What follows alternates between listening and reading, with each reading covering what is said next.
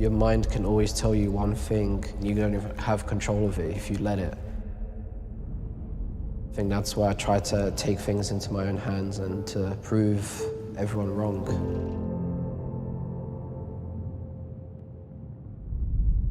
I think I didn't expect what would come with signing with Liquid. I only just thought about the positives. We were always trying to be at the forefront of the meta, trying to really think outside the box with putting people on different agents, pushing players outside of their comfort zone. Around this time, let's say the experimenting wasn't always going as we wanted. And at this time, we had a couple of players that could potentially be replaced. There was Echoes, there was Dom. When I was watching someone else trial for my position, just sitting on the side, not playing, watching your own team play, I was like the last thing I wanted. Like, I'd hate just to get removed and then just have to sit there and watch. This was his dream to join the Liquid team, and being kicked out so quickly without showing his full potential, that was quite harsh. I spoke with Eamon afterwards and I was like, let me stay, let me try call a bit more, let me have more of a voice. I knew what I still had left in me. All of a sudden, I kind of had this fire come out from within me that I never thought was even possible. It didn't even seem like it was part of like my personality trait to just have this kind of vengeance to like prove everyone wrong. Grinning in his face, Soulcast! Oh, what a hero play! Gonna see the first of the lineup for him, Soulcast with a quick 2. I think this was a good lesson in, like, trust yourself. My mindset was the only thing that was holding me back. I think the skill was always there. It's just the mental side is always the toughest. Like, you're always going to be your biggest enemy. Always gonna be negative people. You have to learn to ignore it, work hard, and you will prove them wrong. Soulcast! Oh, he's owning them right now. Soulcast is in a good spot. He's able to get 2 with the Vandal. The way he thinks about Valorant and how intelligent of a player he is, coupled with his mechanical prowess, led him to be one of the best supports going through 2021 into 2022. Huge kill, my God, Soulcast! Oh, never touch yourself, never touch yourself. Push playing styles, oh, going in with the satchel.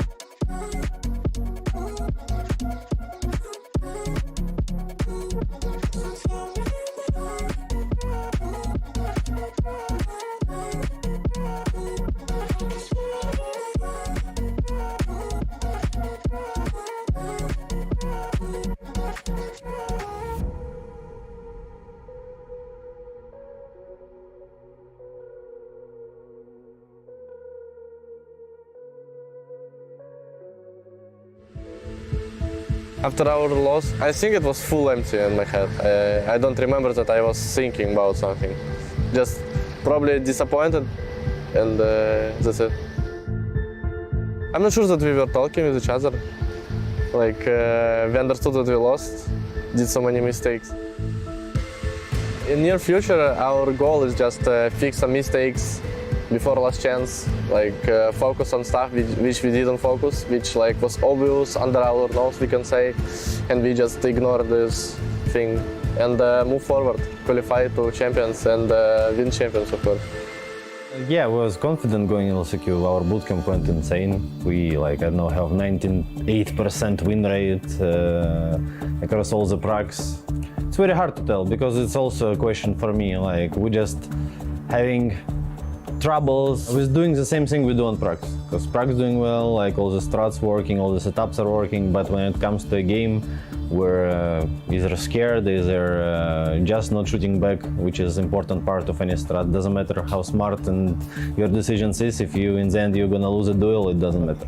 Obviously, yes, the amount of advantages we threw away in Tokyo is not comparable even to what we did on LCQ. Obviously, there is like a long way ahead, but yeah, most of the things we fixed.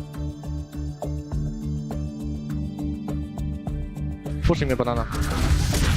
I'm One with you. green box and one elbow. Pushing, angel pick. Ready? Yeah. Pick. One enemy remaining. Nice! I wanted to say happy, but I wasn't too happy. I was relieved, obviously, because this is the main goal for any team competing in Valorant, but I didn't like the way like the path we went through, right? I didn't like that we lost to Koi at the first match, so yeah, I couldn't say I was happy. I think the late tournament will have some surprises. It's not going to be as predictable as before, but actually in Tokyo also EG like surprised everyone. Crew qualified for champions with a miracle run after the not the best season, right? So yeah, I'm pretty sure there are gonna be some surprises. Group definitely not gonna be easy, but I think this is the way to win a tournament. Like I think team who will go out from this group have really big chances to go far. It actually will be interesting to watch how many people will show up, like how fun it's gonna be. I'm looking forward to it.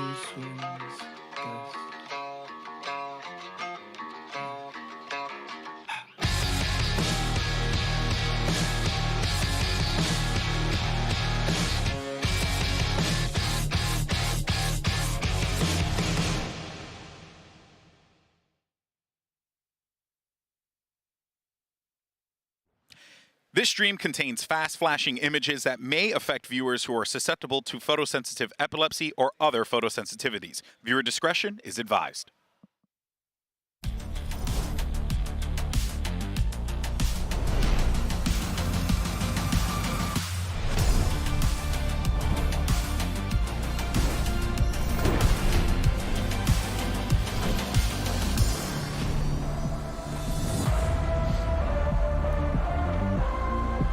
Ladies and gentlemen, it all comes down to this. 16 of the world's best teams have come to LA with the same goal: win it all and make history. Hello, everyone, and welcome to day one of VALORANT Champions 2023. And we're coming at you live from the Shrine Expo in Los Angeles, California. I'm the bald guy yelling at you, Golden Boy, of course, joined here by my co-pilot Mimi and the one and only Sean Gares in the house.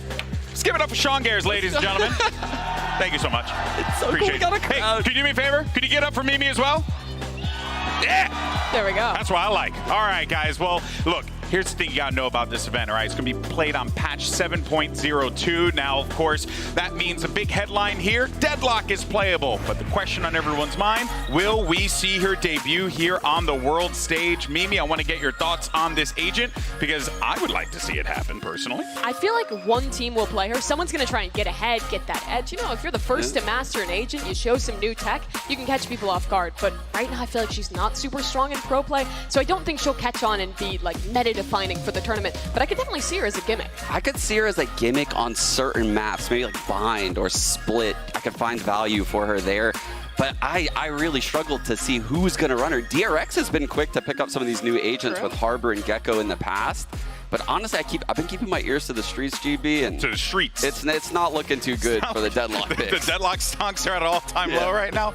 It's okay. It's still early. I mean, look, it would be cool to see it, but it makes a lot of sense, though. New agent, biggest event of the year. Do you really want to take that risk if you don't have to? Yeah, and it's also kind of tough to know what her place in the meta is, because she plays so differently than any of the other Sentinels.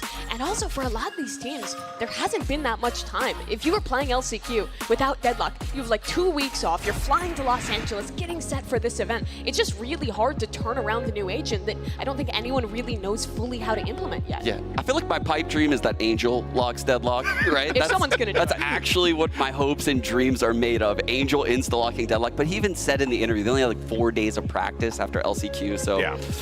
It's kind of crushing my dreams right there. Crushing the Deadlock dreams, but it's okay. Hey, the tournament's still very young. I mean, heck, we haven't even played a game yet, so you never know what could happen here. But we have 16 teams from all over the globe and a ton of matches that are going to be playing out here on the global stage. Just go ahead and check out this quick video that explains what's in store. Oh my gosh! Still up, still in play, still fragging!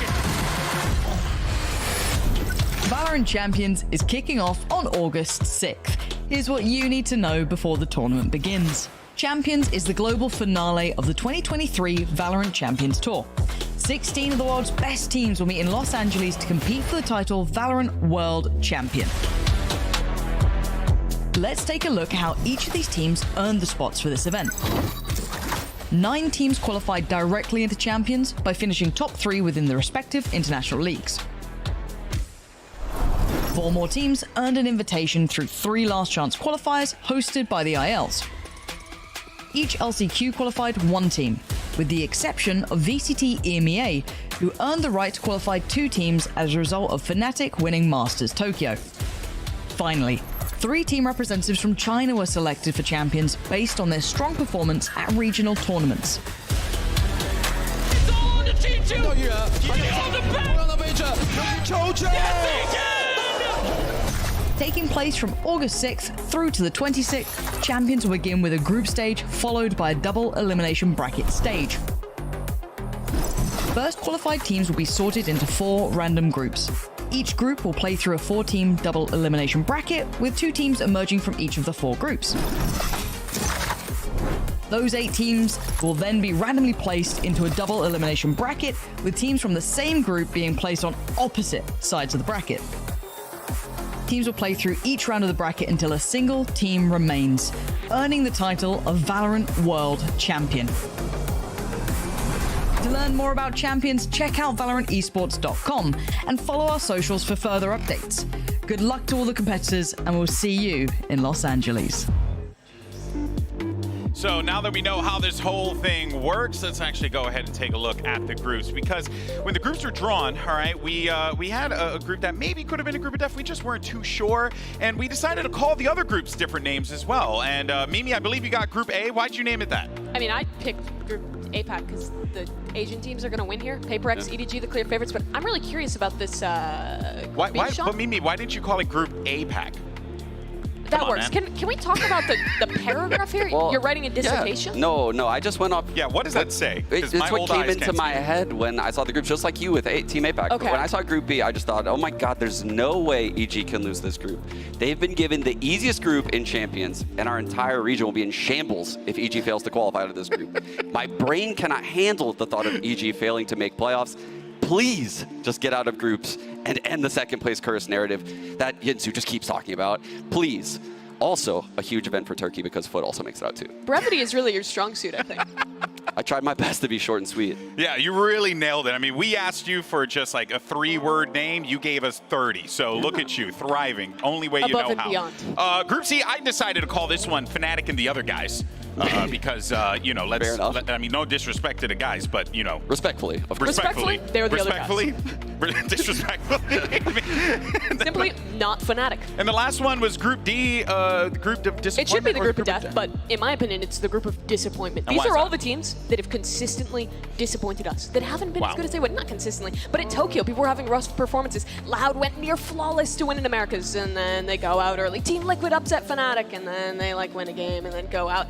And DRX is switching their roster back and forth. It's just the group where it should be the best teams. Navi as well. We thought they were going to be great, and then they're just kind of scraping by out of LCQ. It's all these teams that have been in finals, that have won tournaments before, that you expect to be great, but who have been struggling. And it's really the question of who's going to rise up and not be a disappointment and kind of rewrite what happened to them at Tokyo. The funny thing is, I agree with Mimi. I think it is kind of the group of disappointment, but when you talk to the players, these teams are still held in super high regard, and they view Group D as the group of death. All the players I've talked to. I mean, any of these teams could show up and just be championship-winning levels out of nowhere. Yeah, exactly. Well, actually, that go ahead and segues us. Excuse me. Words are hard, you think. I'm not used to hearing myself in the arena, so, you know, you got to give me a minute here. But we're kicking things off at Group D. Now, we're going to see brother versus brother. We're also going to see DRX taking on our 2022 champions in Loud. There are 2 excellent matches that are on the docket here, Sean. And honestly, you couldn't have asked for a better way to start things off with 4 very familiar names to the Valorant community.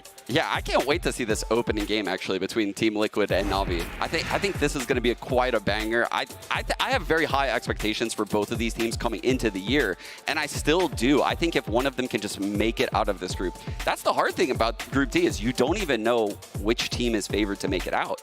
Both of these teams could theoretically bomb out. Yeah. And that second match as well, you don't really know what to expect either. Loud, will they be back in form? Can they defend their title after winning champions for Brazil last year? They have so much pressure on them. And it's the same case for the other teams in this group. Everyone has those high expectations, but only 2 can make it out. Yeah, and look, we are ready for the surprises. We're ready for the upsets. But you want to know what's something really interesting? Somehow, Bren and Sideshow have eerily been accurate with their predictions. They're numbers. Yeah, they have to be wizards. So let's see what they think is going to happen in Group D with everyone's favorite segment. It's Groupology. I think it's the first time we're doing this. Maybe.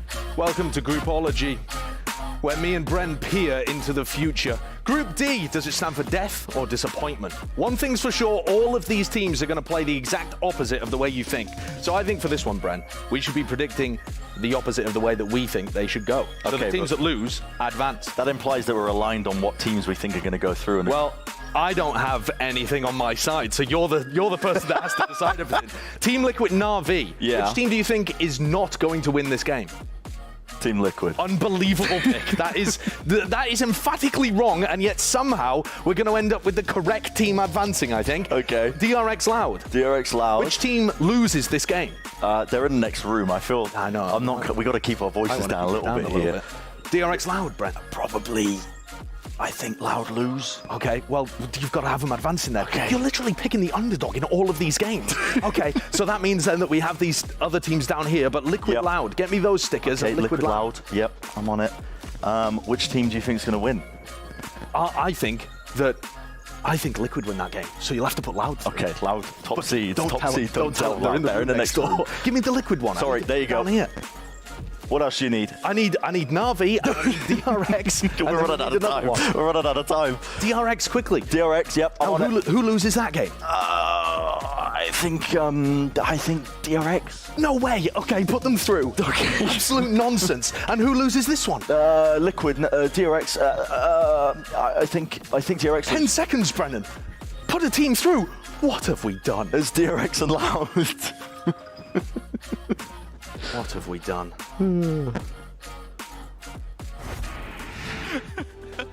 They were on to something for like the first half of that. It's like they didn't watch Masters Tokyo and they just read the group.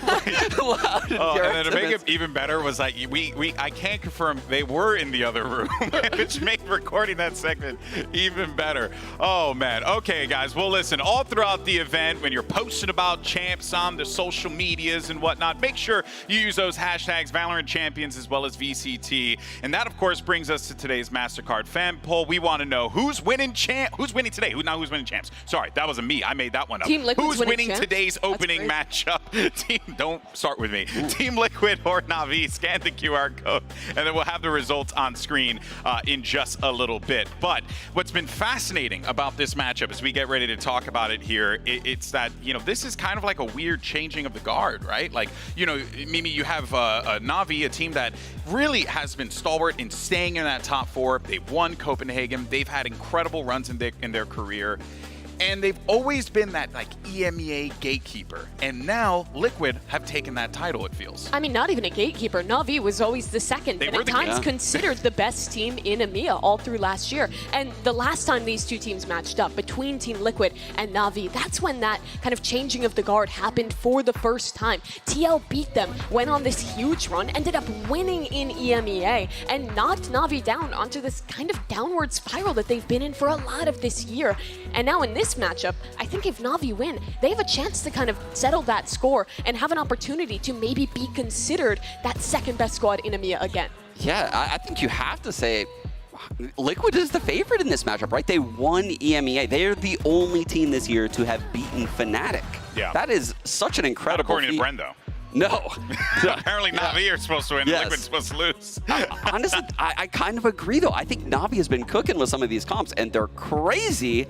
But I don't know how you prep for something like that. And with Angel in the lead, and I feel like he has a good pulse on EMEA as a region, this could easily go Na'Vi's way. Yeah, well, let's actually go ahead and start first with Na'Vi and talk about this team, because they obviously have just so much firepower behind them, but it really does beg the question, Mimi, if whether or not they still got it, because can they channel the energy that they had in Copenhagen? Yeah, you want Na'Vi to be considered one of the teams in contention for the tournament, but thus far they've been on like their Nepo baby arc this year. Fnatic's winning every tournament, so there's a second slot available, so we can just coast on by, get second or third place, make it to every international event, show up, play fine, win a game or two. But it's not the Na'Vi that we expected. This should have been a super team. This was an FPX who won championships, now under the Na'Vi banner, picking up CNED, who also won champions in 2021. The fact that they're not expected to be one of the favorites is a huge surprise. Yeah, Shaq meme laser eyes time though,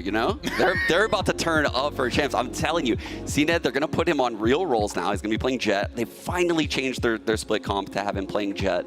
I just think that they've learned so much about their team and how they function. I know it hasn't looked pretty up until this point, but I have faith in Angel as an in-game leader to put it all together. Well, I'm glad you mentioned Angel, because we actually have Mitch standing by to get a quick word with the one and only Angel from Na'Vi. Mitch, what you got? Well, we've got Na'Vi arriving down here. Let's just pull you in for a second here, Angel. Not going to sneak past us this time. I've got a question for you on the way through. Listen, you've already beaten this squad of Liquid in the past, but they had a stand-in. When Safe returned, it didn't go so well. What's going to be different this time? Much more pressure for them and less pressure for us. Okay, not feeling any pressure today then. That's good to hear. I'll let you go. Good luck in the game. Good luck in your prep. A man of very, very few words, but you know, not wrong, because when you actually think about it, yeah, the pressure on this Na'Vi team, yeah, there's always going to be pressure, obviously, because you're here at Champions, you want to perform, you want to win, you want to hoist a trophy over your head. But Mimi, he's not wrong in that Liquid, they're the ones that are coming into this one, EMEA champs, lots of pressure on them. Na'Vi kind of just can play to that advantage. Yeah, I mean, they're the second LCQ seed out of EMEA. The pressure isn't with them, but I think there should be expectations of this team being good. Like you were talking about, Sean, I feel like in this LCQ, well, it was only 4 games they played. They fixed a lot of their compositions. They were putting people back on roles that made sense. They were starting to get a little bit more with the meta. Na'Vi is still a team that gets silly with their comp sometimes, but they were fixing that a bit at LCQ. We're not looking at the grand finals.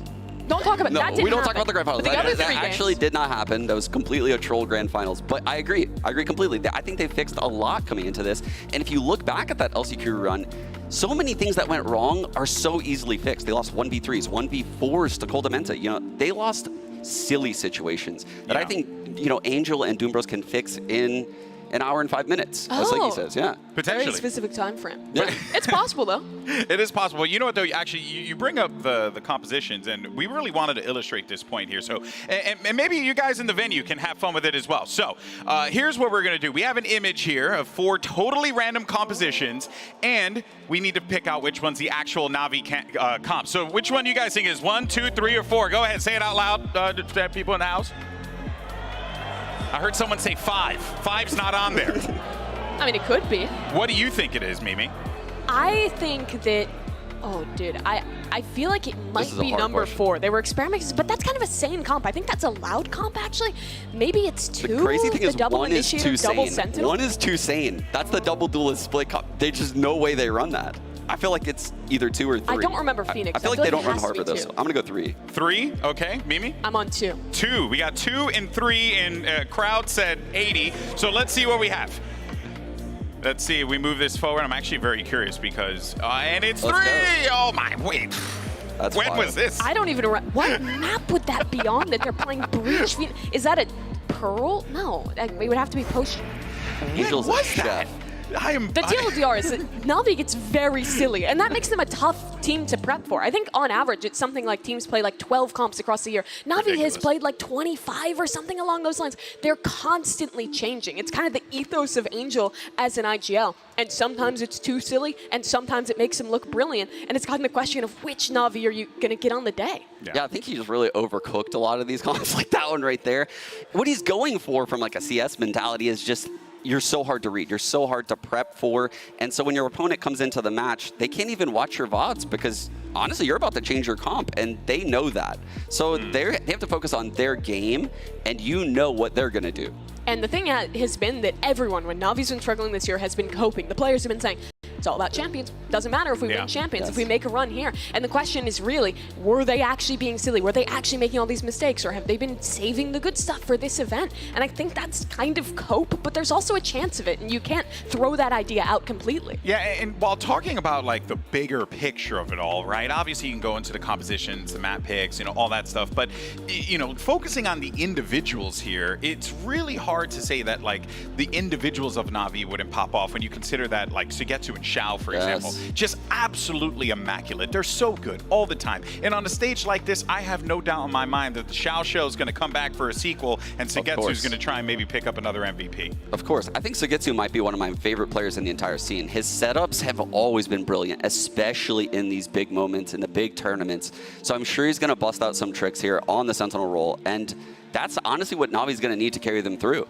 And when this team has struggled, it's always been these guys to save them. When Angel's going for first bloods round after round, it's these guys following things up, trading, winning in these late round clutch situations. They're both world-class players, and no matter how much this team has struggled, they always show up and perform. Sugetsu in particular, I mean, looking at all the community's kind of takes on like who will be the top 10, top 15 players, I think despite the consensus that Na'Vi might go out earlier than expected, people are still rating this guy as one of the absolute top dogs. He can never be underrated. He can never be counted out in any situation. amazing. I mean, again, Sugetsu just continues to deliver time and time again. Xiao does the same thing as well for his team. Like, there really are a lot of weapons here, and it is scary. And Liquid are going to have a lot on their hands. It's not something that they're not all, you know, like unfamiliar with. They've played plenty of times in the past, but now as we move on to Team Liquid, we actually have Mitch standing by with Safe to get his thoughts going into this matchup. And here comes Team Liquid ready for today's game. I've got Safe joining us for a quick word before we kick off today.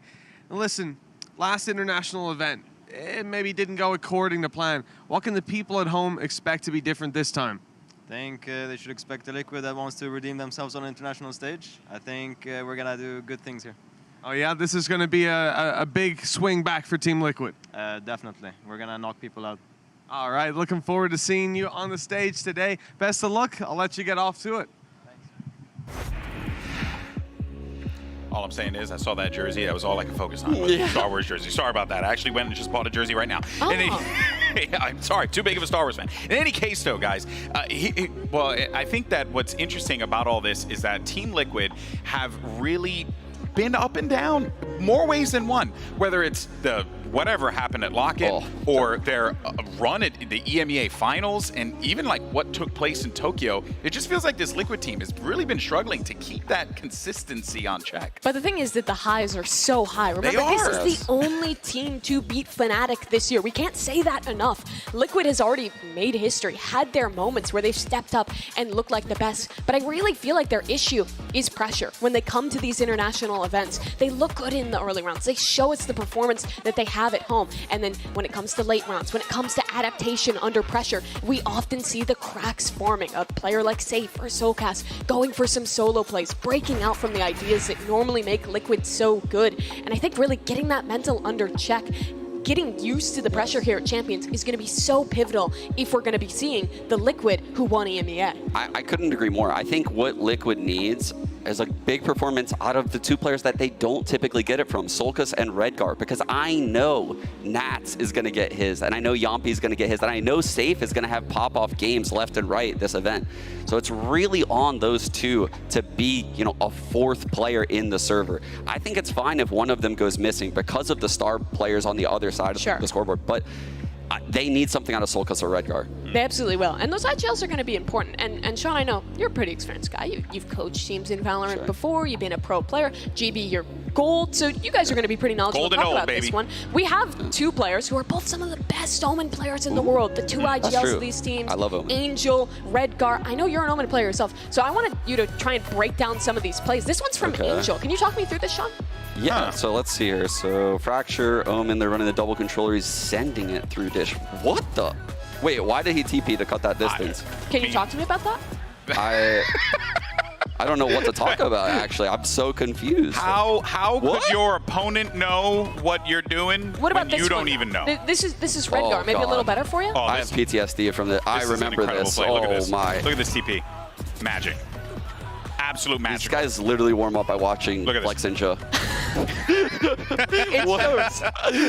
The thing is, though, that both these guys, they're silly. Let's get that out of the way. They're silly, funny, jovial guys who do insane stuff consistently. Angel has something like somehow the most first kills, first deaths on his team, even when they're running like double duelist comps. It's ridiculous. But I think the IGL, who's going to harness that silliness into actually making the right plays, into making the right calls, could win today, or it could just descend into a little bit of madness. Yeah, I just love how layered this game is, right? We have so many different storylines going into it, whether it's the absurdity of the Omens, the bizarre compositions, their stories, but also the coaches, because we have two twin brothers coaching these two teams, and we wanted to see how similar they actually are. So let's go ahead and send it over to Mitch, who's ready to run some tests on Emil and Doom Bros. This will not go well. Two brothers, and they're here today before they play to have a little bit of a game of their own. You know, we always see your players on the server. Now we're getting to see you guys competing. And the game of the day is who knows each other better? Twin telepathy, as it were. See if you can get those answers up through the air into the other one's heads. You guys understand the game? You're going to be asked a question. For example, what is Emil's favorite car? At which point you'll have to write down what you think it is. He'll write down the correct answer, and we'll reveal them, tallying up the points as we go. All right. Are you ready, gentlemen? Ready. Let's get into it with the first question then. keeping it simple to start things off. I want to know, what is Emil's favorite skin in the game? Oh. Favorite skin set. Go ahead and write your answers down. You even have to take a second to think about this one. I don't know. Okay. If I don't know, how should he know? So you're going to have to think about it real hard and send the message I'm transferring it to you, okay? Transferring over.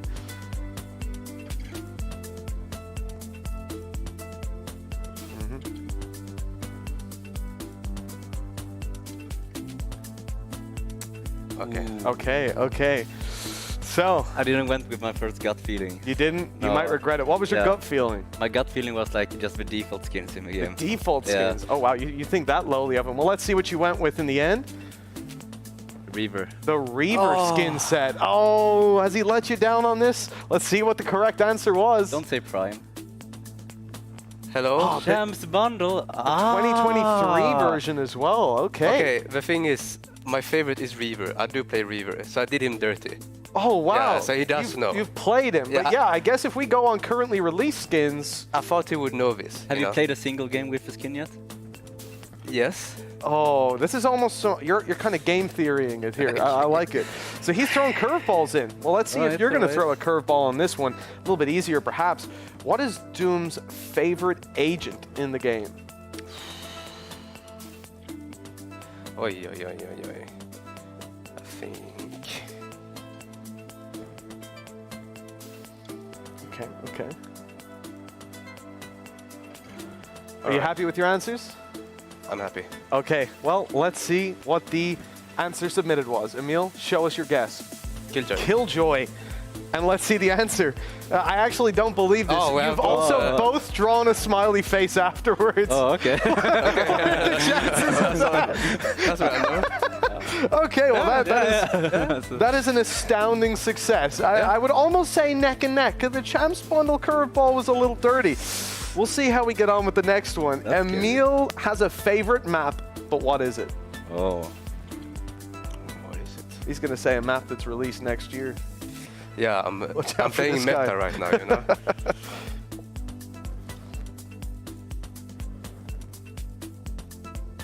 Okay, well, let's first start with the guess. Doom Bros, what did you go for? First gut feeling. Haven, he's gone with his gut. Is his gut correct? Yes. Oh, he shoots and he scores. Wonderful stuff. Look at this. On the same page. It's such a bad map, though. It's a good map. Okay. I feel like you've had this conversation before. No. Well, Doom, this one is going to be a little bit more difficult. Perhaps it's a 50-50, which means he has to get it right. Phantom or Vandal? What would Doom Bros say? Oi. That's a 50-50. It is. I'm making it easy. But it's a little harder to fail with these ones. I will fail with this one. Right. Okay. Let's see what Emil has said. Let's see the guess. Please be Vandal. Vandal. I can't believe this. Again, not only is it right, you've both done an exclamation point. You actually did? Have you rehearsed this? No, that's going on? That's creeping me out. Wait, sure. Like, he I'm actually did an exclamation. Yeah. I feel like because I was thinking. You got an earpiece in? No, What's happening here? I was thinking, should I put something? I was thinking the same. Should I put the smiley or something else? Yeah. This is the twin telepathy was a quickly chosen name, but very accurate by the looks of it. I've got a question then that moves away from in-game stuff. This is sort of a theory. You two grew up in Sweden together, right? So you've had quite a long time, quite a lot of home-cooked meals, I would imagine. But of all of those, which one would you say is Doom Bros' favorite meal? Sorry, I mean meal. Oh. My favorite meal. Your favorite home-cooked meal. Home-cooked meal. Home-cooked. But I cook myself. Or your family, growing up. This one, I feel like you should know. I'm going off a feeling. A gut feeling. It's been working so far. Let's see. I'm going to call it neck and neck up to this point, because the first round there was some trickery. The favorite meal. Let's see if someone takes the cake. Let's see the answer. Carbonara. Carbonara. It's carbonara. Oh, come on. Yes. Well, it's good. You did a dot and I didn't. So, Yeah, actually. finally, something separates you. Well, there's going to be something else separating you, and that is a result in the upcoming match. I have to wish you both the very best of luck, because right here, it's neck and neck as we close out this game show. Thank you so much for joining us. We'll see you again soon. Thank you. That was absolutely awesome, and of course we learned so much about our coaches. And 16 teams now are fighting for the title of World's Best, and their road to the crown starts here. We have Team Liquid versus Na'Vi, DRX taking on Loud. Day 1 of VALORANT Champions Los Angeles starts right now.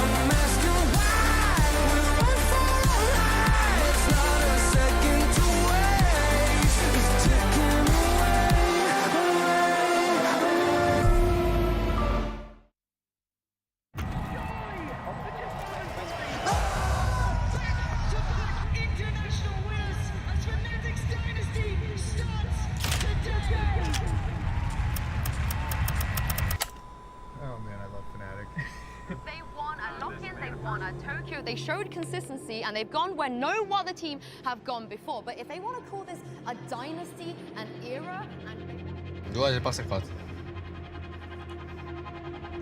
푸나팀. 일단은 도쿄 마스터즈에서도 좀 압도적인 모습 많이 보여줬어가지고. I don't think there's any debates about it. Yeah. Everybody is in the best shape, best sentinel in the world, best flex player in the world. Chronicle has 3 trophies. You're dreaming of 2, he has 3. But there is a most important tournament ahead of us, right? The dynasty, to be fully justified, they need to win champs. They have to win champs. For me, champs is more important than any masters. Every team have a chance to be remembered even more than Fnatic.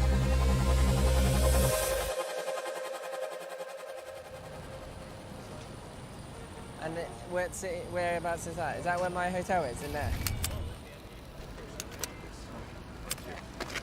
Because we're winning Tokyo. We weren't fully comfortable, but actually we're almost there. Ideas were cooking. I think this event has to be the same. We're not going to win this event on this rooftop.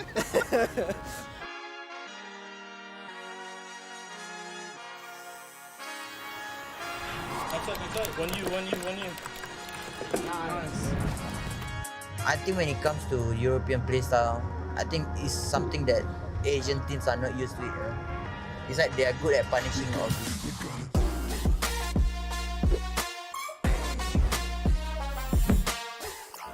Give the camera a kiss. VALORANT, they are the fun team. They're the team that everybody loves to watch. But what is more fun than winning? Yeah, I mean, it's really nice to have like full team now. We had something, I think we are stronger. I have no doubt to him.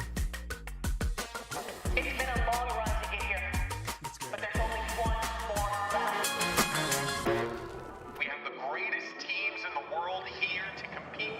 It genuinely doesn't get any better than this. Just let a man breathe and just hush on my mind. Got your cease on my mind, don't erupt.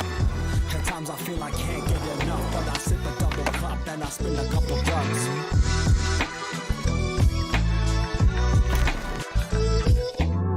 We're also the only team in the world to beat Fnatic. So that also means we're the second best team in the world. Sending out some love to my blood, to my girl, to my buds, to the homie up above. And no more time for bigging up to these fakes who ain't around when the time's getting rough.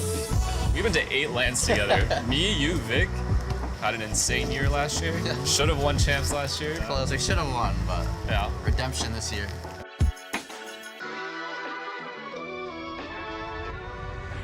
Another squad that has shocked the world. This crew They had no second chances at the start of this tournament. They've redefined, rewritten the history books. Igual, bueno, después de tanto que estuvimos acá tanto tiempo, después del 0-9, boludo, estar acá ahora grabando esto, boludo, y estar en Champions, vamos. DMing it, double send it till they get the message. A road trip to left with nothing. I've been in the city of angels long enough to sit and question their successes, who they paying, who they get in bed with. 네, 작년에는 3위를 했잖아. 쉽지 않은 성적이긴 하지만 그러니까 조급해지지 말고 천천히 급할수록 돌아가란 말이지. So many narratives, Cinderella's, dynasties, everything here in LA.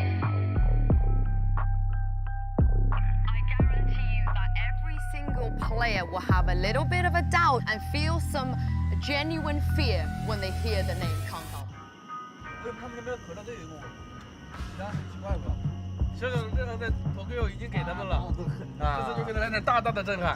对啊，没有什么是完美的，那种开放式结局才是最完美的。多在几个国家捧捧杯。热血男主的剧情不就真正的带到 LA 了吗？太霸气了，真的。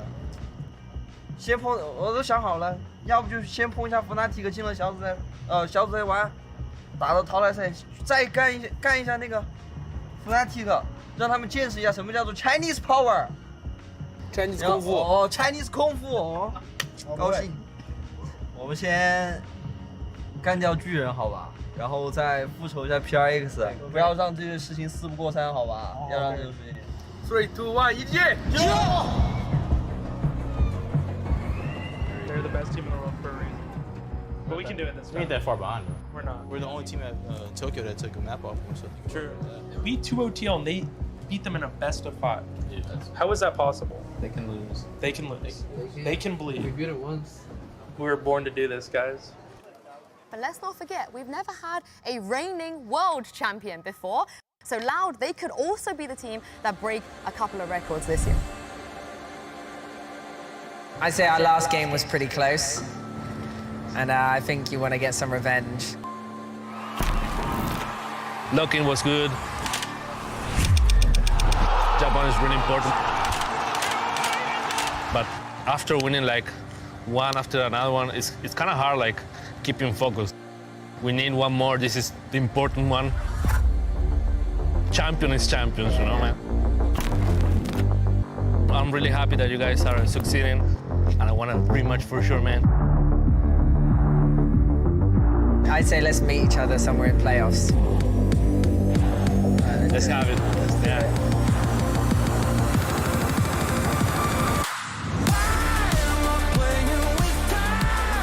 Just under 5 minutes of our show. Make sure the stage is ready and players are lined up. This year has been an absolute dream come true for all of us. One more. Let's go. Stand by for the top of show. Everybody in your places. 2, 1, go.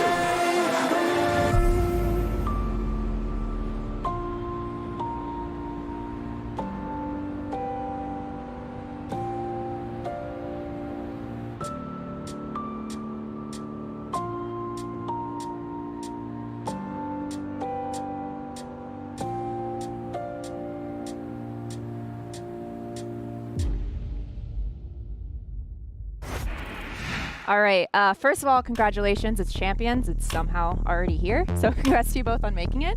Let's kick it off. So TL, you are higher seed. Team A or Team B? Team B. So Navi, you'll be Team A, and we will start with your first ban. Your ban? Pearl. Okay, so bans are Haven and Pearl. Map number 1. Fracture. Side on Fracture. Attack. Okay, and then map number 2. Bind. Side on Bind.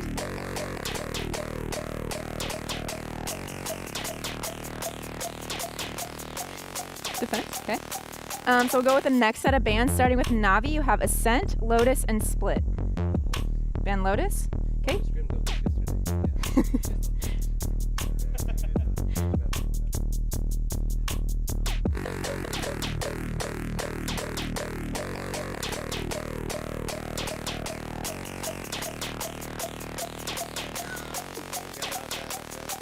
Dance. Okay, so map number 3 will be split, Navi side on split.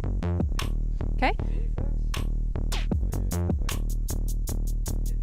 Okay. All right, I'm gonna run through this, make sure we're both good to go. No, so first set of bans, we have Haven and Pearl. Map number 1 is Fracture with TL on attack. Map number 2 is Bind with Navi on defense. Next set of bans were Lotus and Ascent. Map number 3 will be Split with Navi on defense. Yeah? All right, good luck to you both.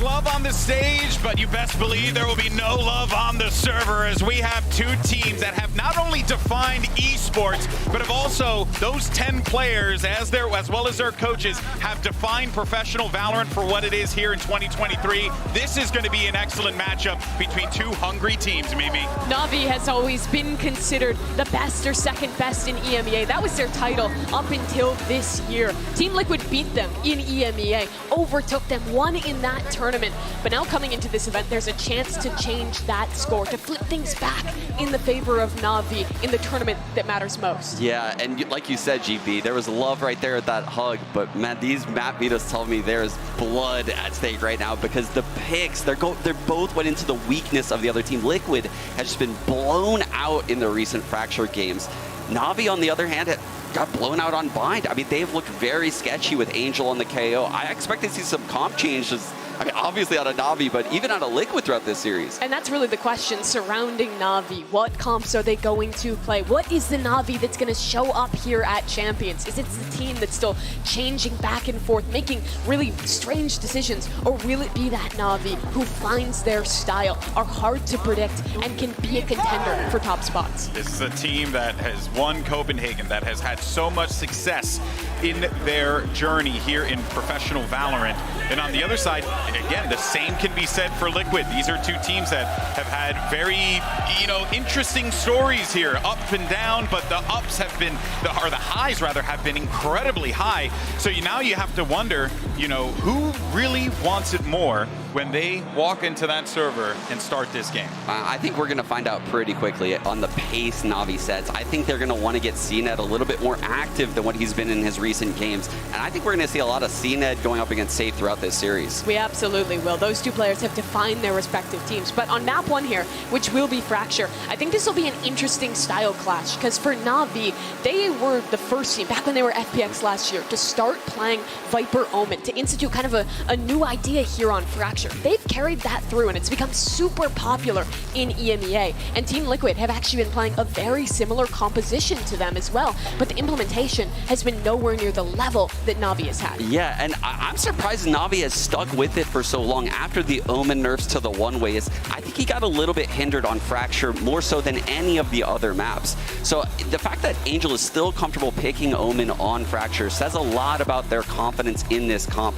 I am expecting Navi to stick to that comp. Liquid, on the other hand, they've had a lot of time to pivot off of this. Yeah, well, we'll see the compositions come up here in a moment, and there's your Prime Gaming Agent select. Okay. And I mean, yeah, we're getting a lot of change-ups. I love this idea from Liquid. They're taking a page out of EG's book. We saw how good the ult combinations can be when you implement these Breach Sova compositions, but they have their own spin on it, playing that Neon instead, which I think has always been a super strong role for Safe. It allows you to be super proactive with defensive side aggression, and it pairs really well with this double initiator comp. Yeah, and taking Nats off the Cypher, putting him on the Viper, I think that's a pretty good shout, given that Navi has been running the Raze. I mean, I think think they've made the right comp adjustment here. Na'Vi, on the other hand, you know, that Neon is going to be breezing by the Killjoy util. I don't think it's slowing her down at all. There's no Sentinel on the other side, so it has to be proactivity on this defense. If Na'Vi can shut that down, I think they can get a big leg up in this one. Yeah, and we are ready, folks. Let's go ahead and make some noise, Shrine, as we get ready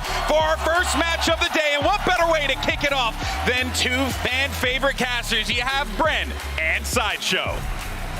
Thank you very much, guys. Yeah, excited to kick this one off here. Champs 2023. Finally, Josh, an international event in North America. And we're setting the stage here with two EMEA teams with plenty of parallels, plenty of, you know, listen, mischievous plays, risky plays all over the bloody place, isn't it, with them? But I am excited to get this one started. I think it's the most unpredictable group that we have at Champions, and we're kicking things off straight into the pistol round with two IGLs that have got to be some of the most unpredictable too. Team Liquid have gone for a really bizarre composition.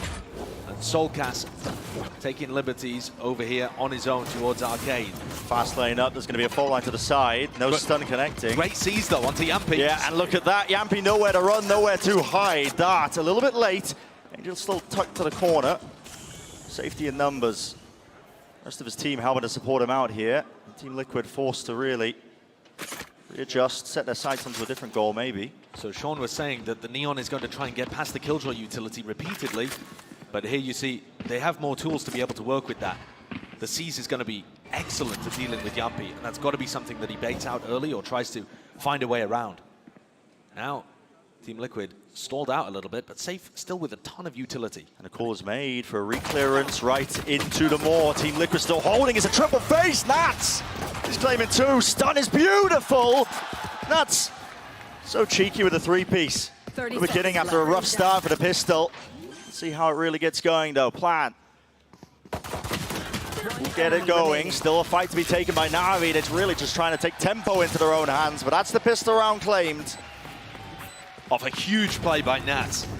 Came into it with only a classic in his hand, and such patience demonstrated there too by Liquid, waiting for Na'Vi to peek into them.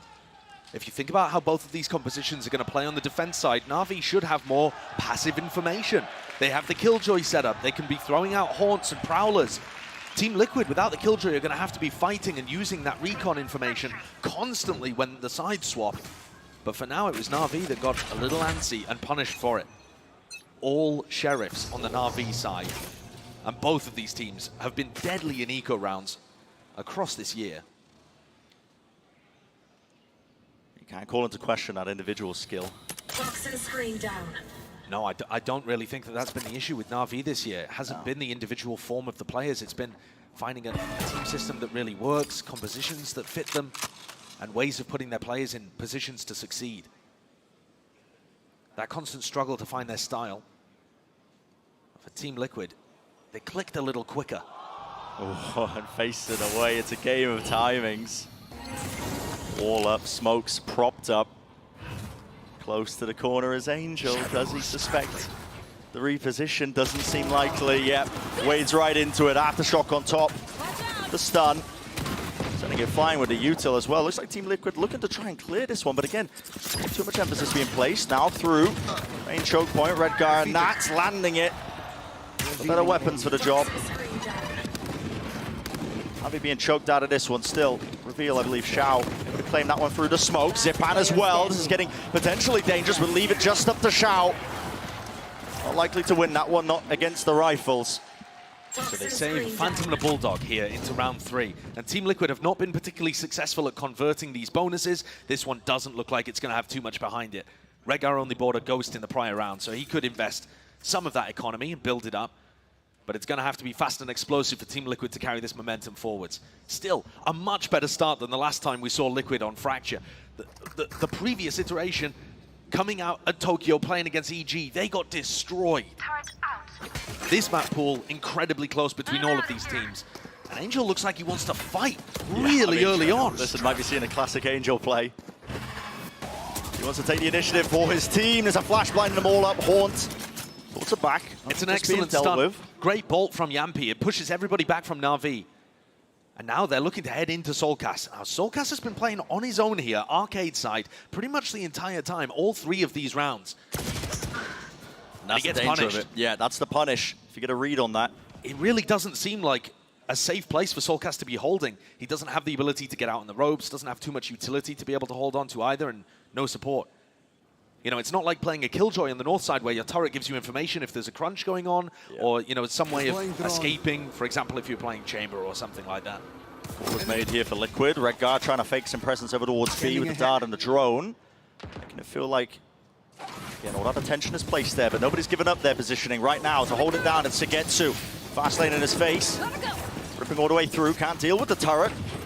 Still a lot of angles to watch for. Sugetsu, yep, caught so unaware. Trousers down by his ankle, still seen it. The back of the sight, got to anchor it, cannot adjust the aim in time. Welcome to Liquid my world. finding their space now with the pit down as well. It's looking all but likely that they just steal away the round.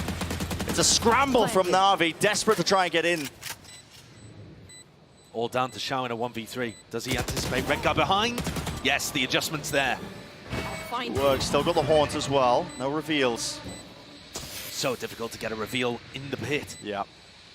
What a difficult task. The decay kicking in lower and lower, and yep, single bullet will do it with a crossfire setup.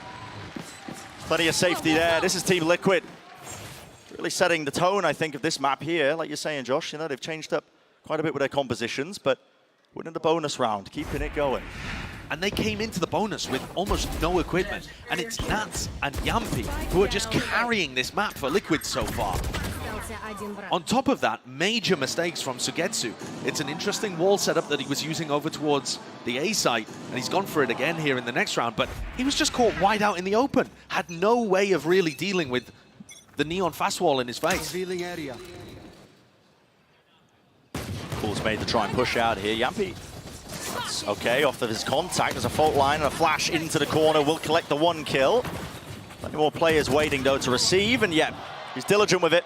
Checking the right corners.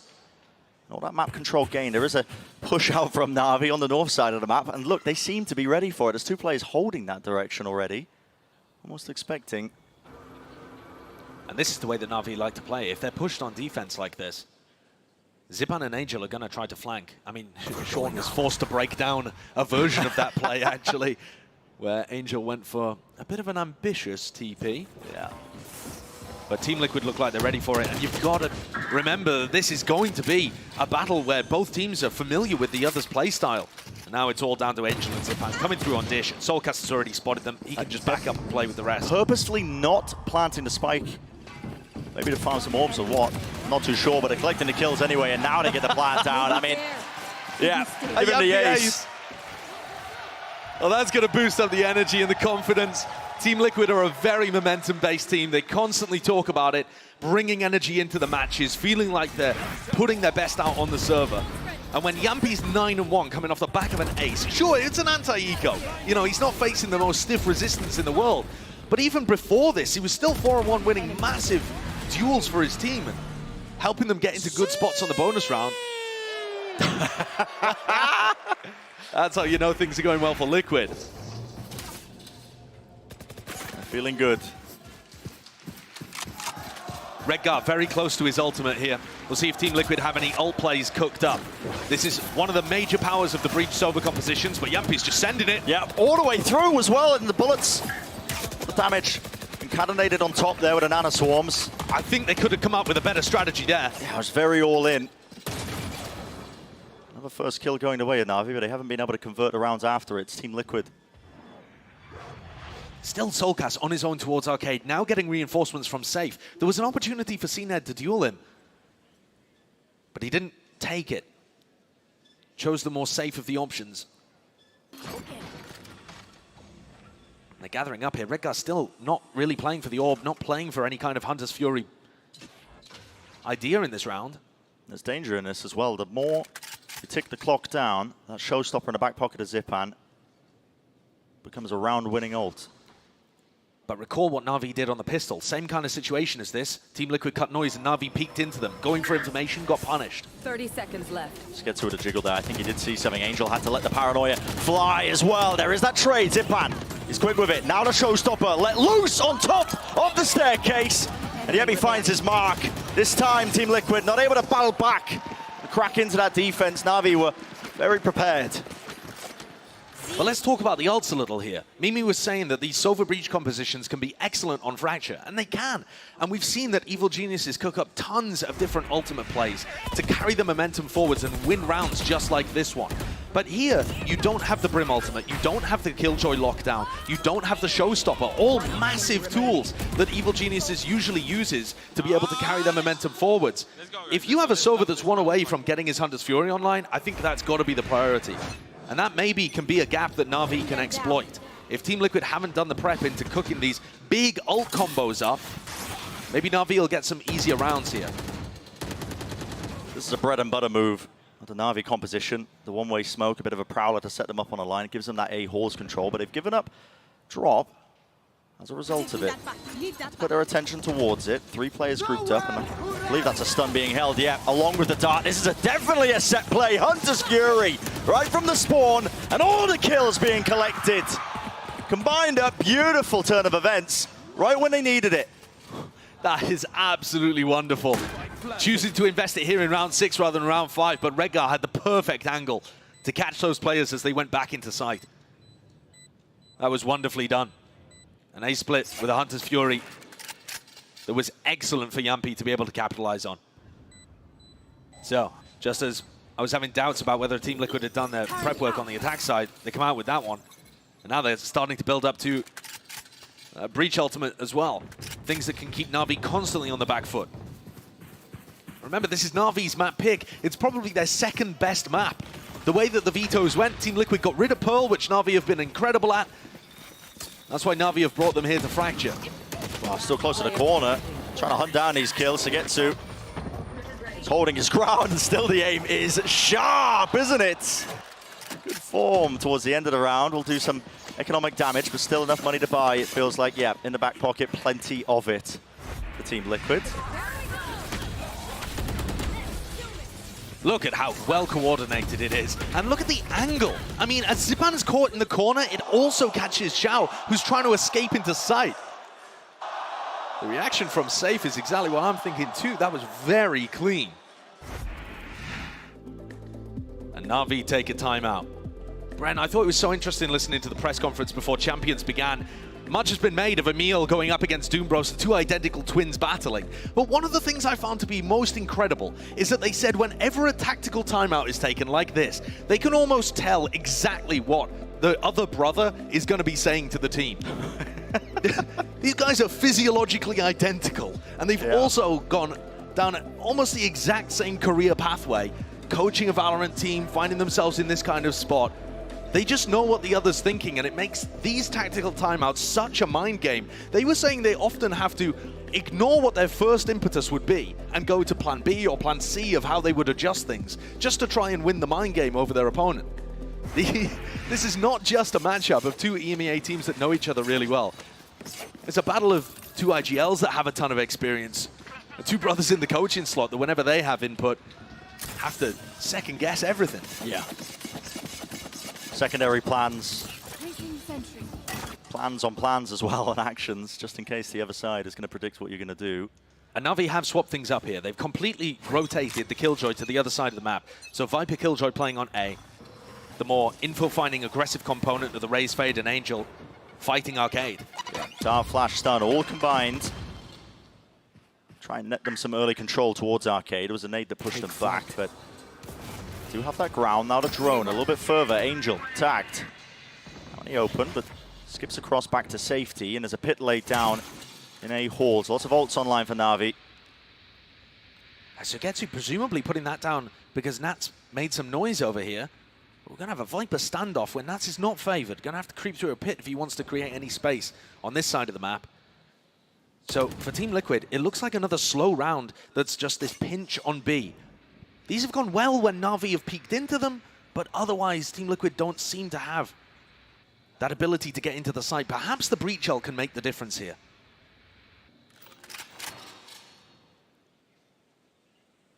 Time running short, down to 40 seconds.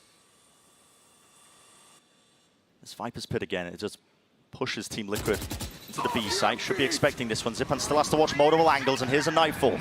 In response there, Breach Ult going Straight wide into their spawn as well, just trying to take the fight straight to them as well. It's going to have to be containment on various areas of the map. Onto the side, Zipan falls though. Solkas now with a late lurk and not expecting that angle. Xiao from behind the box just popping out in the open. Heads on a swivel. Team Liquid caught Sodam unaware. Redguard still wins his fight out, and Yampi looking as well to get that backstab attempt. Xiao still alive, but it is just left up to Yampi. It's a 1v2. Very wide swing. Xiao still alive. 9 bullets, make it 7. Has to skip across and try and deny it. Yeah, immaculately played by Xiao to get to always safe pair of hands in that scenario.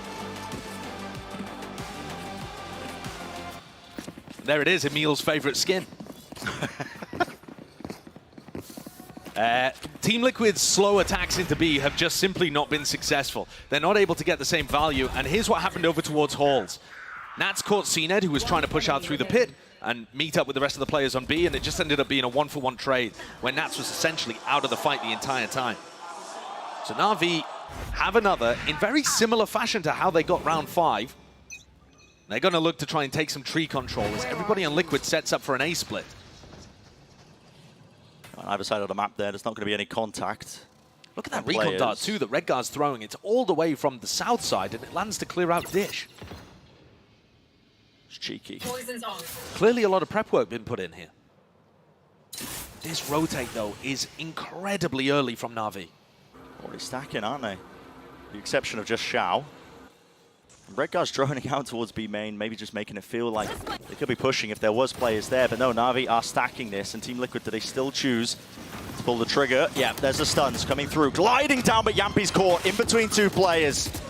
Nats now left to try and maybe do some work here. He slipped himself into the back lines, through the ropes, and ships in the night. Is there so any sneaky. expectation here? Xiao still looking the other way.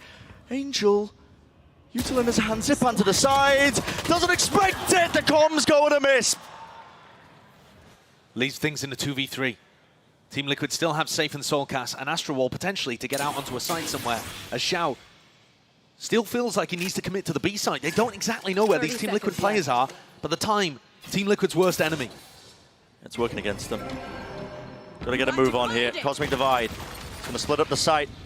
A bit more palpable potentially. Flash into the corner. Cena though not caught by it. And look at the transfer. Even if he wasn't good for it, the rest of his team hot on the trail, able to put a stop to it. Some of that momentum definitely petering out here for Liquid after an explosive start. You still have Yampi and Nats up at the top of the scoreboard, but Yampi is getting caught on more of these entries. You see the adaptation from Na'Vi. As soon as the fast lane went down for Yampi to get into sight, 2 of the Na'Vi players jumped into it. They bloomed a smoke, ran inside the fast lane to catch Yampi. They are putting a lot of resources into shutting down this Neon early, and there isn't enough support. Same play again here, same recon dart. The orb to take a little bit of Hall's control. And Na'Vi look like they're recognizing it. Angel and Zipan are fast out through the north side, and red pings light the map up. Onto the north side, yeah. Liquid, no. It's been called, expected now, and Liquid seeking to contain, seeking to get that information, but a cross edge just not good. Angel's made to look like an absolute bloody genius. Impeccable form, even with him falling. The space has been created, and the spike is dropped in the middle of nowhere. Take flight. This one is going to be an almost impossibility for Redgar and Nats to recover. Everybody on Na'Vi controlling that area. The drone, I mean, it clears a part of the map that Na'Vi have no interest in standing in. Those are the kind of moments where you have these IGLs, Angel playing against Redguard, both of them love making aggressive, hard reads of their opponent. There's going to be wild plays where sometimes they look like they have a need to feed, but in certain spots like this, they can pull out the exact play that they need to. The X factor for either team. Left. For Redgar and Nats here, I think they'd love to save these weapons necessary, but also if they could get some kind of ult orb, I mean, even with a kill or a death, they're going to be able to have ults up for the next round. They don't need to prioritize that too much. A lot of these orbs are attacker-sided. But this next round is going to be a very important one. Only Soulcast without the ability to buy.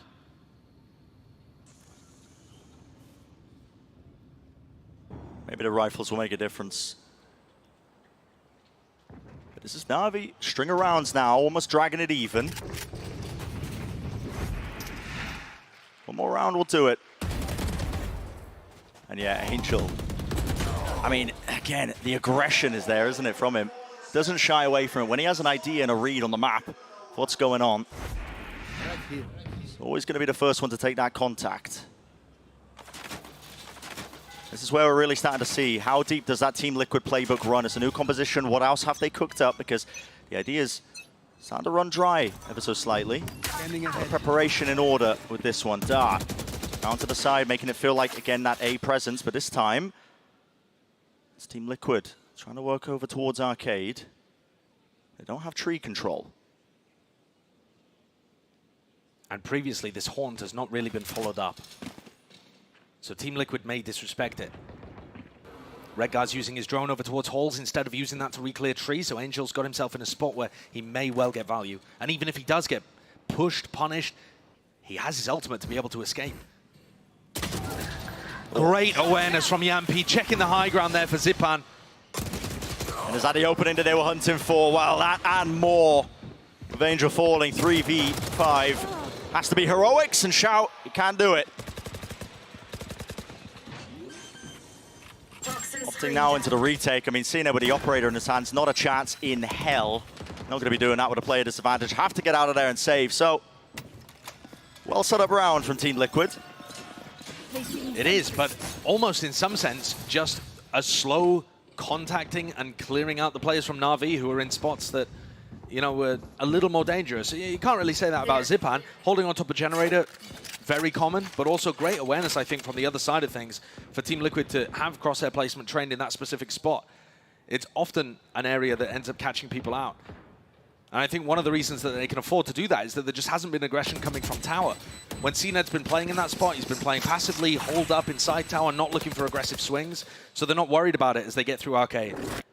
They can only focus on one of those angles. Speaking of CNED, you know, he's had this lockdown for a long time. We saw him recently make the move over to Killjoy, and I think he's still adapting, picking up the operator now, and he's kind of playing hard anchor, which hasn't given him many opportunities to use the lockdown in some kind of retake setup. So they're missing the value that that ultimate could provide as we head deep here into this first half. Really just being waiting there. Yeah. And so a steady lead being held in game by Team Liquid, but here we go. There's a response. Util being used, and they have backed all the way out of there. The Showstoppers just pulled out of Zipan, close to the corner, but no value at all. It's a full evacuation, Team Liquid, but right into the operator this time. That's getting caught on the lurk, but still that Arcade control is Liquid's. This is going to make things very difficult for CNED, right? They want to try and maintain some level of presence over towards the site, but Team Liquid have Arcade control. They're trying to get up into tower at the moment too. Thankfully, CNED does actually have that alarm bot that tells him if people are trying to get deep into tower onto site. So it gives him and Xiao just a little bit of safety as Team Liquid back off from B. Regrouping with their IGL, who's taken horse control.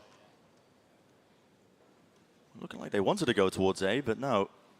Oh, they're guessing it, yeah, committing over towards it again. Redgar faking the presence with the drone. It's been a regular theme so far. This attack side of Team Liquid, but it's not pulling many of these players away. Some of them are starting to move away. CNED doesn't know if they're crossed. It's all over the place, isn't it? I mean, CNED doesn't know if they're in tower right now too. With the operator out in the open, I mean, he's got nowhere to run, nowhere too high. He's got to back away and pray that his team have his back. There's the shot landed. Flashes not connecting, and Xiao pushing right through the smoke, catching every single player that might be lurking and trying to put a stop to it. What a round by CNED with his op.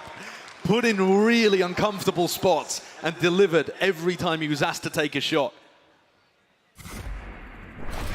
I think that's been one of the biggest issues actually with Na'Vi this year, is trying to put CNED in positions where he's comfortable. And here, I'm not sure that in terms of his positioning he particularly was, but he's got so much skill. His ability to read where his opponents were coming from in that situation, immaculate too. He doesn't need the lockdown. Save it for round 12. Now Redgar has the Hunter's Fury as well, so there is a counter available as we head into the final round of this half. Na'Vi have been constantly exploring. Angel has kept them very proactive on the defensive side. And if Soulcast tries to take space in Arcade, he is going to be met with resistance once more. He evacuates. Yeah, across the ropes this time, doesn't want to get caught out.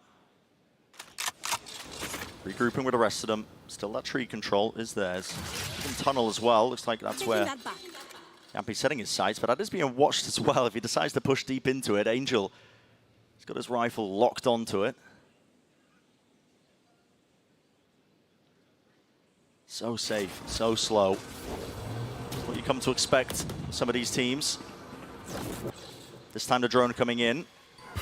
Actually, there's a lot of players behind this one. The Haunt is good though. That's going to be a tag onto the one. What a kill. Right onto Yampi. Falling Thunder Descent flying. Viper spin into the show. Hunter's Fury. They are chucking the kitchen sink at this. But are they going to be able to get through? Still time. 30 seconds left. Have to see that plan coming down for the extension. But just following the Prowlers. Right to the prize. Zipan is collecting. Guy's an absolute monster, but finally shut down. That's taking matters into his own hands. 20 seconds left. Spike has grabbed it. There's a player watching, and the lockdown finally getting that value. It's all up to Redguard. Not a chance.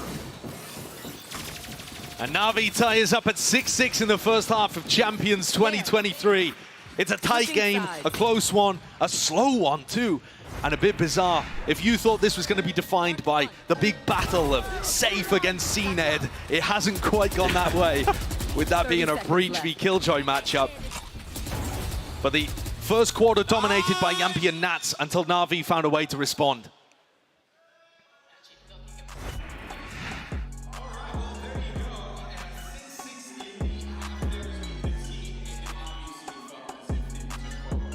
Yeah, that was a lot. Show was saying a slower game, right? Like, you know, this is what we've come to expect. And it wasn't defined by flashy plays, but you can tell that once the compositions were locked in, it felt like that's when the wheels started to turn here, and everyone's really trying to like game plan against how do you stop the Neon? How do you get value from the Neon? Lots of cool things we saw at the very least. For Team Liquid, I think this was defined by their composition, and the question was, what do they have cooked up? Do they have those same ult combos that were so good for EG? And they had rounds, like in round 6 in particular. I think they did a really good job on this execute, especially since it's Yampi playing the Neon. This is an unusual agent for him, but I think they combined it really well, using the Neon to distract those relay bolts to hold people in place with that dart to then go out and use the Sova ultimate. But the thing was, it wasn't these rounds that defined the half. It wasn't like EG where it's ult combo upon ult combo. It really, I think, came down to the mid-rounding a lot for TL, where Na'Vi was winning in these late rounds. I agree completely. I think if Na'Vi went back and looks at this map and how it started,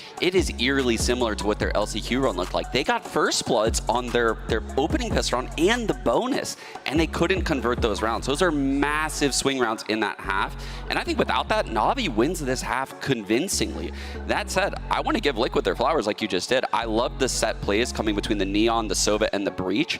I thought the combination of the Yuta was perfect. For Na'Vi in that first half, it was interesting because it was almost always Angel being the proactive player, taking space. It was never Zipan. I expect that to change in this half, and for Na'Vi, I think it's a question of how do you deny this Neon space, because Liquid with double initiator Neon is going to want to be really aggressive on the extremities, pushing forward with a dart, a stun, and that Neon combining.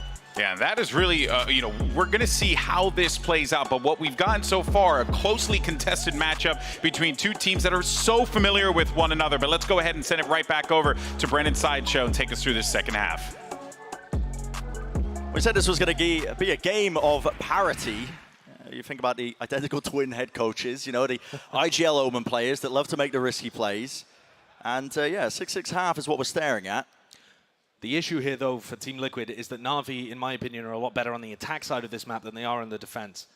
I'm not sure that necessarily bears out in the stats, but I think that they tend to come in with better ideas. I think the slow pace on their attack side is the way that Angel likes to call and the way that players like Sugetsu and Xiao like to play. Another play being set up, though. Some form of utility. There's a fault line. Double swing, double face. Zipan not favored. He's alone in that. Not at all. That's a really ambitious refight by Zipan. He knows that there's going to be multiple people there supported by Breach utility. With that first kill, Team Liquid advantage. Still not a lot of information because, yeah, Nats. What a timing to be taken by Na'Vi. Immediately evened out.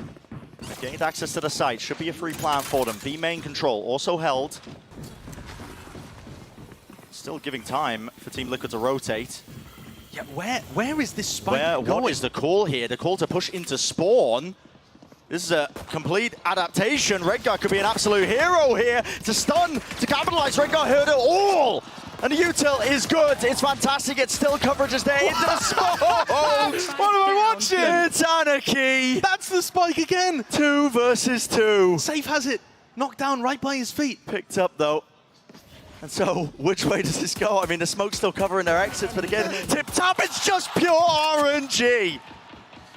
Oh my God. Safe finding value there, but that was also Soulcast's smoke that even allowed Sugetsu to escape in the first place. Can Xiao win this? What is that headshot? I mean, basically, full run is what it felt like now. Time left as well to get this plant down, but he is low. But the extension, him versus Safe. Ghost in either hands. Needs to be a shot to the head, he dinks him. The shot goes wide, stun, missing, doesn't hit it though. It's Safe with 3 to finish. What? And a pistol round for Team Liquid, man. That is a pistol round for the ages. That's an unbelievable one. What an audible to call from Angel there.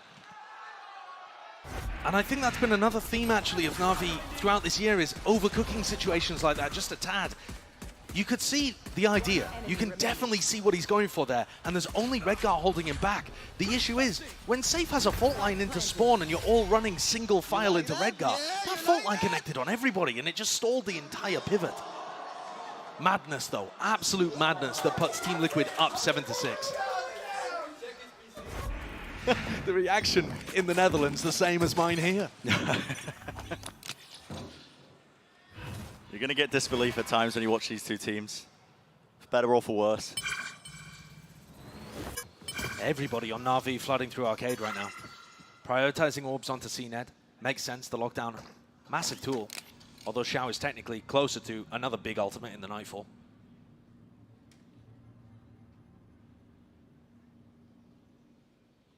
Yeah, making sure they prioritize the ults in either areas. Lots available to them on Fracture. Even getting a cheeky kill here, but... With how slowly, Brent, that Na'Vi like to play on their attack side, I think Team Liquid is going to find it very difficult to get information. Yeah, they still have the Sova Dart and they have a drone to work with, but apart from that, they have no passive info coming from a Killjoy or a Cypher or anything like that. They're going to need to be pushing and info peeking a lot. And that offers opportunities for Na'Vi to punish. Is he here again, Soulcast? Forced to give up a Halls control because he's worried about Dish. Yeah, they can't so watch worried. both areas at once. When he's backed all the way just to the default spot, and yet he knows, and now he can hear it. The footsteps coming his way. Paranoia, that's a connection. Nade towards his feet, but that is a great dart. Sets it up, bogs him down with the aftershock. Laying all the util straight into the choke point. Fire in range for Soulcast. Get the confidence online, son. Easy pickings on the anti-eco. That's what you need to see. And Redgar saving that recon dart to be able to support Soulcast in his job anchoring the site instead of using it for information. Something to keep an eye on as we head deeper into this. Team Liquid with a much better bonus round buy this time in the second half, and they were still able to convert in round 3. So how does this look? That should work. They're going to fight into tree. This looks all in. Yeah, Sugetsu seems to be there to meet them, but no, just backing away from this one. A lot of util being used, dumped right into tree, taking control of it. That's an ult online, an important one. Rolling Thunder now, and well... Look how deep Angel already is. An insane shot to hit, yet Angel vacuumed up the space that's offered to him. Aftershock is a little bit too delayed, and he's found a second. The timings that Angel finds are so feast or famine. They're taking that 1v1, but finding the timing, finding the opportunity, and winning the duel against Yampi. The question is, the Team Liquid still want to try and commit to using ultimates against this one. Plan. It's being stuck. Nothing used to dissuade it. I don't think you do, Brandon. Yeah, not in this instance. I think the Rolling Thunder is just too much of an investment. This is a bonus round. You want to damage the economy of Na'Vi, but their post-plant positioning is going to be fantastic here. They control tree and arcade. A breach shell just can't hit everybody. They'll make a go of it. Fault line being held. If you get a couple of picks, of course, that whole situation changes. There it is. Attempt from Nats maybe to just swing off that stun, not really working out. Full control, and again, just trying to play the exits, take away the guns if you can. Evacuation once more from Na'Vi. Bullets tagging, slowing them down, but it looks like everybody's going to be able to get away safely.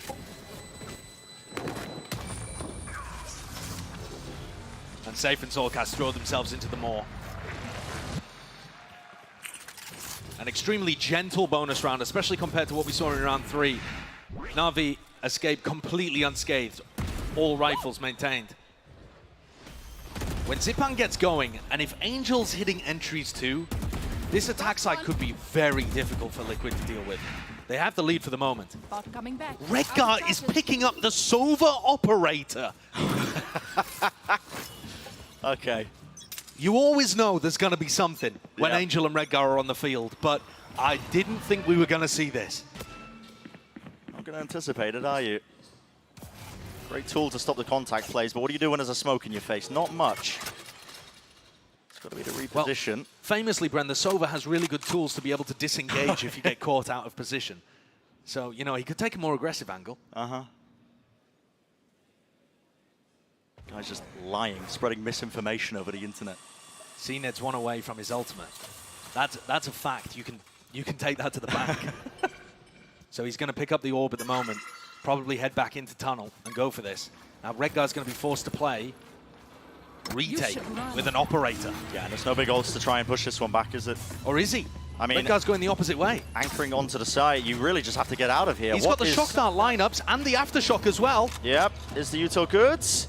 No, it misses, man, it misses! 2 players detained! Not a chance. There it is, that's the gambit that Team Liquid went for. I didn't even spot exactly where those shock darts ended up landing, but there is a bit of variability in terms of where you can put the lockdown in tunnel and still get value. Yeah, the round has gone to pot. I think it might have just been the smokes in the face. I think whatever he's lining that up off, he might just need some part of the wall to fire it off of, or what? I'm not too sure, but... It's a great point. I mean, I don't play Sova on Fracture, so... Not many people do. So I'm unsure exactly what the lineup is there, but clearly Redgar going for it and it not quite landing.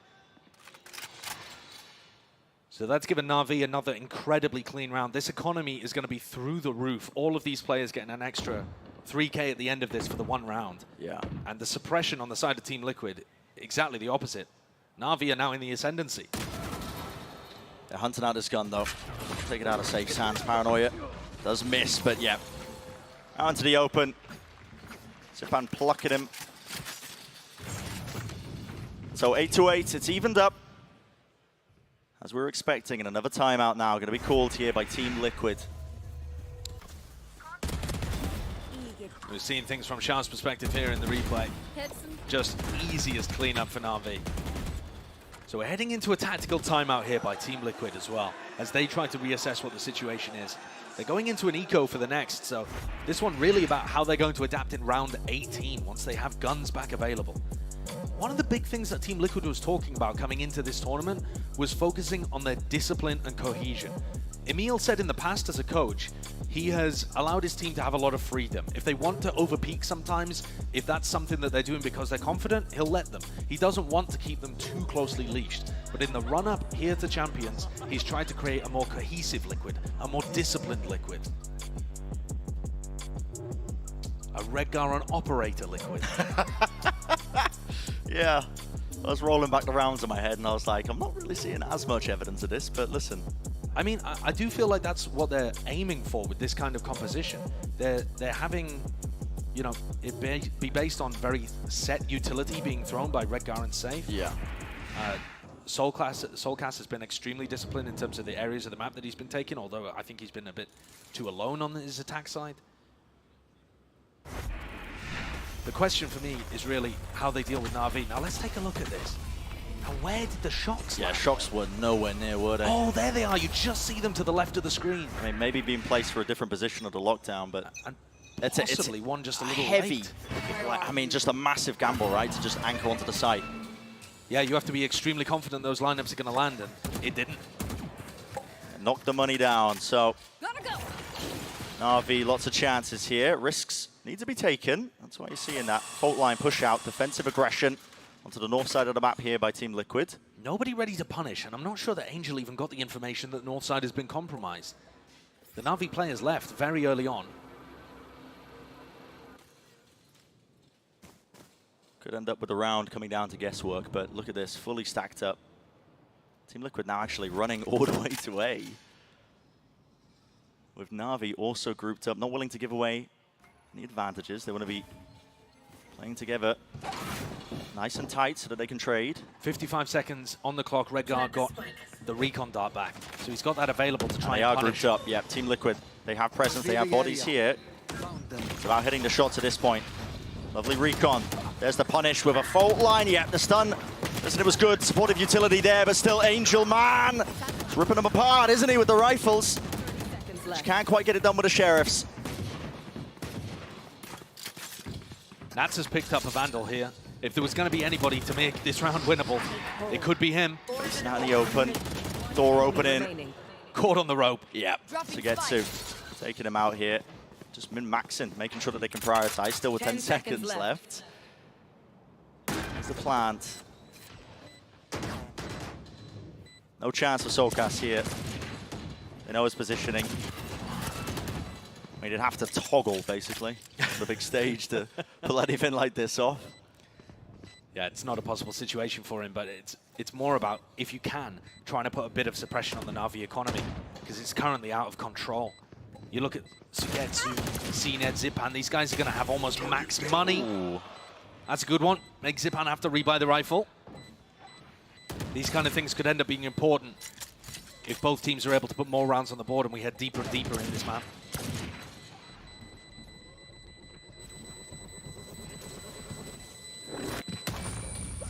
Need to see some more ideas, though, now from Team Liquid. That was their half-buy round. They're going to have rifles on board for the next. But the lead has been taken by Na'Vi. This is where they really do just have a chokehold on this map. Their map pick. It looked like early on Team Liquid had a very good read. I think that first half they had plenty of fantastic ideas. We saw the big ult dump on that one round where they punished the A-halls the Na'Vi like to play on the defense side. So there were clear ideas and counter-stratting at play, but This is going to be ridiculous, Bren. We've got Yampy with the Neon Operator trying to peek into at least two of the players that are on Na'Vi Angel trying and to take tree Zipan, control. right? Yeah. Close to the corner here, stuns are there. Angel's TP'd in front. It's a great position to TP to, actually. You get such a wide swing on the yeah, up. and you just don't expect it. It's so unorthodox, man. Any potential timing, he made no noise whatsoever. Look at it, slipped his way into the side dart. Just about getting that tag onto the one. Soulcast, that is just instinct on display. Shots rattled off through the choke point. Na'Vi finding it difficult now to try and get a bit of a breather in the round. Their players are very weak. And still that breach shot, safe. He's holding on to it with these kills that he's landing. He's just through the smokes. With the spam, might even get another one. There it is. No fair fight. Both of those players had a combined 51 health between them, taken down by spam through the smoke. It's just all the chip damage adding up over time. Last player standing. Giving him the fights now to CNED. But again, what a task he's got. Sidestep straight to avoid the stun, a wider face once more, but no, with 3 players against him. There's that discipline being showed. And again, even. You take a look at the replay here, though. One of the big issues is that Na'Vi are too predictable on their timings of when they're committing to the site. They go for it. A big round here. You know, utilizing the Nightfall, getting into the site. But one of my major issues is, while they're up 5v4, and they've been very good at being able to get those attacking first kills all this year, they immediately pivot into a site hit every time. And that makes it too predictable. We have an op-v-op battle happening here, although CNED is on the other side. Yampy doesn't like the look of it. He runs away instantly. Yeah. Maybe a bit of conditioning, but they give him that space. Nice and early. Yampy sets himself up. Team Liquid's composition has to fight. Not Angel He again. sees the barrel. He sees the barrel. Misses the chance, though. So close. Cover going out. That is dancing with death for Yampy. He's trying to work on that internal clock of when the team could have worked their way under through tunnel without making a footstep. And to be fair to him, he was perfect. Just Couldn't have escaping spent it. another half second there. Yeah. Peeking off the recon. Broken. Only the one shot, though, going wide. And a lot of noise being made. Na'Vi trying to hide their presence, make it difficult to tell which site they're going to be landing on. I love this smoke as well from Angel. It's obscured the sightline from Yampi. These players over by B are going to be looking for information, but they've made the right read. There's 3 on A, and that's where the spike is headed with 30 seconds. Yeah, and with no time, safe in position with the Rolling Thunder. This just feels like a lost round almost instantly. The time scale that they've been trying to play this one, a haunt into the back of the side. The Rolling Thunder is being used preemptively to try and bog out these players. 17 seconds left. Everybody pushed and corralled into close quarters here. Cosmic Divide just, again, there's no time. Pushed right in front of them. Angel is right behind enemy lines and he can't win these fights out. 6 seconds left. There has to be the spike being planted. Is there time? I believe so. And still, they're holding it down. All the sidelines there. The shots are landing. It's up to Sokas and Yampi. Yampi's going to be able to exchange the operator for a rifle, so he does still have a chance. Stun would be good. He's trying to isolate one of the fights here, but it's so damn difficult. It's a high-low setup. Drop control still there. CNED watching it with the op. Here's the ult. Showstopper against the wall. Damage done, but no kill netted. Distraction play from Sokas, but again, it's ticking. The spike down and down. Time available, not there. This just felt like an impossible round to win for Na'Vi, yet somehow, somewhere, they pulled it out. And I don't know how. They had 10 seconds on the clock. Angel was the only player that Omen ulted into sight. They still had Nats on the high ground of A to deal with, and they bullied their way through all of that defensive utility and managed to get a plant down. 10 seconds That's left. a ridiculous round. Yeah, look at this. 10 seconds left. Right down to the wire. Just trading people out excellently on this slow siege. A second to spare when the plant's going down there. I can't believe it. There's so many things that could have gone wrong in that situation. Yep. One player in a spot to be able to drop the player with the spike, and it could have all been over. Yeah, pain. Yeah, and that's what it means. These are the small moments, the delicate things that can mean the difference between a win and a loss. And look at this group up. Players are meeting them pound for pound. Zipan! Oh, the man with the plan. What is that? Maybe not so, still. I mean, that is just... He's just jiggling left and right. AD, tapping people while he's in the dead zone. What is that? Fantastic movement. When Zipan's on raise, anything is winnable. That's another thing that Na'Vi have shifted heading into Champions. CNED occasionally taking a bit more of a back seat for Zipan to play the solo duelist, rather than experimenting with those Yoru Fade compositions that everyone loved from Na'Vi. So lock that away. Do not bring that out. But Zipan's been absolutely magical on raise. Yeah. He's constantly putting up huge performances for the team. Definitely that comfort role. Yeah, this has put Liquid in a really horrible spot again. They forced into this round with a Guardian, some scraps, odds and ends. There's no chance of reclaiming a rifle as well. They are grouped up. They're saving this Guardian. Doesn't feel nice. I mean, these players could easily get pinched and lose what little they already have. They already are being pinched. Position is known here. Just got to find the angles in time. It's all up to Nats. And he won't survive. Na'Vi. It's 11-9. The bank is booming. Plenty of money still. Team Liquid once more knocked down. It's almost absolutely nothing. Here comes the timeout from Team Liquid. Look at this from Zipan. Oh, yeah. It's the lineup towards the end as Yampi and Soulcast just stack on top of each other. Neither quick enough to be able to trade the first as well. I believe that was safe. There's coordination a little off there, but, you know, that's what's going to happen in some of these spots when the pressure gets to you. I don't really like the way that Team Liquid have been playing their defensive round, Brent, and I'll tell you why.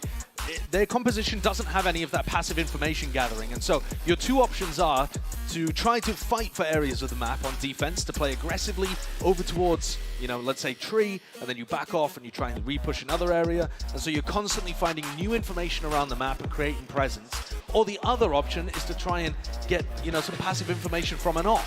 And when you look at the comp that they're running, I don't think there is a natural operator. We've seen Redgar pull it out on Sova. We've seen Yampi playing it on Neon. This doesn't make sense to me no matter how good Yampi is with the op.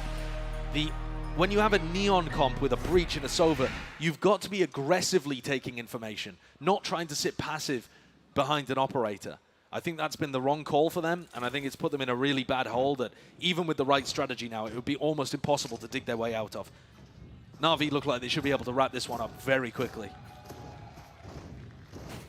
Only need 2 more rounds. This one should be handed to them unless something goes awry. Lots of ults still left to be used. I mean, Yampy does have the overdrive. Redgar maybe could cook someone up. Hunter's Fury, but for now, fully grouped up. Na'Vi all on the south side of the map. Here it is, yep. It's proactive, it's aggressive, but it's paranoia. Fantastic time with that one. Angel TPing all the way out of there. I thought he was TPing even deeper. Damage being done behind the box. Dodging, juking, but Xiao finally lands the shots there. Bullets raining down onto them, and there was that push out through onto the tree side. Nats being able to pick one up with his favorite gun, the Ghost. It's what made Team Liquid's ecos so phenomenal when they were playing in the regular season. But here, still in a 3v4, and those weapons, you know, lost in places where there's no way to pick them up. Xiao's weaponry is not going to be retrievable by Team Liquid. So this has got to get done with Sheriffs and Ghosts. Saved, tucked. Nats is going for it. What across is the this? rope, he spotted it. There's you no have to way. hold your ground though, you have to hold. No one's looking. No one's looking towards it. There's no way. No question marks on the mini-map, and he sped it all the way up. There's a gun for you. What a play! Got to do it. Backs against the wall. Safe. Gets his way out of there. No longer anchoring towards the back, just rattling off the shots, and there's definitely damage done. Players are weak, but a spike will get planted still. So 3 versus 3. Hit in place. Agetsu trying to close this one out cleanly. Bit of anti-synergy though, and CNED's holding with the operator. Can't exactly follow up inside the pit. No, he doesn't have any kind of angle, I don't think. Does Nats choose to invest his own? Holding it in his hands as the counter pit. Layered on top, it's almost perfect. This round is for the game. Completely overlapped. Where will the dice fall here? Comes down to it, a bit of RNG. Lining up the bodies. It's even. So far, Safe. He's ran them down and CNED with the operator. Sticking onto it, rifle gained. Damage done still. Everyone's weak and they all fall down. Well, Team Liquid took their risks, they took the gambles, and in the end it did not pay off. Nats tried his very best, but the investment of that Viper's Pit,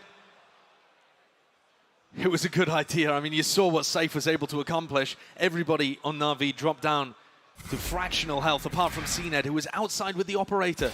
No real way of accounting for that. Team Liquid are going to have one last chance here.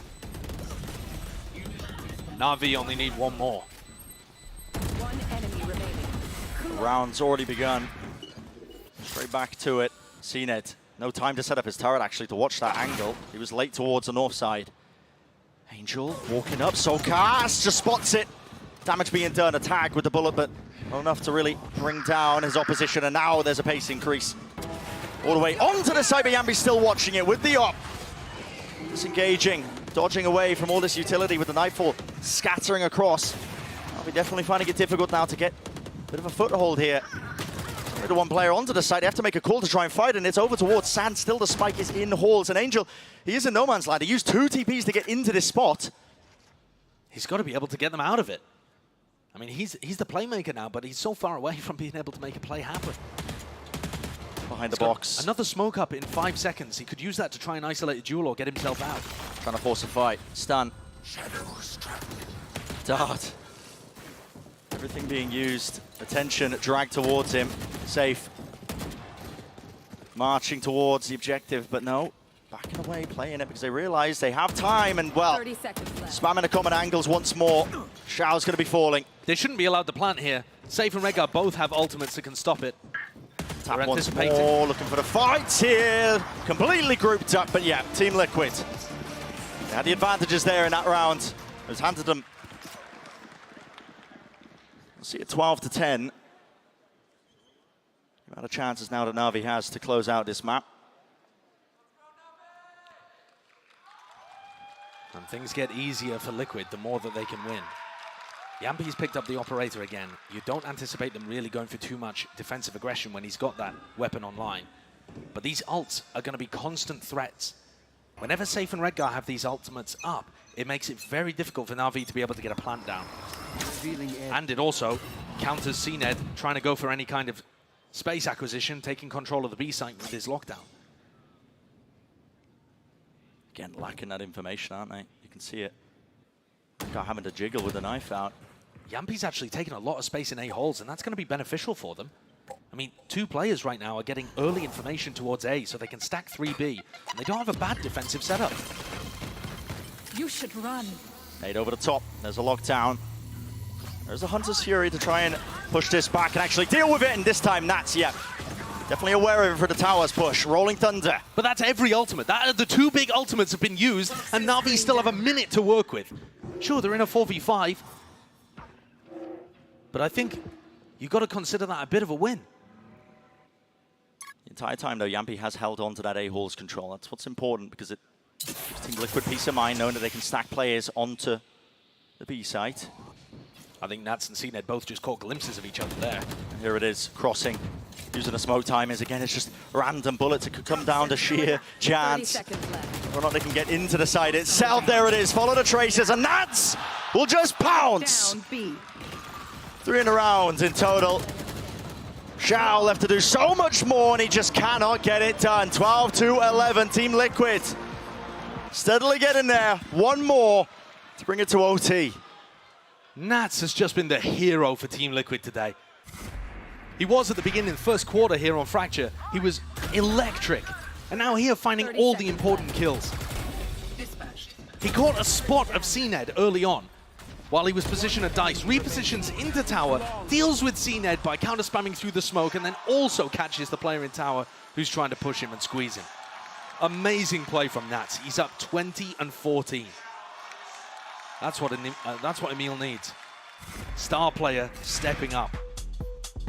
Last time out here of regular time, and it's Na'Vi. They realize it. The chances have been slipping away from them to close this map out in a nice clean fashion without it going to the OT. One more shot, one more chance. The gun rounds in this half have still been massively in favor of Na'Vi. Team Liquid won the pistol, both times, and Na'Vi is still 12-11 up. But that kind of stuff, it doesn't really matter if Liquid's able to find those crucial rounds that end up making the difference.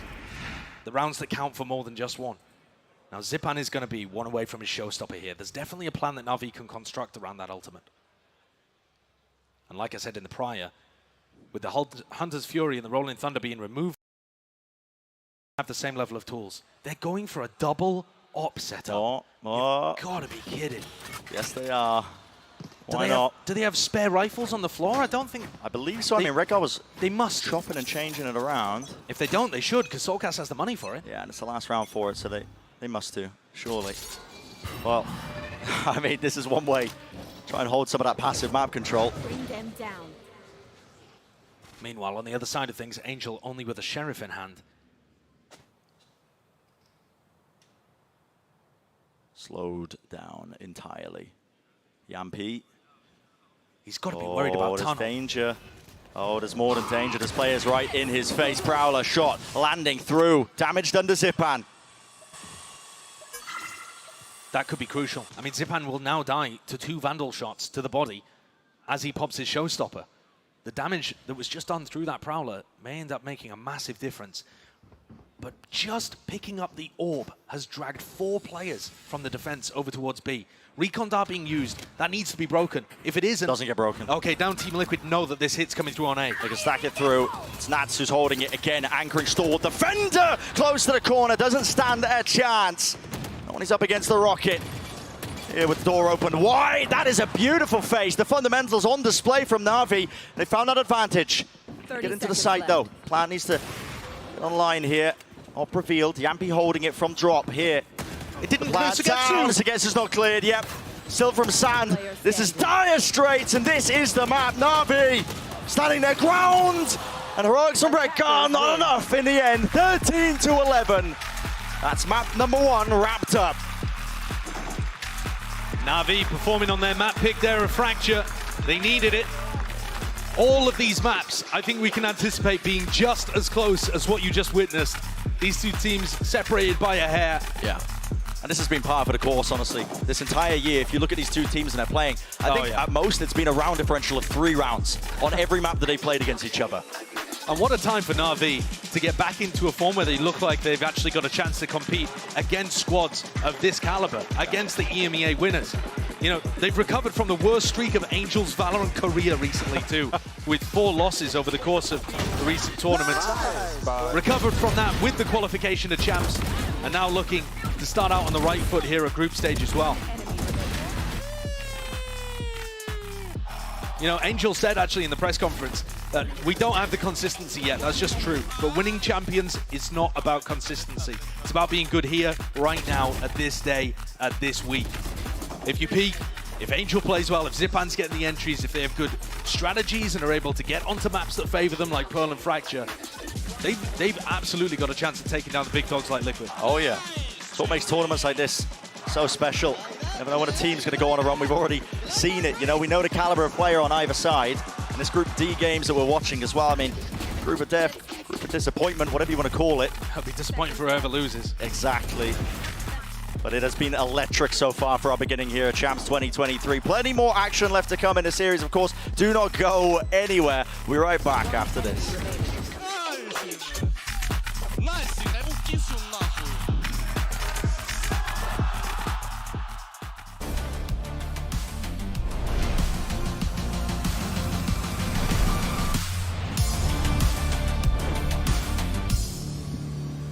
When you play an actual ranked game, it's 50 minutes, but how much are you actually shooting? With Aim Labs, you can compete in over 1,000 tasks that will prepare you for any scenario in any game. For the new ranked season, you play, you get points, you can compare yourself to your friends. With Aim Labs' new one-to-one Valorant maps, you get instant feedback on how to get better crosshair placement, better peak efficiency. You can also instantly modify existing tasks with Discovery. Get started today by downloading the Aim Labs for free and join millions of other satisfied players.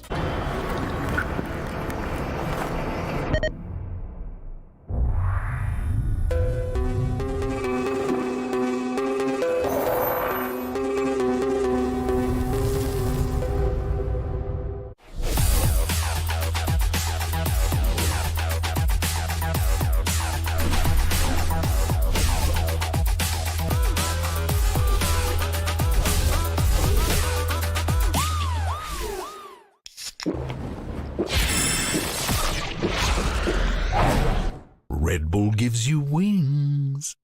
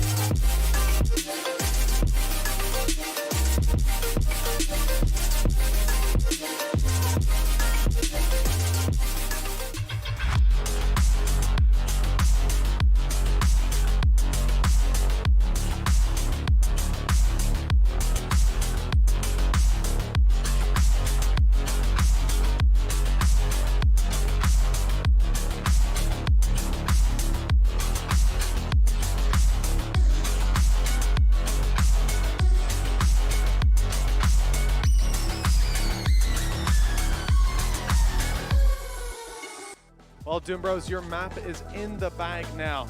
Gotta ask, do you expect to see a map 3 here? Hopefully not. I mean, we expect everything. It depends really what your pick is and if you're playing the same or not. So we'll see. Anything that surprised you here on map 1? I would say the picks. No Sentinel, playing a Neon, playing the Sova. But we had a lot of scrims against Sovas when coming here, right? So we're kind of used to it. It was a bit closer than I expected, but you know, we're a great team. All right, thank you so much for your time. Thank you. A close clash there that we saw between Team Liquid and Na'Vi that ended up seeing Na'Vi take map 1 on Fracture. Their pick, by the way, welcome back everyone, Golden Boy alongside with Mimi and Sean Gares as we break everything down briefly. And yeah, let's just dive right into this one really quickly and talk about what we saw, because it really, to what Doombros was saying, Mimi, like, yeah, there were some wonkiness, some weirdness, right? Get the neon coming in there, right? Things were feeling a little odd, but it did feel as if Na'Vi, they stayed the course, played their game plan, and it worked out. And their game plan was quite bizarre. Yeah, I think in a game like this, it really is defined by which team makes less mistakes. And Na'Vi, I think in particular in that second half, did a solid job of adapting. Got Zipan back on this comfortable agent. They had these really slow attack side mid rounds, which made Team Liquid feel uncomfortable in ever taking aggressive space, which is normally what this comp is so good for. And well, it was a lot of risks being taken with these late round site executes. Na'Vi, if there's one thing they're strong at, it's closing out those late rounds. I think they're also strong at having their IGL Omen just feast or famine. He was feasting. He was feasting on the first place. He was 5-2 in First Bloods on Omen, on a double controller comp on Fracture. Like that's outrageous. And truthfully, I have to kind of throw a little shade Liquid's way for winning both pistols, winning a bonus, and throwing their economy away with that Sova op round. That was back-breaking to their half. And then the next, I think, gun round, they do an arcade push where the dart doesn't scan 3 players. And that's when Zipan just came into the game.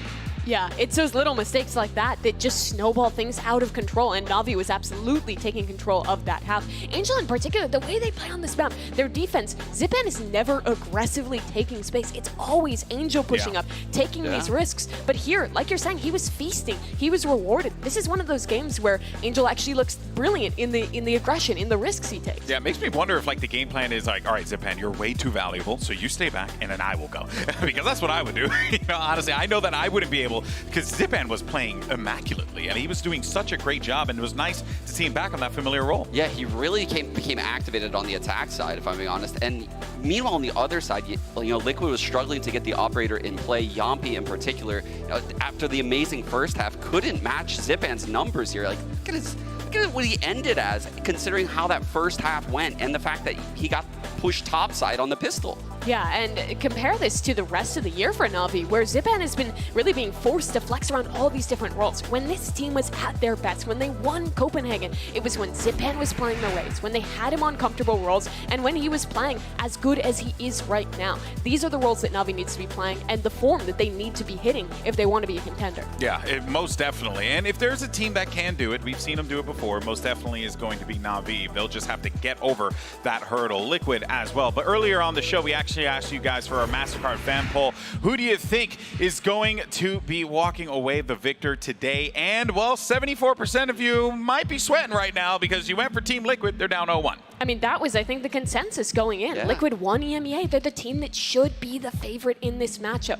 But at these global events, it's games like this, Sean, where you're talking about those little mistakes slipping away from them. It was bigger mistakes back at lock-in, but it was rounds like this, that Sova op round, the weird investments, one player going off and doing something wrong. That's what bit them at Tokyo. When you're playing against teams of this level, that cannot be happening if you want to perform consistently internationally. Yeah, and you hate to say the word, but it does feel like a bit of a choke coming from Liquid. I mean, they had everything they needed to steal that map pick, and if they were to close out Fracture with the 2 pistols, the bonus, I would have them as heavy favorites for the rest of the series. But now, Na'Vi has a breath of fresh air. I mean, they just won their map pick. They have 2 more coming. They look decent on Split at the end of LCQ run, the double duelist. So they're kind of free rolling here on Bind, if I'm being honest. I have no idea what to expect for Bind, though. This is the map where Na'Vi's been the craziest. In 6 months, they've played 6 different Bind comps. They keep experimenting with double duelists. They've tried Yoru, they've tried Neon. I mean, yeah, this team, it's like a subscription subscription box. They're getting something new every month. It gets delivered, fresh idea. And the question is, with so limited practice since LCQ, which one of those comps are they going to stick to? Because I don't feel like any of them were like, okay, this is the thing Na'Vi should be running. Yeah. No, I didn't like the last version. I think the last version was the KO Angel, which he's taking a lot of challenges on the KO. Like if you imagine Omen times 10 for Angel. Like yeah, because he's got the utility. Maybe he could just go and do some stuff, right? Actually get into the sites without just, you know, magically making himself disappear and then reappear as his only means of entry. But you gotta love the, you know, really just the attitude, the way that this Na'Vi team plays. And Team Liquid is certainly going to have their hands full as we get ready for Map 2. Thankfully, we have Coach Emil standing by to get his thoughts as we get ready for Bind. Well, Emil, we've got Bind coming up next. Back to Comfort. Anything crazy planned for us there? I think you're gonna see us going back to our roots from last year. So hopefully it's gonna be something good. Okay, I look forward to it. And so what are the changes then from this map onto Bind? Not a lot strategically. We just need to hit our shots. That's it. Like, that's literally it. A close map. Best of luck in the next one. Thank you. Now, obviously, when you come out of these coaches' interviews, there's always going to be, you know, like, oh, we just have to hit our shots. But it genuinely does feel like, maybe in Liquid's case, Sean, if they do, I think so. it should be enough. I mean, also Liquid were put on a little bit of awkward roles. It looked good in the first half where they had the structure, they had the set plays. But you could see once they switched halves and Safe was on that breach and Yampi was on the Neon, they couldn't get it clicking on the defensive half. The op was never really in play. This is more of home territory for him, but wow, we actually have a Neon on the other side now, and Yampi on the Chamber of all things. Let's go. Sign me up. Mimi, I mean, you know I love Chamber. Yeah, this guy is a fan of it. And in the Prime Game Agents, like a lot of surprises here. For Na'Vi, this is going back to that Neon comp, which I never really loved. I feel like it's harder to get value with the proactivity of that Neon. But you can do a lot with the relay bolts, with the stuns, combining that with a nade, something to that effect. But Team Liquid, I think this is a bit more of a surprise. Chamber has gotten a lot of play as of late on Bind, and there's so many spots with the TP that can work well here. You can get on top of truck, you can swing out a hookah, you can fight for either extremity really well on either side of the map. I actually think this is his best map. I agree. I think you're gonna see a lot of Chamber lurks towards Shower. You can see Chambers working up short A with a TP to go back into market on this opening attack half. You could see him work up long B or into hookah so that way he can disengage on those fights. And it's gonna be very difficult for these double duelists to punish the Chamber, actually. I think it's a good pick. Yeah, I couldn't agree more. This is going to be exciting to see how it all unfolds. But let's go ahead and send it back over to Brennan Sideshow to guide us through Bind. Yeah, thank you very much, guys. I mean, who knows what to expect with this one. This is, listen, we were assuming the Giants Na'Vi Grand Finals of EMEA, right, in the last chance qualifier. There's a little bit of a troll, you know, the Grand Finals. Both teams made it to champs. Maybe like the comps were a little bit, you know, a little bit whimsical. But then Na'Vi go ahead and they just run it anyway. Yeah, just run it back, I guess. I mean, pulling CNET out. By the way, they lost in the Grand Finals to Giants of LCQ with Cloud playing Yoru while they were running this comp. Now, I don't know whether the effort they were putting into the game is equivalent to what they're going to be bringing here, whether the ideas are equivalent, but they're running the same composition. And on the other side, you've got Yampi playing Chamber. So, all right, let's get things started then. I want to bring your attention as well to the fact that Safe has a Sheriff. No boombot, no satchels, just damage instantly onto Sugetsu. The utility's optional. Here we go, Snakebite to try and stop this one. I mean, already that exchange of damage. I didn't even realize Zipan's got a Sheriff on the other side as well. Yeah. Both of the Raze players just bringing the Sheriff on the pistol. It's, yeah. We're in for a silly game, I think. We're in for a silly game. Get ready. That's what I was hoping for from Group D. Yeah. Just silliness. Here we go. It's very slow, but well, they get themselves up onto those angles, and only one opportunity granted to Save. He's quick to capitalize. Here's a nade into elbow, flash into the back, it clears. All that space gives them peace of mind, but they second-guess themselves. In through the TP, all that space being gathered. Nats catches the lurk and the rotations, because guess what? It was Yampi gaining all that space through showers while all that was happening. He's going to be pushed up. Newbind makes it easier to clear this position. Oh, he needs some help, though. Goes 1 for 1. No trade in sight there, Angel. Still alive and kicking, isn't he? But only with a classic. It's a 2v4. Gains the upgrade. One smoke left. Can remove one of the angles. Trying to follow the tracers. Landing a few shots here. We'll need Real miracle chance here, doubled up into Lamps, and yet from behind the timing, unfortunate for him, but all really just laid out here for Team Liquid to take this pistol round. To get to, so much to do, not enough time. Almost with the shots, decent effort. And Team Liquid pick up the 3rd out of 3 pistol rounds in this series. They've got to be kicking themselves for the way the Fracture went, being in a position to win the game. But they've started out on the right foot to right their wrongs here. I'm so intrigued as to how this Na'Vi composition is going to function on the defense side.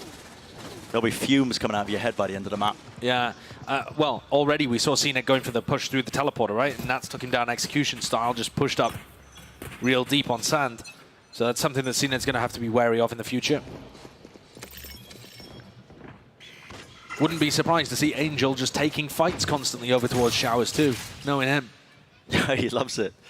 He absolutely loves it.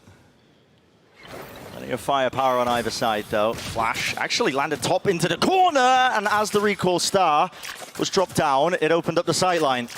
Just as the pistol round opened, this round the other way. Both raises taking those duels, Sheriff in hand, Zipan wins this time.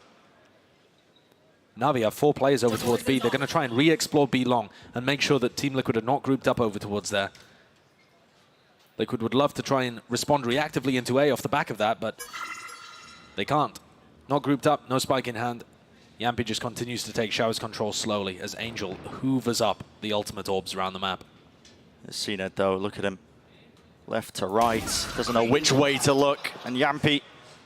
This is like a Sheriff-only game. I know, it certainly feels like it. There it is again. Towards the back of the site, and yet back up from the rest of his team. Shots sailing through into the back of the A site. That'll be open area for them to be able to plant, so only up to Sugetsu. At this point, it's wrapped up. Should be a very flourishing bonus round in the next for Team Liquid. Yeah, one well, they'll have tons of things online. I mean, especially if Yampi goes in hunts right now, there's a possibility that he might even be able to get a tour de force active. Yeah, he should be the one hunting. And Na'Vi, with Sugetsu alive, command still quite a bit of respect.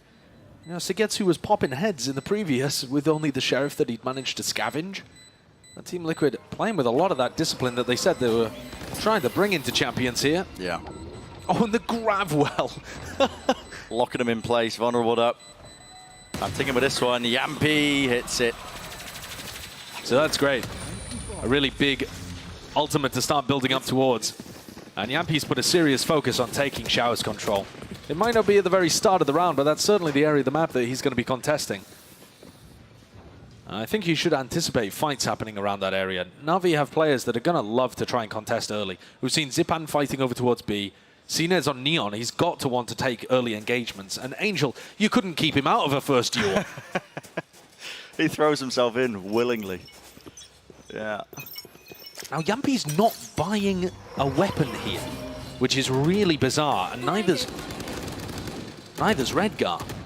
Yeah, saving fully, really. I mean, that's so much money in the bank. I'm not too sure what the game plan is. Maybe attack side operator. I think Sugetsu just headbutted that Viper orb to try and deny Nats' setup. Toxin screen down. Counterplays on counterplays here, and yeah, it looks like it. It's a bit too deep down into the choke. Deep flash, smoke, instantly placed down. That orb does allow Sugetsu to just hold this position. And yeah, towards the back there. Rattling off the Sheriff shots, not favored for it. Zipan so far looking like he's crispy, apart from the first death that he got in round 1. Otherwise, he's been good for it. Aim's on point. Form not an issue. Team Liquid feeling a tad lost in this one. I mean, 40 seconds remaining. They don't really have any semblance of map control. Only now starting to clear towards it. And guess what? Angel's here. Slide off angle. Lovely movement from Soulcast, though. He responds. That is the trade. Shah needs help. Zipan's going to be booking his way over as quickly as he can. He does towards the back, but he's given plenty of timing. There was a large window there. Only the Trailblazer. No one pushing up off of this. It's only the players, and he's timing it. Hooked his way around into the center of the tube, and that's running forwards there. Up and over. Zipan, not aware of it. Dropping down now. That's the plan. It wasn't covered. And well, I'll put a stop to it, won't it? Great play by Na'Vi. Excellent work there by Xiao. Just moving his way around the box. Dodging the Trailblazer from the other side. And take a look at this opener from Zipan too. Oh, just catches Yampi as he was trying to escape. And all of those opening kills go in the way of Na'Vi. Secures them a nice advantage. So, 2 players didn't buy in that round from Team Liquid on their bonus, where they could have, in theory, because they had like 5,400 credits, something like that. So you know that they're saving up for an operator. Yampi picks it up. He's one away from having tour de force online anyway, but he wants to try and fight this down short. The real battle for map control, though, we're watching here at Showers. Scurrying all the way forwards, using the util to make sure they can set themselves up onto that line. It looks a little having to give it up from Na'Vi here, actually. Yeah, they are really grouped and now just, again, guessing.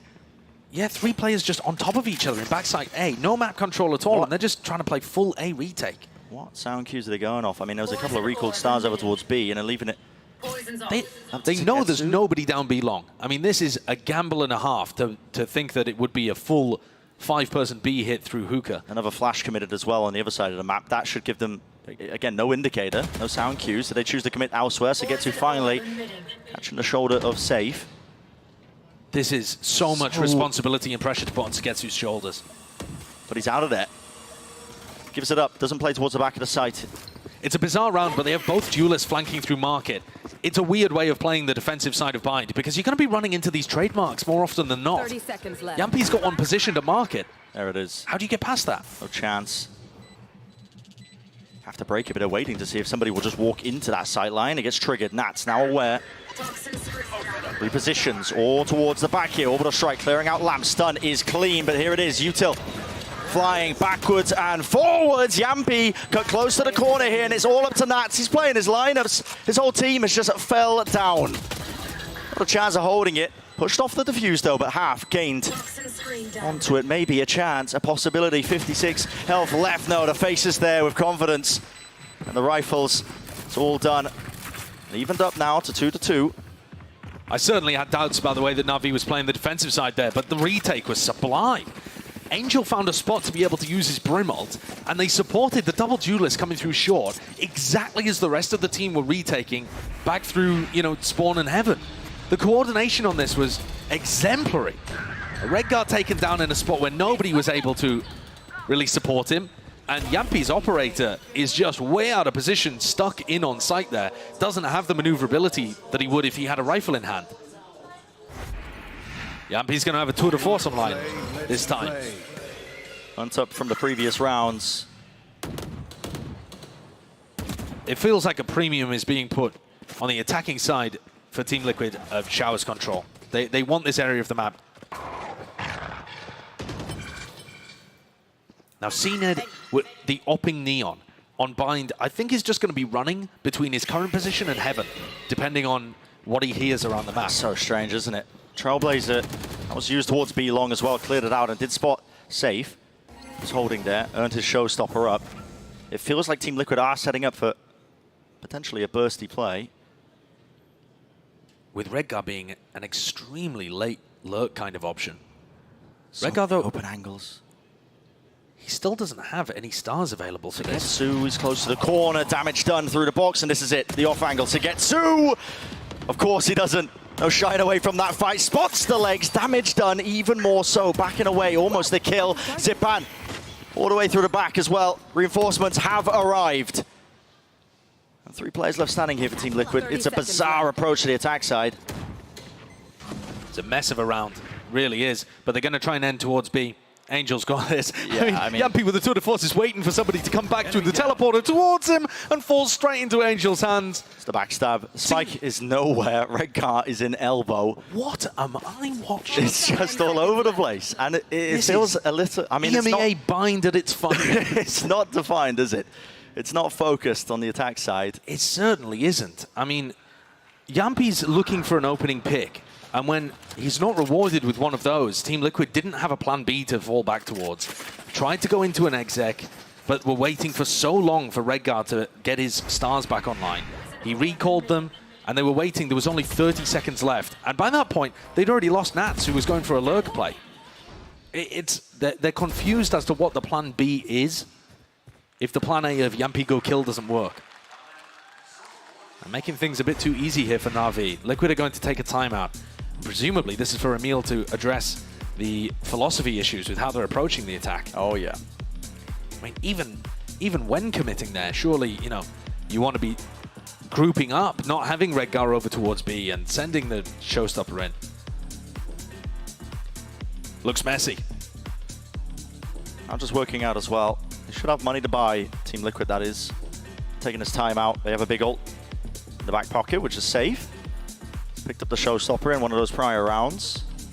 Big tools to use. You could cook something up, maybe a bit of a pace increase, but it really does feel like the composition as well that they are playing. It doesn't really suit, you know, big bursty plays. It's not like they're running perhaps like a Brimstone or something where you can just immediately prop down the smokes.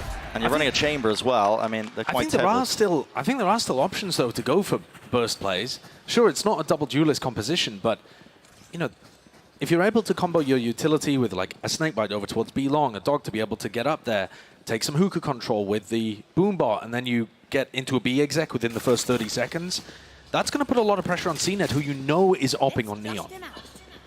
Fast hits here and forcing CNED to have to retake with that tool, I think is a potential win condition for Liquid. But they are all grouped up on A right now. Yeah, it could be part of the plan. Trailblazer now makes his way forwards. So what are setups, and here's the showstopper. Yeah, they want to burst forwards all the way into the site. Not really catching anyone. How do you take that fight? Still, it's traded and brought down. No value from the showstopper. 4 versus 4 with the pit in play. Trailblazer, it's fast from Na'Vi. They want to try and flood into this one and prevent it from even going down in the first place, but they fail at that. Still cleaning up. Angel, where does he pull it from, man? I do not know, but Yampi's dealt with, and now they've cleared out showers. All of these 3 players really grouped up. Any kind of spray that's aimed at one of them could easily catch 2 or 3. It comes down to it, doesn't it? Will the rifles connect? Retaking into it with the operator, never ideal as well. CNED's using himself as bait, running forwards. Angel, he's already cleaned him up. 3 in a round for it, make it 4. You cannot make this up, man. You just cannot make it up. Angel is feasting out here on Liquid. But, I mean, the absolute chokehold that Angel has on his team to say, CNED, I know you're our star player, lad, but listen, get in there. Get in there. Start making some distractions. Start hopping around for me. It's the perfect play to make. It really is. I mean, the wide swing on Yampi, who's opping as well. You know, Yampi's not in the best position to deal with a player that swings that close, but Angel's just on fire currently. And it was briefly discussed, you know, you just never know what kind of form players like Angel, like Redgar on the opposing side are going to come into these events. No, you simply don't. They are such high-risk, high-reward players that when they're hitting, when they're having a game, they just can be the X factor that wins their team a series.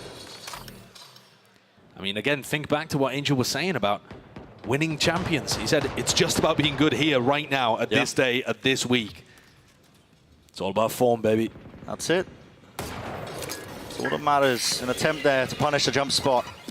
Good flash. Angel blinded, though. I believe that was a team flash. Still just peppering them from a side. The shot misses. CNED ducking away. Good movement, though. Yeah. To be able to get away from that, that was dangerous for a moment there. Yampi's only got 3 more bullets. Can't give him many more chances, though. Well, he's got 1 left. Yeah. Angel's taken up the space once more. He's cleared out Hookah. Going to be giving a call to his team, and to get to now whether this push could be coming through. That's why the snakebite was layered down. Cosmic Divide at his back. Trailblazer onto the one side. Satchel through and across into the orb, but you have to give up that space. Now there's a nade. An attempted to deny this plan here. Time is running so I'm sure they're just running right into them. Zipan, showstoppers there. 20 seconds left. Cosmic Divide obfuscating, hiding. All Qs! That's a 2-piece! Natsto from behind. An instant response with the overdrive. He can't quite hit it! It's all CNED. The 1-2 punch from those star players. They absolutely collapse on him. In the meantime, Angel's firing a molly onto the default plant spot, trying to make sure that the time works against them with 10 seconds left. Oh. It's scrappy. Team Liquid had a chance there, though. They set Nats up in a position to make magic happen. Again, with Ghost in hand, picking it up, upgrading to a Vandal.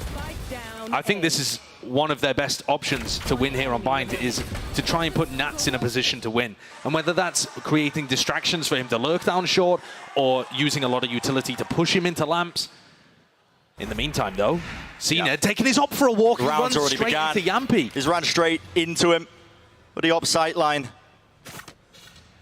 Brought him down into a 4v5.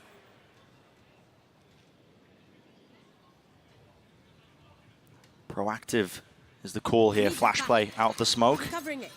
Xiao's holding it. Angel close. Angel, Redgar. Staring at each other. Sees it. Oh, Redgar doesn't win it! I mean, again, Angel is just on fire today. You can't stop him.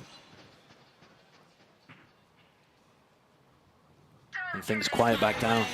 A pit used as things get to the minute mark here. Sugetsu making sure Showers is not an option. Angel, you can't be swinging that It's one, almost man. Re-peeking it. They could have just been contacted up onto it. In fact, they are, man. Of course he's going to be falling there.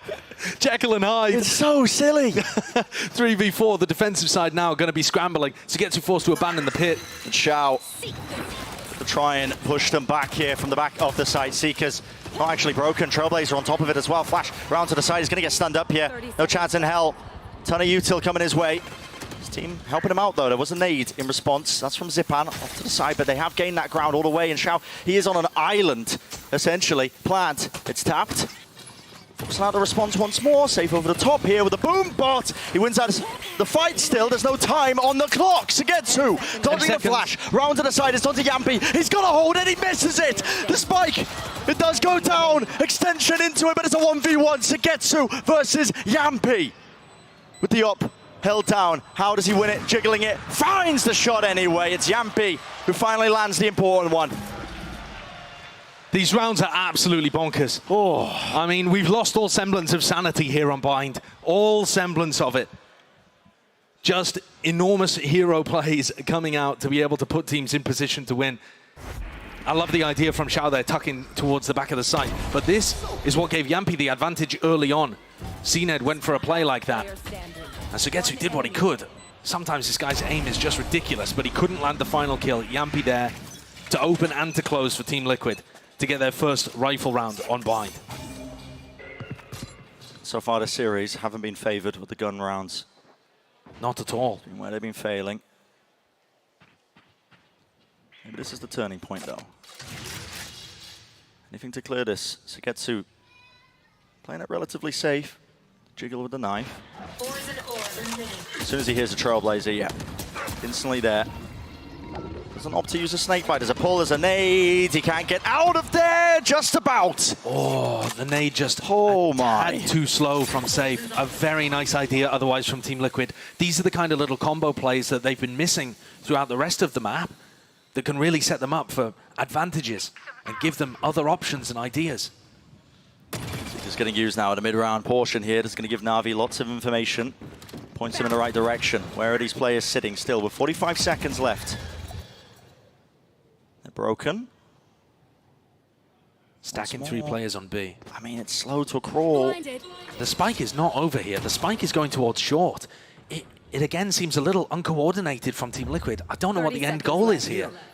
Do they have to go through the teleporter? I don't know, man. They must. Yeah, they do. They don't actually have Showers control when this is happening as well. They're going to have to clear that one themselves. Now they're starting to move forwards onto the site, but there's only, again, 17 seconds left. Plenty of opportunities to try and deny. Still, it's safe. Showstopper there. Ducking and juking away from it here, giving all that space up. 4v5 with the pit layer down. This one should be a slam dunk for Team Liquid, but should be, doesn't really play a part in this series so far. Sugetsu's still looking for a lurk play all the way through B. He's very far away from being able to help in this retake. So I don't think Na'Vi are going to be contesting this one too heavily, just spamming into the pit and seeing if they can get rewarded with a freebie. Praying and well rewarded. There's the first one. The time is still ticking. They're going to need a bit more than that, and Shower's still not there. Solkas off to the corner here, not favored with it. What is that? Adjustment. Flick to the side, and at this point, yeah, not enough time to make the play for this one. This is Team Liquid wrapping up the round. Evacuation through the TP. In a match here. Body's falling all over the bloody place. That's a really nice idea for Sugetsu. I thought he was looking to try and collect a potential lurk play through B, but he's just attempting to play exits. They know that Team Liquid's economy is not in a particularly strong spot. You see there that Yampi's got a lot of money, but the rest of the team are feeling the pinch a little. What was this? That's a nasty flick. Soulcast will just occasionally, every now and then, pull out a shot that makes you realize he's got some talent there. Yeah. Team Liquid are going to be able to scrape together a buy, though, despite the fact that Na'Vi got a few exits. And a tactical timeout being called by Doom Bros. They used a lot of their Sky utility very early on in that round. Trailblazer was used at the 120 mark. They, about 50 seconds, used Seekers and I believe their final flash to get information. And they knew that the hit was coming towards A. Angel was in a position to potentially drop a planter that was scurrying into the site with only about 20 seconds left. Just couldn't land the shot and didn't have enough people there. But Angel's been calling really reactive, heavy stacks towards one site or another. They're trying to be extremely mobile with their defensive rotations. Yeah. But it lends a scattered feel to the map, where both teams are always in transit. Yeah, it doesn't really feel purposeful on either side with the setups. I mean, understandable, I guess, you know. Players like Angel have talked about the amount of preparation they've had coming into this event. Hasn't been much. It's been non-stop for Na'Vi. Yeah. Out of all the teams here. They said they've had 4 days since LCQ, so no time to experiment with different compositions. Which is probably why we're seeing... Unless you're in the finals of LCQ. The grand finals comp coming out here. Well, new beginning here, round 10. Smoke flashed through it. That was actually dodged, I think. No, it must have popped inside the smoke. Either that or... Or what, Redgar flattened himself and got behind the fountain. Maybe it popped I thought he used the recoil star, but I could be wrong. Could have done. No, he's got 4 on the map. It's impossible. Yeah, there you go. He would have had to break the game. Get old Astra in. No. Yeah, so that flash giving pretty bad information there, but same Both case sides. over at this side. Yeah, both sides. Now the recoil star, though, I think is trying to aim for very specific information, see if someone's tucked in the corner. I wasn't able to play off of it, though. No, both teams just poking and prodding for the first 50 seconds of the round. Not really able to make headway in any direction. Showers and B-Long still controlled by the defending side. Team Liquid, what's the plan? Once more, Redgar asks questions of, how do you lead your team to victory with 40 seconds left? It just looks like they've got nothing. Flash. Oh, it's baited the rotation. See, it's out of there. Nothing spotted in Hookah with 30 seconds left. Time's running so damn short here. Shao doesn't have another one to get any sort of info here. Double satchel into the back. Shao not expecting it. Beautiful. Lovely from safe, but still Angel's here. Tucked to the corner. Smoke at his back. Tries to go for a second peek of it, but Yampi shuts that one all the way down. Seconds to spare with the plan going down. Still that player advantage. Here for Liquid. Spam. Through the box, Yampi. Chunked down. Just 50 health, but all he needs to do is land the shot, but it goes wide. Everybody getting out of there, playing off the side. Onto the long angle here. Na'Vi now. Into the side itself. There's a pull.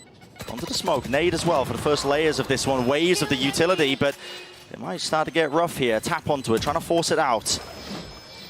Heal online as well. Is this the time for it? Seems like it, but Sugetsu's already taken up that space. Backing away safe. A wide swing, but he's traded and brought down. Nevertheless, half on the defuse. Time has been bought, but it's up to CNED, and he cannot land the shots. It was all over the place. Panicky.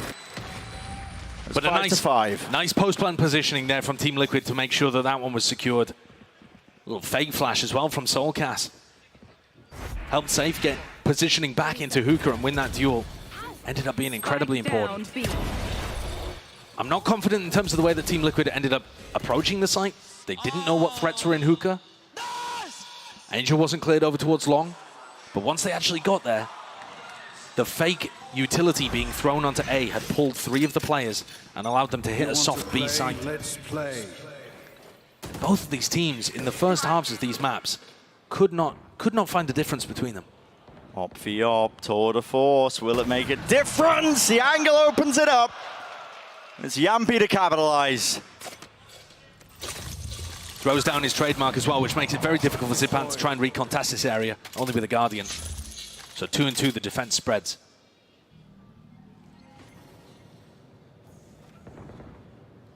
It makes it difficult. Angel holding close there with a one and done position. They don't have control of B long. Have to just assume nobody's pushed up onto it and taken the timing. These are the spots in the round where you feel like Angel gets excited to go and grab some information, see if he can take a fight. He's positioned really far forwards over towards Hookah. Here's the Boombot coming towards him. Mouth salivating perhaps, but everybody on Team Liquid going over towards short. Yeah. It has pulled the rotation though. Redgar's doing one thing very, very well, and it's throwing fake utility on the opposite site. That's what created a weak B site in round 10, and they've done it again here creating weaknesses on A. Yeah, cracked open the timing for it.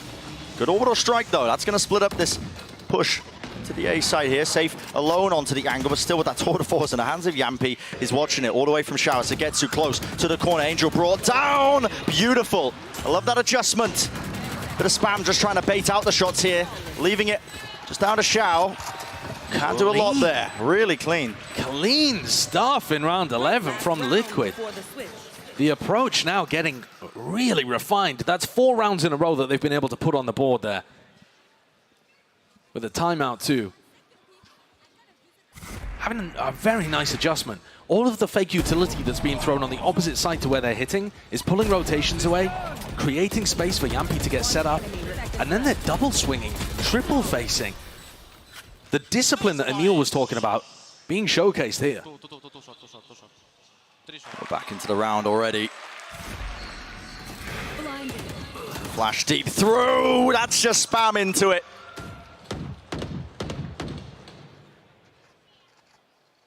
Not letting Angel get away with it. Final round here of this first half. It forces Cena to make the first move, doesn't it? Something to even it out, but all it results in is a 3v5. And things have fallen to pieces here for Na'Vi. They cannot figure out this slower pace from Team Liquid. The information gathering just not available to them. Cena not finding his opportunities to thrive on Neon. And they're getting picked to pieces. They're just going for a gamble stack here. There's still a minute on the clock. I mean, Redgar has called a complete and utter halt in this round. Trying to put the audience to sleep. But for Na'Vi, this is just going to be torturous. You're begging them to push down short at this point. Hoping, pleading that they commit to A. Instead, Team Liquid themselves haven't decided which side to finish on. Now it looks like grouping up, taking the spike, ending B. There's nobody home. Yeah, Trailblazer didn't see much. Neither does the Flash. There it is, the impetus to try and take this one here, but Na'Vi fully grouped up, still aware that somebody could be lurking. We know that the site is completely clear. Of course, Team Liquid is still going to be doing their best to stop that one, and that was what they were trying to catch. Na'Vi. No need for Yampi to be making a play like that when they've got the B side completely for free, and there's been no resistance. You've got to anticipate a heavier stack over towards A, and now potentially Sugetsu coming around behind on a faster timing. If he can win a duel in Hookah against Redgar, maybe there's still a chance here for Na'Vi where there shouldn't have been any. Maybe a chance. Dog clearance into Alba. I don't believe it can see up onto the top angle. Sugetsu loses his fight still. It's a scramble, and it's not good enough. Not for Na'Vi, but for Team Liquid, they'll be happy with this lead. 2 rounds ahead now, ending this first half, 7-5. Looked like it was going to be another disaster there for Liquid after they won the pistol and lost a series of rounds in a row, but a major recovery.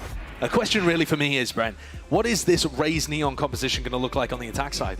Yeah, I've got no idea. Absolutely. Let's send it down to the desk to hopefully explain it. Thank you so much for that, fellas. And yeah, I mean, look, I think going into this, there was a lot of, it was obviously going to be back and forth through and through. But what was impressive was seeing the way that Liquid able to restabilize, getting ready for this next half. But, you know, you also got to give your flowers to Na'Vi, too. This game has been very close, very competitive between the two. Yeah, it was a massive recovery by TL, 5 rounds in a row to close that half. But it was the retakes from this strange double duelist comp for Na'Vi that were so impressive early on, because they were playing them in an interesting way. You have to be super proactive with this composition. So they were going for a lot of these multi-reflanks, trying to put a lot of pressure onto the chamber player of Yampi, and it was working out so well for them early on. Yeah, and this round right here, like you're mentioning, seeing that stuns are so good. It singles out Nats. He can't peek into them, allows the double flank to come in. And on other rounds in the half, Angel was the one aggressing out of Hookah, getting the information. That allowed a mass rotate to come into A. I was super impressed with how proactive Na'Vi was throughout, you know, the middle parts of this first half. But once Liquid solved them, once they got their feet under them and started to understand how this comp was playing, man, they were lights out from that moment on. And this really was the story of the IGLs. I think it started off with Angel calling these great retakes that they kept on winning. And it was also him performing so well, but it was Redguard turning down that pace, playing these super slow mid rounds, letting that clock dwindle to 20 seconds or something like that pretty much every time. Yeah, the pace was nuts. Yeah, and investing really good fake utility on the other side in every one of those rounds meant that Na'Vi didn't know what to do, despite having this comp that's so good for fast defensive rotation. With that Neon, it never felt like they were able to be in the right place. Yeah, I respect the idea from Redguard to slow things down because they didn't really have the stall potential there on Na'Vi running this double duelist comp, and they kind of relied on CNET to rotate around and have stuns ready for the site hits, and Liquid ended up solving that later on, like I said, and they were playing those rounds so well. But now going into this next half, this is where I think Yampi can truly become activated. All right, well, let's see how this all pans out as we get ready for the second half. Send it over to Brennan Sideshow. Thank you very much, GB. Yeah. How will this one pan out? It's been quite streaky, as the desk have been noting. The adjustments were there from Team Liquid, getting their 5 rounds in a row to make it 7-5, and yeah, couldn't escape it. Couldn't escape it, John. But caused by a player. That's always a good sign. I mean, 5 in a row on one side and 5 in a row on the other speaks to adjustments and the ability to be able to find an answer and then not really continue to evolve from the way that Na'Vi were playing, I think. But I would expect the tempo to be very different on this side. Na'Vi are usually a slower paced team out of all of the teams that we have here. But in terms of the composition that they're currently using, the Neon Rays should be finding opportunities to explode into sites. You should be able to find moments for Angel to call these fast pops after they gain some level of map control. In theory, yeah, the tools are there. Always a fan if CNED and Zipan are the ones leading the charge here for them, but yeah, see if they can handle it. Yampi has a shorty and 2 bullets in his headhunter. Yeah, 2 bullets left. Standing, it's just pure contact plays. Skip and hopping towards the side, getting back to safety. Meanwhile, push from CNED close and personal here. It's Yampi. He's baiting it with the headhunter. Fired off one of his shots and he still doesn't win it out. Oh, that's a ridiculous shot to hit from CNED. It's a great idea from Yampi there. He played that situation perfectly, and the whole of Team Liquid's aggression into sand pulls people into Yampi for him to make the play and get the kill. But it's equalized at 4v4. Yeah, 4v4, and they don't have control of showers. So Trailblazer, goal of that just to clear that space out and regain it, but it has granted a ton of time here for Team Liquid. They've already got the entirety of their team towards the back of the side. If this is red, if they try and take a bit of a TP pivot, could be brutal for them. They just choose to take the timing anyway into the back of the site. Fights are taken. Not even that much util really to supplement it, but they win them out. Liquid chose to try and get a retake happening there before the spike had even been ferried down short. Trying to push off the back of the Trailblazer. Solcast left with 6 health. An impossibility here, I think, for him. And Na'Vi looking down the end of their first pistol round of this match. First pistol round of Champions for Na'Vi to collect. Big news for them, get the ball rolling. It's been such a major issue for them this year. I think they only win something like 44% of their pistols. Yeah, it's kind of egregious. Just off the top of my head, they're not a team that's been able to get good starts into maps very often. Util, it is all over the place. Nice little finish there to the pistol, but yeah, inevitable for Na'Vi. So 6-7. Like I said, get the ball rolling now. Economy flourishing. We'll see what kind of buy they opt into. Classic FPX buy. I can see it, you guys can't. Spoilers, but yeah, 2 ghosts, 3 rifles.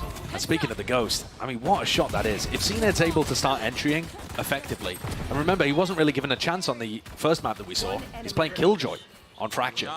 So if he's able to get rolling and find those picks for his team, that could make the difference for Na'Vi. Liquid though making a gambit down short. Flash connects, gives some info, but not solid info. It's not concrete. I don't know how many players are sat waiting there. It is a crossfire though. How much can Sagetsu really do here?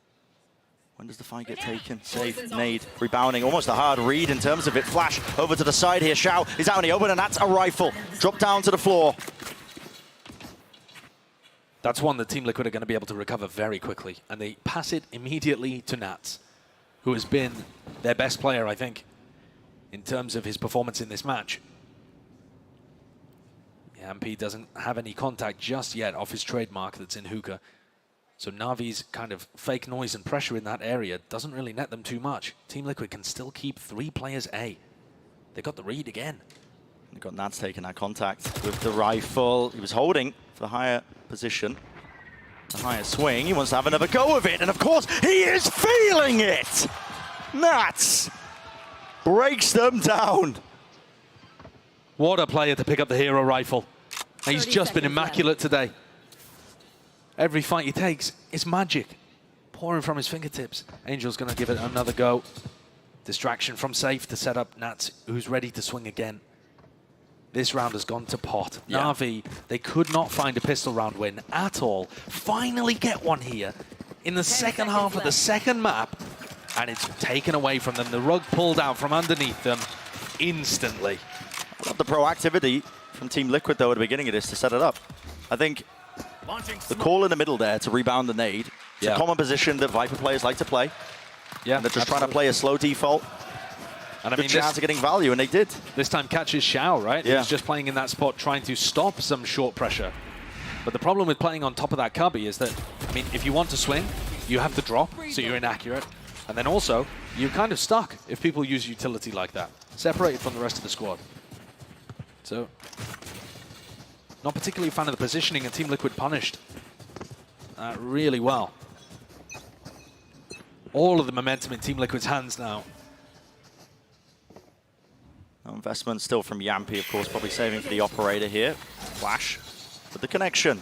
Information for Soulcast. That's the nade going, flying straight into them, hoping to take that clean fight, but well, Soulcast. Beautiful strafing. Zipan was on fire at the start of this map. It felt like he could do no wrong in terms of the first fight, apart from that very beginning on the pistol, but he's cooled off quite a lot while Team Liquid were on their heater. And here, being set up for a duel, and Soulcast comes out on top. Those are the kind of fights that Na'Vi are looking for.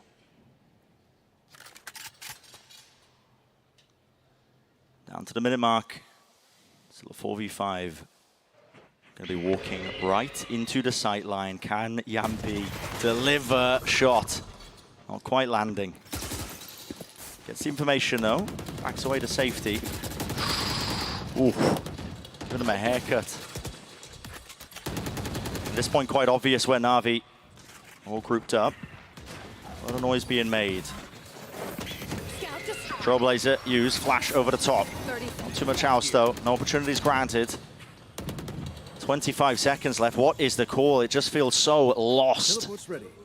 I mean, both of these teams, both leaders, finding it very difficult to get into sight. Because again, it's just obvious, you made so much noise. Fast lane though, oh, cuts up the side, and they're straight in there. All the way, it's those Na'Vi fundamentals, the bread and butter of what still makes them a dangerous team. The fast lane too from CNET, just allowing him to be able to find that opener and drawing eyes away from the people that were aiming to defend hookah. I mean, flooding out from hookah in that kind of situation is almost always going to be supremely difficult. Na'Vi made it look elegant. Still in the 3v2, there are chances for Nats to work magic again. Certainly, but he's got so much to clear. Snake bite. Player standing. Not landing in the right spot, really, to try and clear him out. That face, though, tucked to the corner. Redgar, decent go of things, but that is Na'Vi. Really felt like they should not have been favored in that situation, that scenario. But again, I feel like I'm repeating myself. Not at all. Take a look at the replay here. This is what I like. The fast lane is able to find something, and they flood out of the smoke, both in opposite directions. Great play from Angel and Xiao there. By popping out of the smoke, one to the left and one to the right, it makes it much more difficult for the defenders to be able to accurately track where you're going and spray both of you down. Really well done, and instantly answered the economy that was going in the opposite direction. All was in Team Liquid's favor, and now they're broke. What that money that Yampy was saving. Nah, not a chance. He's got a TP tucked behind him, so there was always the potential to get out of there. And he was going for it. Halfway through the animation, gets his head ripped off. Yeah. And they are frequently leaving Yampy with just, you know, a gun and a trademark to cover a lot of the map. So if Yampy's not winning those opening duels, it's going to be difficult for Team Liquid, and they're going to have to scramble, go for rotates like they are now. This one, a bit more of a gamble. They're on an eco round. And Na'Vi slow things down. Angel, though, in a dangerous position here. Potential here. Maybe donation of a rifle. No way in hell. They're expecting him to be on a more standard angle there. The off angle just works perfectly. Safe takes a peek down short. Yeah, Killed in response. traded here. Over the top, though. Nats is there. Yeah! What? There's no way! My man is breaking the physics of the game with that. What on earth was that shot? Disgusting. And a chance now. 30 seconds left. It's a 1v2. He's got the rifle in his hands. He cannot be allowed to do this. I'll wake you up, won't it? Stuns, missing, not connecting. Nade enough, though, to push him out of that position. Toxin screen down. That's forwards. A lot to clear here. It really is an impossible scenario. This would be a legendary 1v4 if he was able to pull it off. He's got to force the fight. Tap of the spike will isolate one of them. Look at the positioning here. There's no swing really from it, and yet the angle's so wide, it was unexpected. Here's the pit. It's online. 1 kill earned. Seen it. He shuts it down. That was getting scary. And CNED takes it from legend into myth. The clutch that could have been. I've got to see a replay of that shot with the Guardian. Yeah, show me again. I swear he was in midair. There's no way. There's just no way, man. He's just being blessed. There's no way. This is on the run and gun patch as well, by the way. Look at that. Same reaction. Yeah. Same reaction. Yeah. Unfortunate scenes, though, for Team Liquid. Nats did everything he could. That was an eco, though. They have rifles this time. CNED is looking to play with only his ultimate. Otherwise, just a shorty in hand. Needs to pick the right time as well to let that one loose. He's got enough money to be able to buy a rifle. He's just chosen not to. Fast lane, stuns there. Combined all the way up with the Sky utility. That gains them the sight. Team Liquid forced to the back of the halls. Yeah, this overdrive will start to fade here. Already half on the duration. Yeah, and this is a massive problem for CNED. I mean, unless he tucks himself inside a smoke and gets a kill with a shorty, Safe is going to be coming back in with a showstopper very quickly for this retake. Tap with the spike. It's forcing out all this util. That was the goal of Na'Vi here. Team Liquid are fully grouped up. Here's the Trailblazer now on their side, seeking to try and claim some space. And with the showstopper, it will be made easy. No! It misses to the side. Zipan! An absolute menace! Oh, from the jaws of defeat, he had to hit that. Seen it close and personal. Value is there. And Yampi forced to scurry. He hits the shot. He brings him down, but it's a 2v4. In such small moments, the differences are made. I mean, Safe is going to be kicking himself for missing that showstopper. It was their major tool at being able to get back in. And now Yampi is just getting hunted down. Yeah. They want this operator out of his hands. Squeezed in the spawn. They want to take that gun away, and they do. Na'Vi, where do they pull it from? I mean, we've been bigging up Zipan at various points of this series, but it feels so good to see him back on the Rays. I'm not going to lie. It's just a comfort role for him.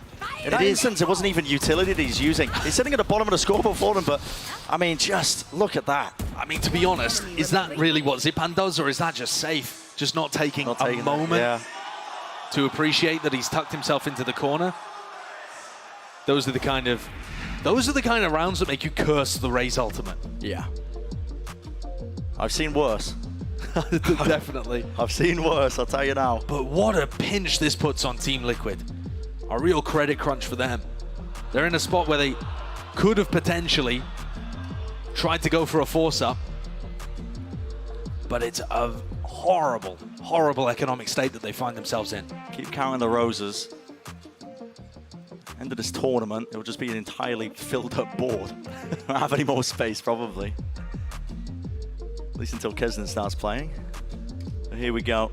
Na'Vi are in a great spot here, Brent. They are. They have a Brim ult and a Raze ult to be able to work with. Both fantastic offensive tools. Team Liquid have given them a timeout here to discuss what they want to do with their ultimates. And this one should be a bit of a gimme. Liquid have been phenomenal on their eco rounds throughout their run during the regular season of EMEA, but most of that was powered by having, you know, a couple of weapons here or there. Safe's going to go for a Guardian. Okay, so there's Guardian, maybe a Stinger. They're still figuring out what they want to go for. Safe, Yampi and Nats are going to be asked to do a lot here if they want to be able to win this eco round. Otherwise, Na'Vi may have just run away with things in crucial moments here on Bind.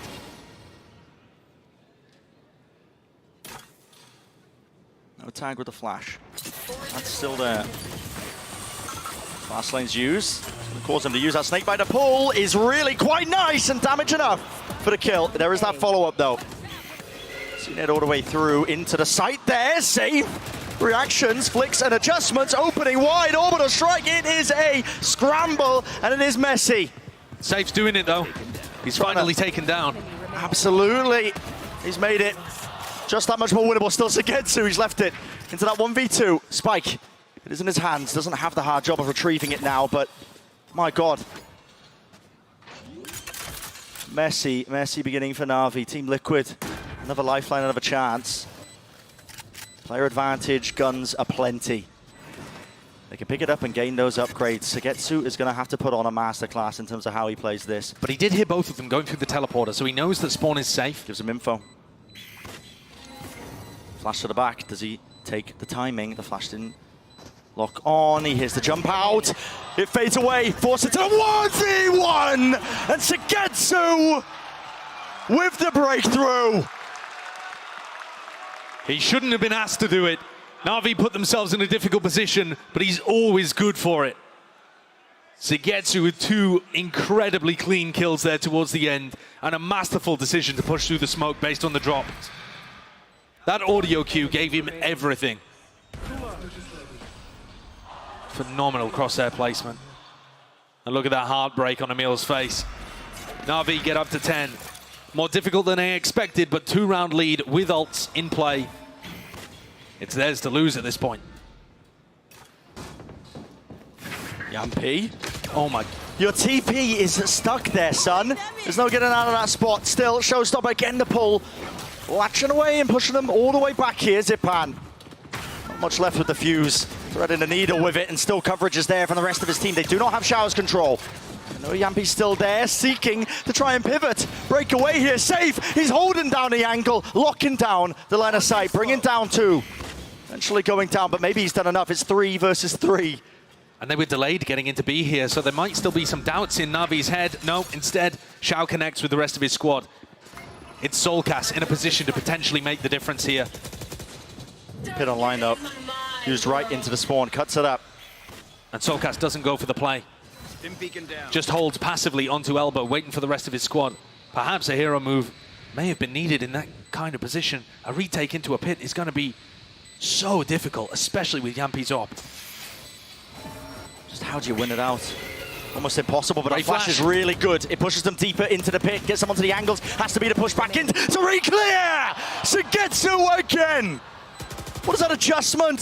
Stray bullet finding it, and Solcas last alive, not for much longer, 11-8. Solcas has just been a monster in these last couple of rounds. We saw 5 rounds in a row from Na'Vi in the first quarter, answered by 5 in a row from Liquid to keep things somewhat even heading into the halftime. Now another 5 in a row from Na'Vi as they put the squeeze in this attack. Oh, God! The way Sugetsu is winning this. Can barely believe it himself. It's unbelievable. It really is. He's pulling out quality performances. And this, only the first game of Champions.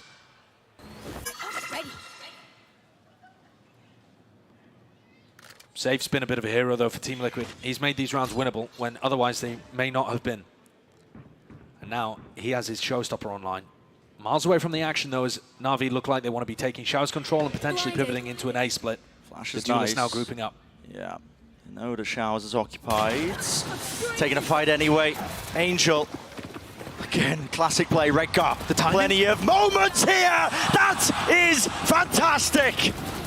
Taking his time with it. Nat's holding it down. No one gets past the choke point. Not with his watchful eye. And this has stunted it, hasn't it? The entirety of the round.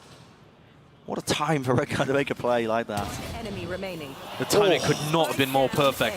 And the one tap, delightfully accurate there to take out the hero. What can Zipan do? Not much. 26 health.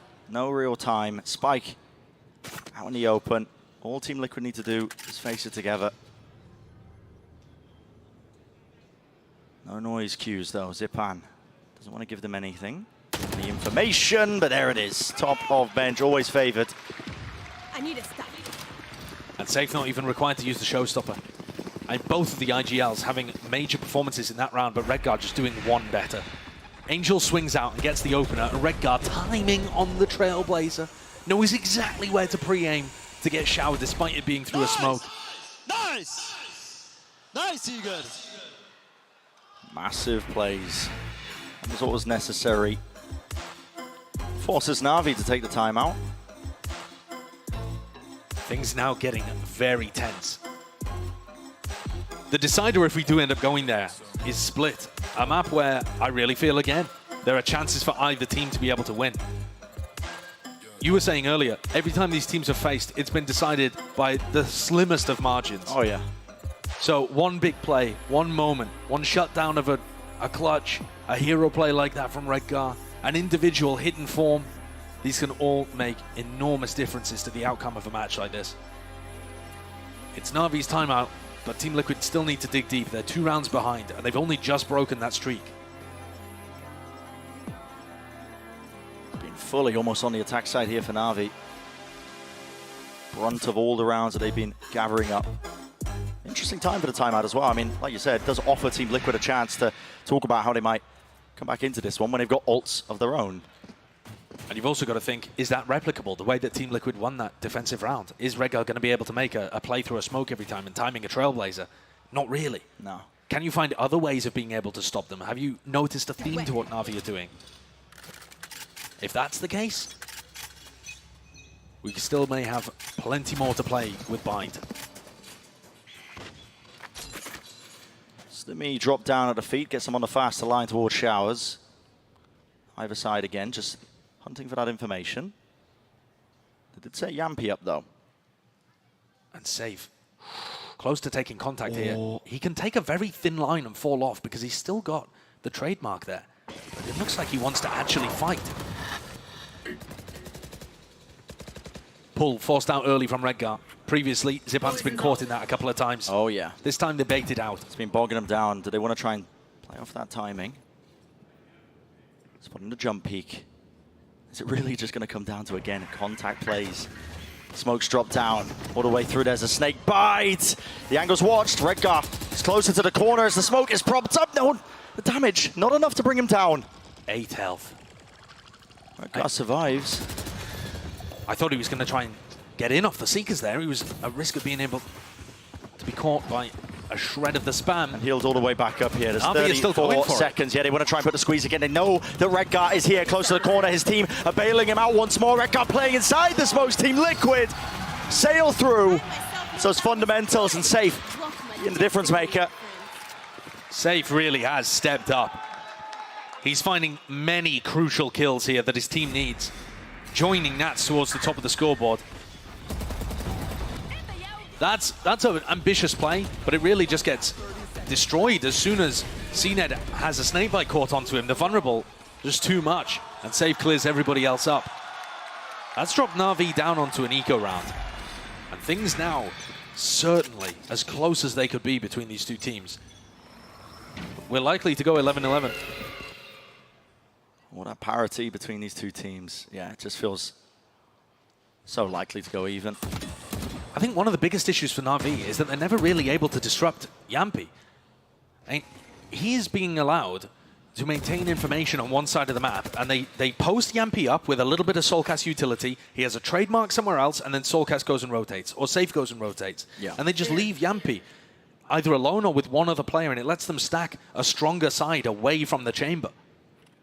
They're not doing it just yet in this round, but as that guiding light finds no information towards Fountain, you're anticipating one of these players to rotate to A. Maybe the rotations. Bursty play being set up though. This is Na'Vi fully grouped up, waiting for the orb to go down. I think that's going to be their timing that they take. Right behind it, close to the corner. That's Nats. Safe has rotated. He has the nade, has the showstopper, and that's lined it up, just holding it. No way! Body blocked inside of it. The rocket goes flying past. Zipan will be brought down anyway, and Team Liquid, the ult's being invested. Redgar running them down. It's up to Angel. Doesn't have it in him. Doesn't have the rifle. What an investment by Na'Vi into a round where they really just didn't have the economical advantage. I'm surprised that they went for it. They still have some way of being able to, you know, win this as it gets later. But I am surprised that they committed that Brim ult. I mean, is that a 2v4 at the point in which it actually gets invested? A bit bold from Angel.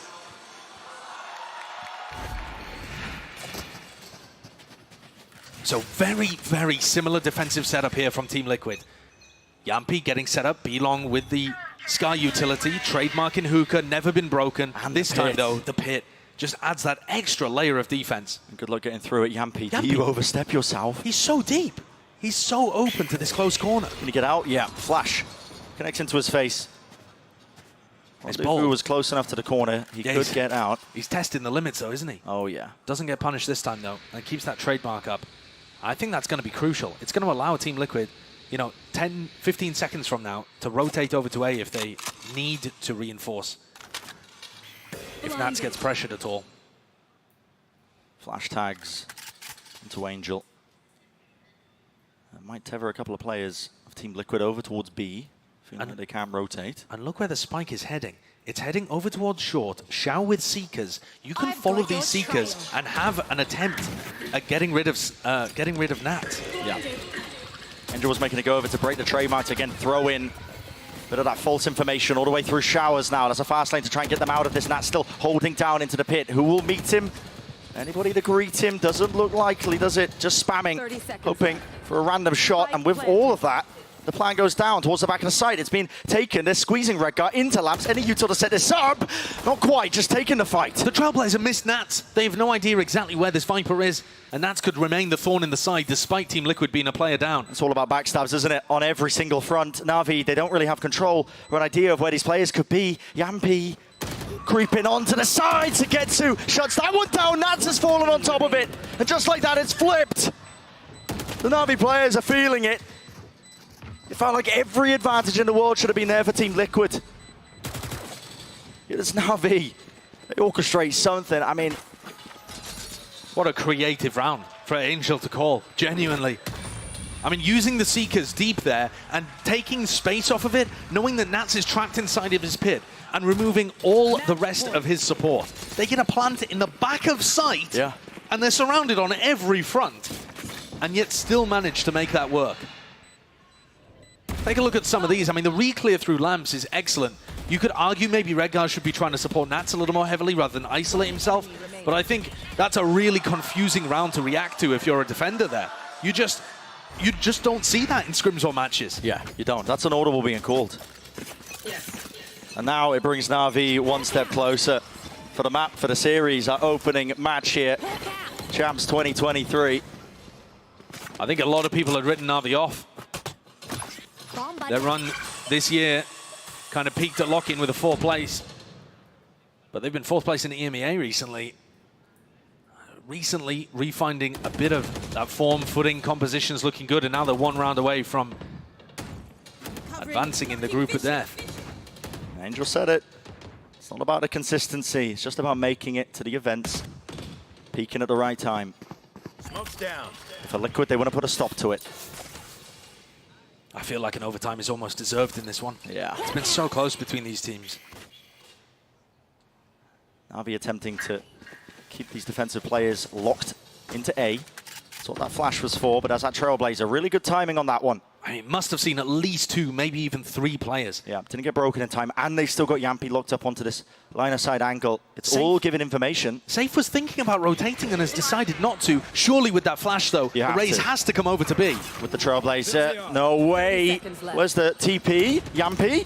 There's nothing to clear him into the corner here. Solkas being wrapped around, he's granted 2. Yampi's still just trying to survive here. Util not clearing him out. Showstopper into the corner, vacated all the way through to the backside of that TP. Time. No time. Almost denying it. That could have been it. But the smoke was watched for, and Zipan Shuts down his adversary. It's 3 versus 3. And elbow control for Xiao and Sugetsu. A deadly duo for Na'Vi. There's no util for Team Liquid. No, they're in great positions here, Na'Vi, to be able to win this and close it out. This should be it. Should be the finisher. Running through onto the site now, giving up control. Semblance of it, a tap onto it, not quite a tap, it's a full bloody stick. Nats half onto it with the smoke in his face, all the way through. That is ridiculous. For the overtime. Switching sides. Overtime. Goodness me. 26 kills at the top of the scoreboard, and that is not the most important part of how he was able to make it work at all. Great smoke from Redgar, fantastic play from Nats. Just the balls to go for something like that. Just icy. If you end up getting caught going for a play like that, you're straight into elimination matches at Champions. Incredible stuff there. What tenacity from Liquid to keep fighting in those moments. They've won 4 out of the last 5 rounds for an excellent response. Pulling a retake out there with barely any utility. And we come into overtime. The side swap. First round of it. Pop Flash played it. What a fight. This is Na'Vi taking the battle right to them. A skirmish outside. Just beside Fountain, it's somehow 3 versus 3. Yeah, it was an amazing peek from CNED. He was playing towards Hookah as well. Swung on the player that was trying to support from Market. But he's calling the rotate now. 3 players over towards B. Seems a bit bizarre. I mean, CNED's all the way pushed down. He's just worried that they could be circling around, but instead Team Liquid are taking space. And with the steep push, I mean, CNED's got so much ground here. He knows it's A. They're already on it. The call is made. I mean, yeah, exactly. They've given up space. Spike planted. But he's worried about running into a trademark at some point here. He doesn't know what we can see, that Yampi's used it deep on triple. So CNED is concerned that he might not even be able to flank properly. He takes the longest route around. It's being watched for. Nats is aware. Hyper aware. Hyper aware. Doesn't win the fight. It's CNED who rips it away. Skipping around and to the side. Information granted and given. Soulcast is so uncomfortable, he's antsy. And they all topple. They all fall. What a way for Na'Vi to just shepherd Team Liquid into a round win. All off the back of Na'Vi setting the tempo early on. They put the squeeze, flash out into Fountain, swing from Hookah, and then CNED winning the fight and giving so much information. I mean, Zipan's just perfectly set up for the duel. I feel devastated for Nats there, though. He's done everything he can for Liquid, and he just chose the worst time in the world to go for a strafe. Yeah, the reposition there. He looked like he was ready for it. I mean, the passion from CNED here. I don't think I've seen that from him I don't think I've seen him this passionate. He's normally a quiet, reserved player, but you can see how much it means to them. They've had a rough season, but it matters not. All that matters is how you perform at the culmination. A final hurdle of champions. Both duelists looking to try and take Hookah control here. Safe with a headshot through the wall early on. Has to give it. A lot of damage backing away for the heal. Top back up to 100. Space is given, though, to them. And Na'Vi are fast on it, aren't they? They've already taken that Hookah control. Spike is there. Do they want to explode out into this? It's a heavy, heavy fight being taken by Liquid. Did he still want to try and control this one? I mean, the rendezvous is not ideal for Yampi if they did push themselves up onto that angle. I mean, he's already used it, too. He was trying to contest over towards B long. They went for a little flashback out. They know that Yampi and Soulcast are still fighting around here. And they're Angel's going for it. Yep, they're pushing it. Any util to clear this? No, not at all. Dinked through the wall. Xiao dropped down to half HP. And no reaction from CNED and Zipan. Watch they had it a for moment.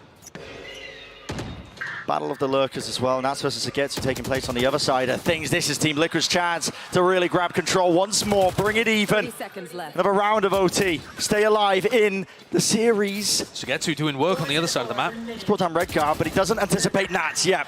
Swinging from the sidelines. Not ready yet. With this 2v4, a tap onto it. Xiao's just creating noise as well to try and anchor these plays. He's through the TP. Through short now, but there's no time. Zipan doesn't have health. Nats, he spotted his information. He's going to be noted here. Zipan lands that shot, but he has to stick this. And already Yampi's running onto the sideline. He lands it, bringing down Zipan. Doesn't let it get dicey. Perfect timing from Yampi through the teleporter. An excellent play by Nats as well. Cleaning up Sugetsu and being able to turn there to deal with Xiao. Really nice anchoring of the A side. This is a battle between two teams that are separated by the slimmest of margins. That's a championship winning call, bro. We're not there yet. We're not there yet, but there's a long way to go there, Safe. It's the first stepping stone, so. But I mean, respect it though, keeping the morale up. Yeah, definitely. And building up whoever it was that made that mid-round for Team Liquid. 13-13. Another round of overtime. Grant and Showers control. I mean, look at that. Soulcast forced to use the guiding light just to check whether or not Na'Vi have taken full sand control. That deep smoke from Angel, he's already used 2 of his smokes, and we're only 20 seconds into the round. If Team Liquid recognize that, they can slow the pace down dramatically and be rewarded in a similar way to their comeback on Fracture. Oh, Yampi falls. Topple down, that is just sublime. Anticipating it. Players are going to be crossing into that angle, still tucked onto the corner, stuns at the feet. Nats, he's dodging, and juking, still gets out with a kill, and the heal on top. So, back up to 100, but the player advantage remains for Na'Vi. They have to be worried about somebody pushing here. You can see the way that Team Liquid are clearing these areas, trying to contact through, having weapons out, ready for every corner. They're concerned that somebody from Na'Vi has gotten deep, and that means that this push is going to be slow. No running into the B site. 20 seconds. It will offer Xiao an opportunity to get his team up to match point again. For Xiao to be that difference maker. He's got full util, but he doesn't want to reveal his position. He has to just try and bide the positioning, the time. He takes the duel. No one's turning around. Oblivious. Spike drop down, and Nats in the corner, cowering in fear, man. It's Na'Vi once more at the precipice. Match point. It feels like Na'Vi have been in the driving seat for the majority of this game. Team Liquid are going to take a tack timeout to alter the situation. But this is a very different story to what we've seen recently. It's Team Liquid who won in EMEA. Both of these teams we thought would be fighting for second place EMEA this year, and they've taken vastly different directions. I mean, for Liquid, they had an awful performance at lock-in, peaked with that trophy that'll be a permanent reminder for them in their cabinet of how well they can perform when everyone's at their peak. And yet here, both of these teams split by a knife's edge, and yet Na'Vi in control. Looking like they might go 2-0 in a map pool that, honestly, I think either of these teams could win on any of the 3 maps that we were playing today, Fracture, Bind, and Split. You've seen that manifest, man, just how close it is. I said earlier, that round differential, I believe it is, like, you know, at most 3 rounds this year between these 2 teams. Yeah. They don't blow each other out, man. Again, think back to the press conference here, where Emil and Doom Bros are talking about how these tactical timeouts, they can tell when the other is going to call one, and they know what each other are thinking in their heads. So there's a tactical timeout called by Team Liquid. I believe we're about to go into a tactical timeout by Na'Vi. The identical twin brother coaches have called back-to-back timeouts exactly at the same time here, heading into round 28. Look at that. Always awkward if you're calling a timeout at the same time at the opposition. Yeah, you never like to. Yeah, you said your piece in the first one. Quite. Nobody needs 2 minutes. But this is just going to add so much more tension to the players. In spots like this, you feel like, okay, I've already said my piece. I want to get back into it. I want to get back into the action. I want to impose my will upon the game. And instead, you're forced to just sit there. Feel like exchanging pleasantries. Yeah. But think about it. Yes, it's the beginning of champs, but still, right off the bat, your opening match is not one you want to lose. Instantly in hot water, going down to elimination.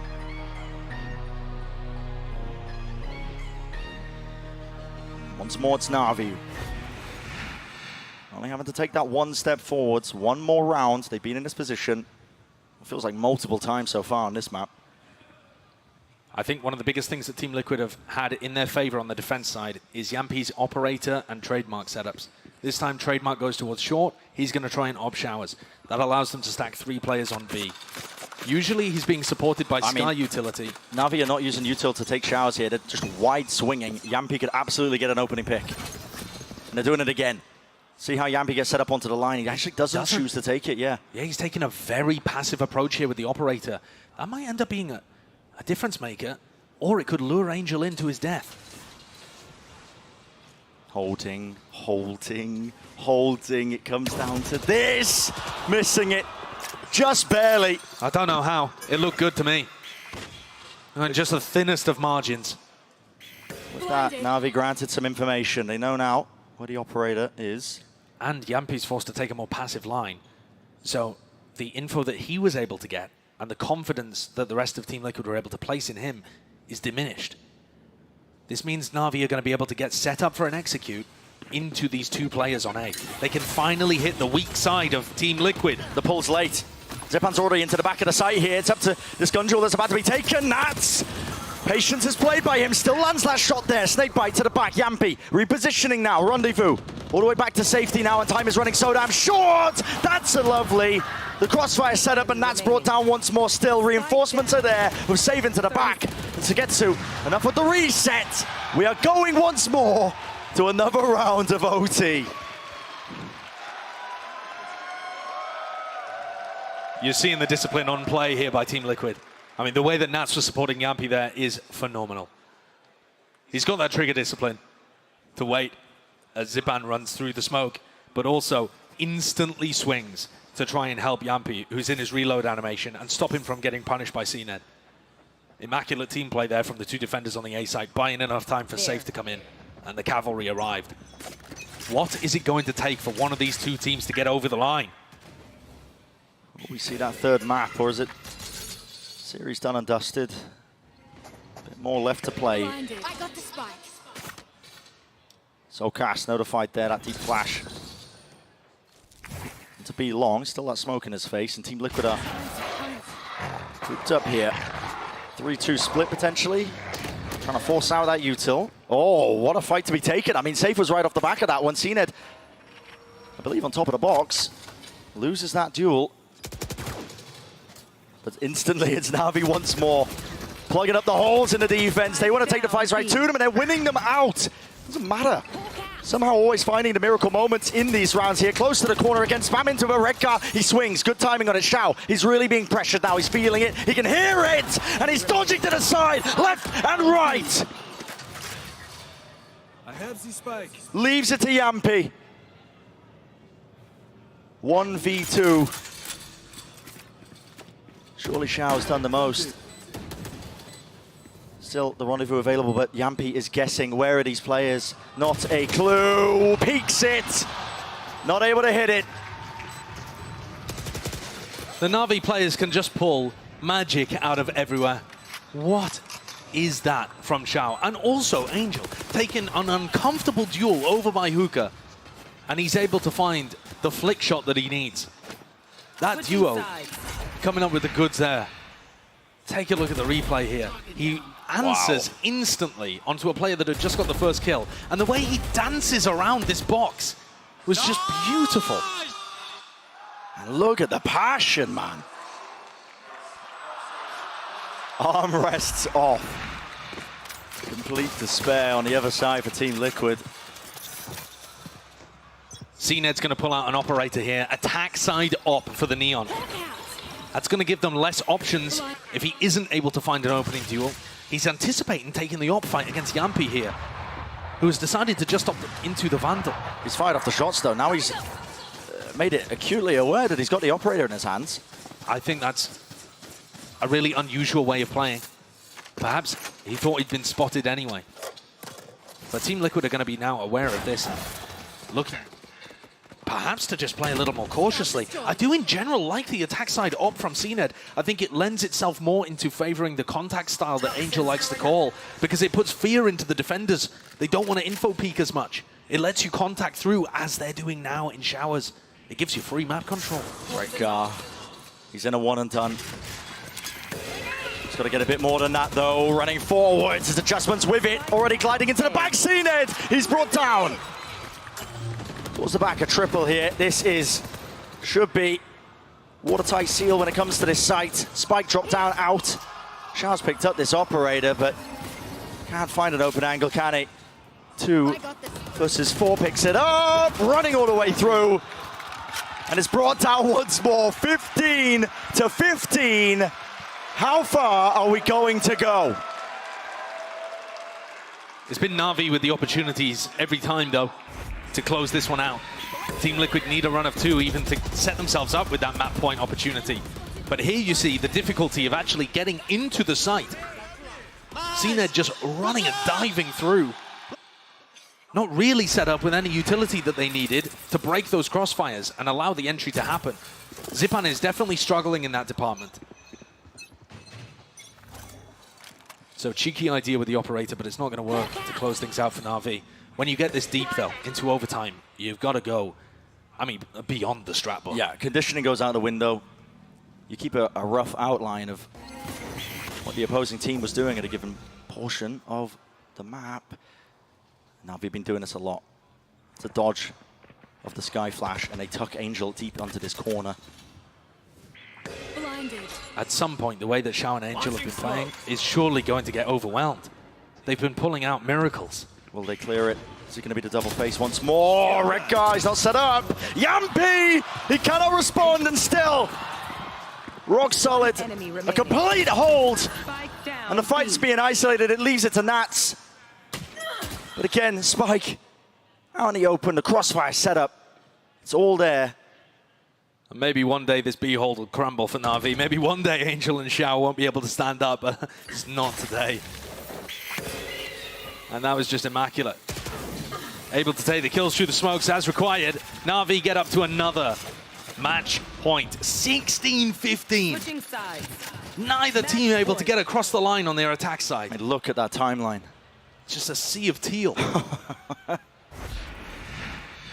Will Na'Vi be able to do it? They've had so many chances for the series to advance in their groups against all expectations, all odds. And if this keeps going, Na'Vi might be in a position to... If this keeps going, Na'Vi might be in a position to break their own record of the longest game we've ever had at a global tournament. The score in that one was 19-17. This just doesn't seem to show any signs of stopping. Will Na'Vi break through? It's the big question. CNED, fast lane there, Flash inside of it. No one can really play the marks towards it. Stuns. It's all being supplemented to try and get them into the side, but it's anyone's game, really. And it's a guessing game at that. Holding for these smokes, but this time, fully advantage for Na'Vi. It's going to be a miracle. And for the map, for the series, Team Liquid having to retake. But it doesn't look like they're exactly conscious that Yampi could be posted up here. They're playing inside the tube, making sure that they're not open to hookah, but do they really know that Yampi's here? Yampi, he wants an open sight line. He's got to know. And look at it, he's expecting almost a push coming through into the back of the site there. It's traded immediately. 2 versus 3. Xiao, he falls. Redgar, you're going to be the difference maker. Still the crossfire.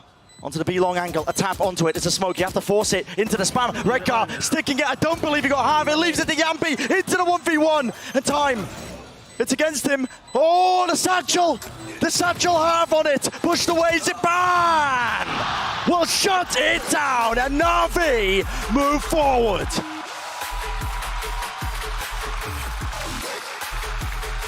I think it's going to be the most unpredictable group that we have here at Champions Los Angeles. Group D, absolute titans, teams that have won tournaments before, going up, stacking off. This time, Team Liquid, despite the heroics of Nats and Save, end up getting taken down. Mimi was talking about it on the desk, how at some point this year, these two teams crossed paths. And what once was Na'Vi heading for the number 1 and 2 spot within EMEA ended up in a bit of a decline, a bit of a slump, I think it's fair to say. But they have put themselves up in a great situation here in the first game of groups. Of course, a round of applause here for Team Liquid. Played their hearts out. I mean, a knife's edge the entire time. You can see the series go in either direction, but they will be playing now from the elimination side of their group. And having to face off against the loser of DRX and Loud. Not a fight you want to take, either way. Certainly not. But I think both of these teams in pretty reasonable form. There were a lot of questions about where these two teams would end up being, what caliber of play they would bring to the game, and it was actually really quite impressive. I was particularly impressed with what Nats was bringing out here. Yeah, absolutely. Well, let's send it down to the desk as well to break it all down.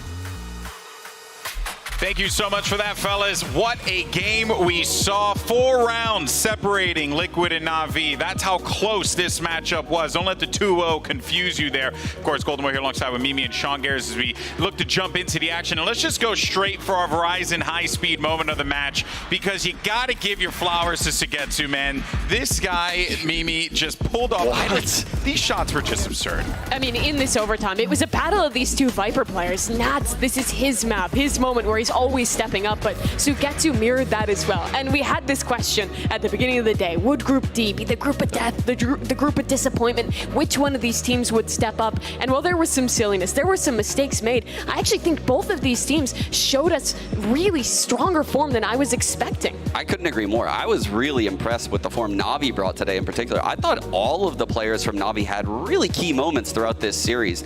I loved CNET on the Neon. I think he had tons of impact. Yeah, and they were cooking with this composition too. They had great ideas for the retakes on the defense. On their attacking side, well, they struggled a little bit more there. I think these slower rounds into these late B execs that were always so good for them was well put together. And Angel also, I mean, the guy's just rolling back the years. He's putting up ridiculous numbers. Yeah, I know. It gave me hope. It really did. And to be completely honest with you, like, you know, I don't think anyone really was coming out of LCQ. A lot of people were doubting out Na'Vi, and for good reason, Sean, because, you know, there was just so many ups and downs with this team, and we weren't quite sure what we were going to get out of them. But to see the way that this Na'Vi squad has really put themselves together, it does feel like this is I don't want to say a different team, but this is a re-energized team. Yeah, they are, and even re-energized is the perfect word. Watching CNET like scream like that, I think Josh and Brent even pointed it out. You know, I don't think I've ever seen CNET get that animated on the stage. And the thing is, he's either calm, or in EMEA, we saw him like slamming his desk, getting mad, getting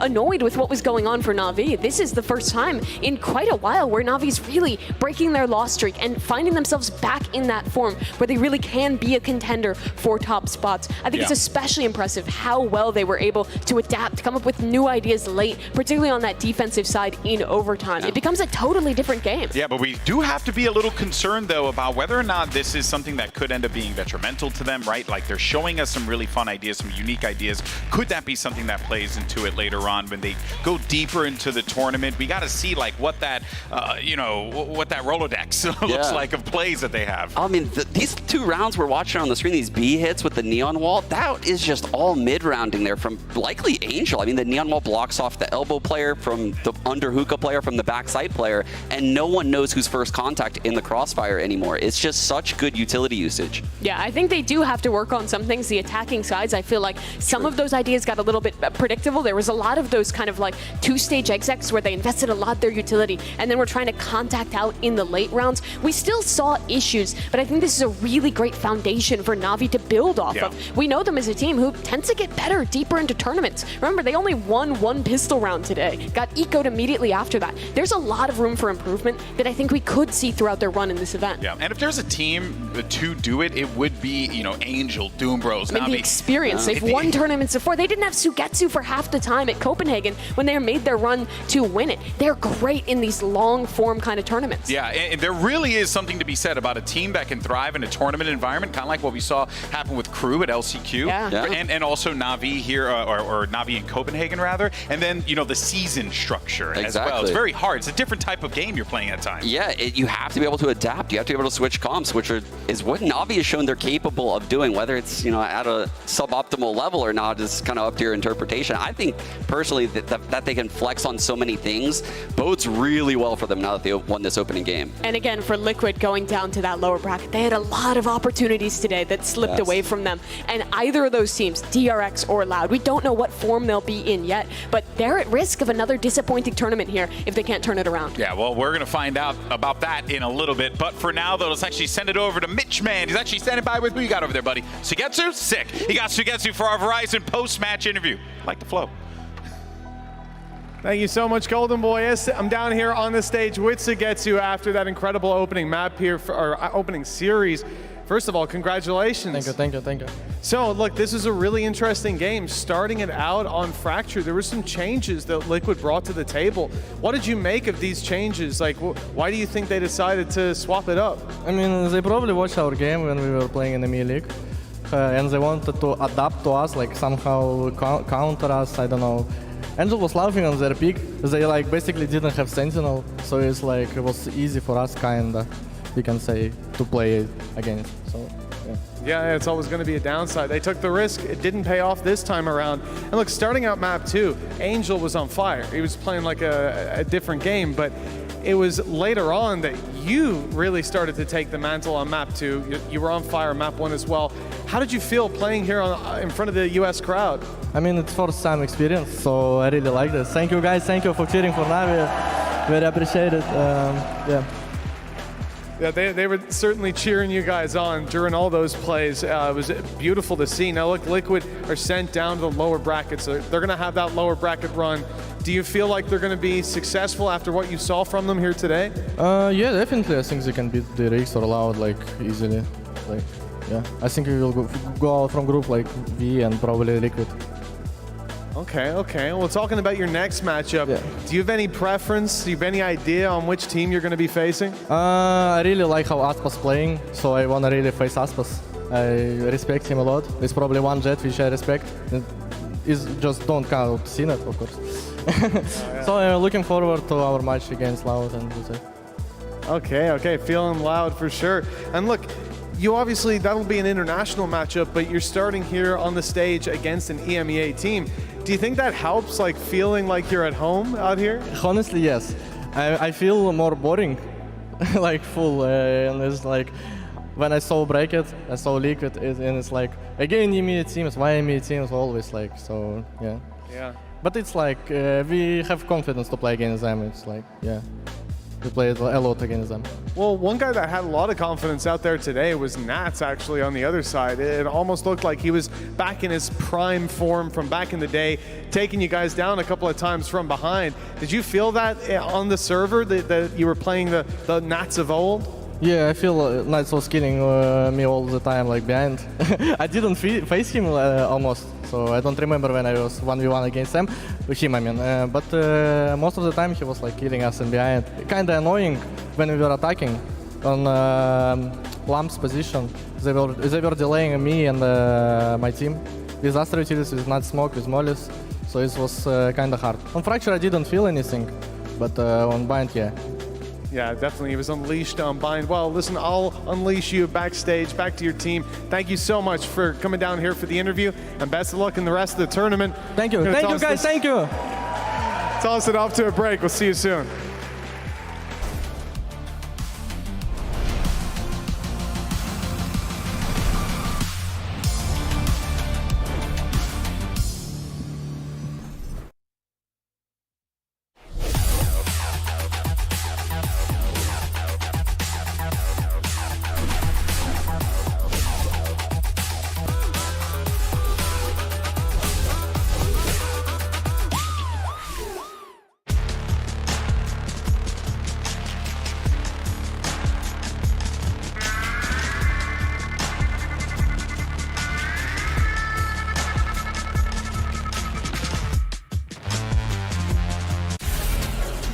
Calling all students. Compete in the ultimate Valorant competition. The Red Bull Campus Clutch. Register now for your national qualifier.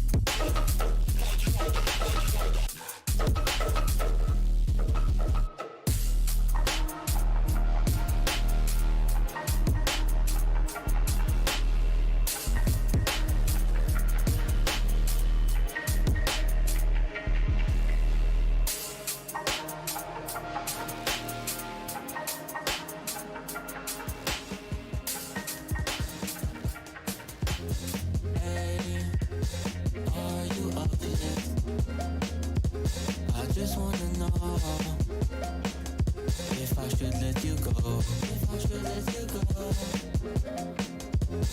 Hey, you're the reason I wake up. I just wanna know if I need to let go. I need to let go. Nah, nah.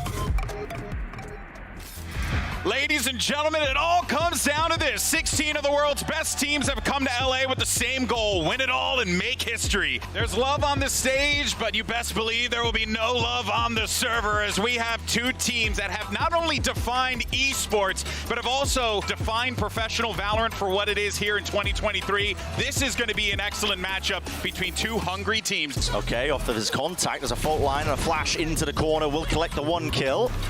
Plenty more players waiting, though, to receive, and yeah, he's diligent with it. Checking the right corners. Yeah, Give him the ace. Well, that's going to boost up the energy and the confidence. Look at this group up. Players are meeting and pound for pound. Zipan! Oh, the man with the plan. And a bit of RNG, lighting up the bodies. It's even so far safe. He's ran them down and seen it with the operator. Damage that still, everyone's weak and they all fall down. 13-11. That's map number 1, Raptor. All the rifles connect. Taking into it with the operator, never ideal as well. Cina's using himself as bait, running forwards. Angel, he's already cleaned him up. 3 in a round for it, make it 4. You cannot make this up, man. 20 seconds left. Cosmic Divide obfuscating, hiding, all Qs. That's a 2-piece. An instant response with the overdrive, he can't quite hit it. It's all CNET. Lock on, he hears the jump out. It fades away, forces it to a 1v1. And Sugetsu, an absolute menace. Yampi falls. Well, down, that is just sublime. And Na'Vi move forward.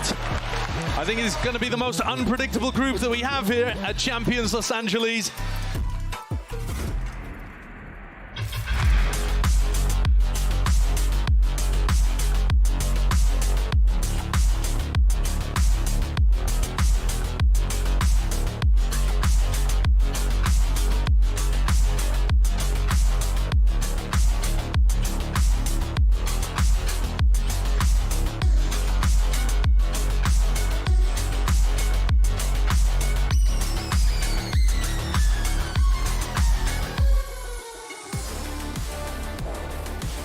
Welcome back, everyone, to Champions LA. You just saw your Prime Gaming post-match highlights for the series that we just witnessed. Team Liquid, Na'Vi, a great matchup. And we'll see what ends up happening with both of those teams in the bracket. But for now, we have a new match to focus on. And, of course, I'm Golden Boy, joined by Sean Gares, and we're joined by Tomathan of Business. He is here with us today. Tom, pleasure to have you here. And I'm looking forward to hearing the business talk. Yeah, you know, I'm excited. We got to see our two EMEA teams battle.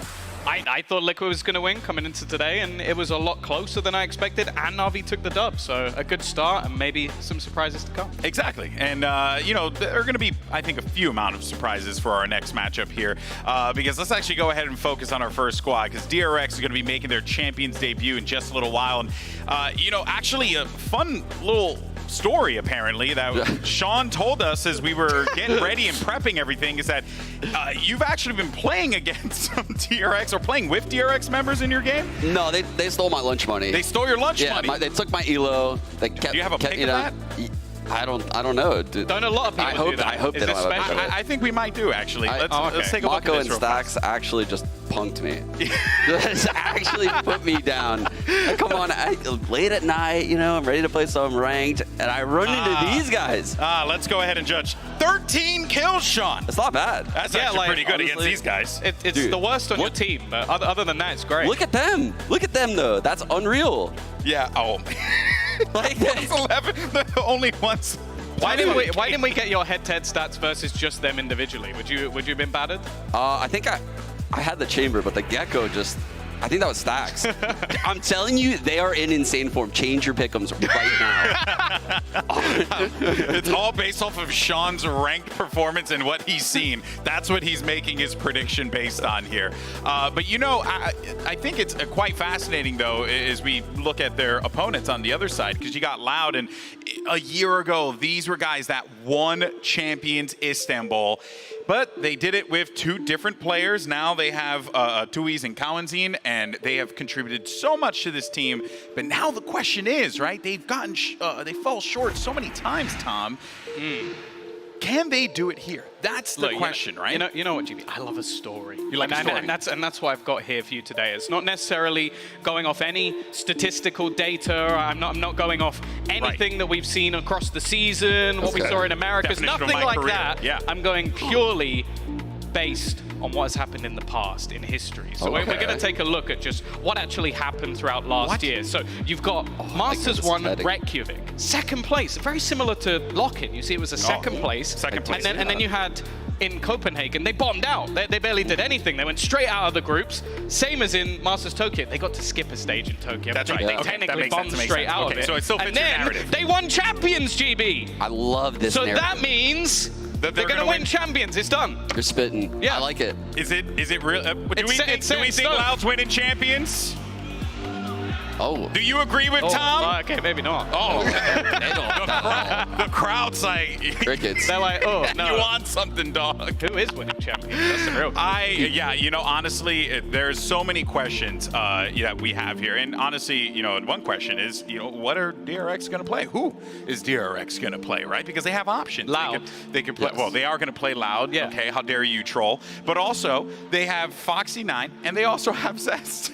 And they play very different roles. We just don't know what they're going to play here, Sean. That's the craziest thing about DRX. And honestly, my biggest criticism of them throughout this year is they've floated this six-player roster all year. And it's not like they have map-specific comps or players that play certain maps. No, they split the reps across all of the maps, right? Zest plays all 7, and Foxy9 plays all 7, and they might just switch them out interchangeably. Now that sounds good in theory, but they only get half of the reps with each of those lineups. Well, it seems harsher than that, Sean, because you're putting it like, oh, maybe they just decide, like, we'll play you for a day. It's not. It goes, Foxy, you're playing. You lost, get out. Now we're playing Zest. He's on the team now. It's done that back-to-back tournaments. It's crazy. It's harsh, if anything. So yeah. I don't know if they're going to start again, because this is the most important tournament of their entire year. They kicked him out halfway through Tokyo. Do they even play him at all here? That's that's a great question. And look, I think if you are looking for the consistency, you're looking for the comfort, what the players are used to, I think Zest is probably the best option for that one. But, you know, on the other side, though, I mean, I don't know. I can't help but feel like you got to take the risk on the young gun to give you that extra oomph in these big tournament games, Sean. I would agree, but it did seem like the Foxy 9 comps fell flat when they ran them. When that lineup was in play, there was so many mental mistakes. And coming from a team like DRX, who is the most buttoned up team, they innovate harder than anyone and they play such polished Valorant, right? They're always farming orbs ahead of time. They're quick on metas, way ahead of other teams. You didn't really see that in the Foxy 9 comps. You saw a lot of, you know, aim duels and trying to just diff their opponents. They're going to need to bring back their old style, in my opinion, if they want to make a deep run here. Yeah, and you also saw there, right, the last time these two teams like squared off against one another, the journey that they've both gone on here at this point. DRX clearly wants to try and right the wrongs of the past. And then, you know, for Loud, it's very straightforward, right? Back-to-back championship wins. That's what they need. It's a crazy story, especially with the same sort of fall-off of last year, them just having a weird blip in the middle. But the fact is, other than that blip of Tokyo, they have been incredible all year. Like a second place, they probably should have won the first event of the year, if we're being brutally honest. In Americas, they were nigh on flawless, other than, I think, a single loss throughout. So realistically, I think we do have to look at Tokyo and go, that was a blip. Now we see what Loud have got. If they fail again here, then we start to question. I'm scared, though, Tom. I'm really scared. And this is coming from someone that loves Loud. They made me fall in love with Harbor Viper. They set the meta in Americas, and everyone followed suit like sheep, right? And Loud just dominated them year-round. But now they're not running these Harbor Viper comps. They've switched to different styles, and none of those styles have worked for them. So I don't even know what they're going to bring to the table here today. Yeah, we are going to be in for a treat. That is for certain here. But, you know, and we're honestly not really going to know what's going to happen on that stage. But if there's one thing that I am quite confident in, it's that Stax will be yelling Vamos at the top of his lungs. And it will be echoed throughout the shrine. And as a matter of fact, we have a Vamo compilation. Let's actually go ahead and take a look at it. Vamos, vamos, vamos. Boa porra, vamos time. Vamos!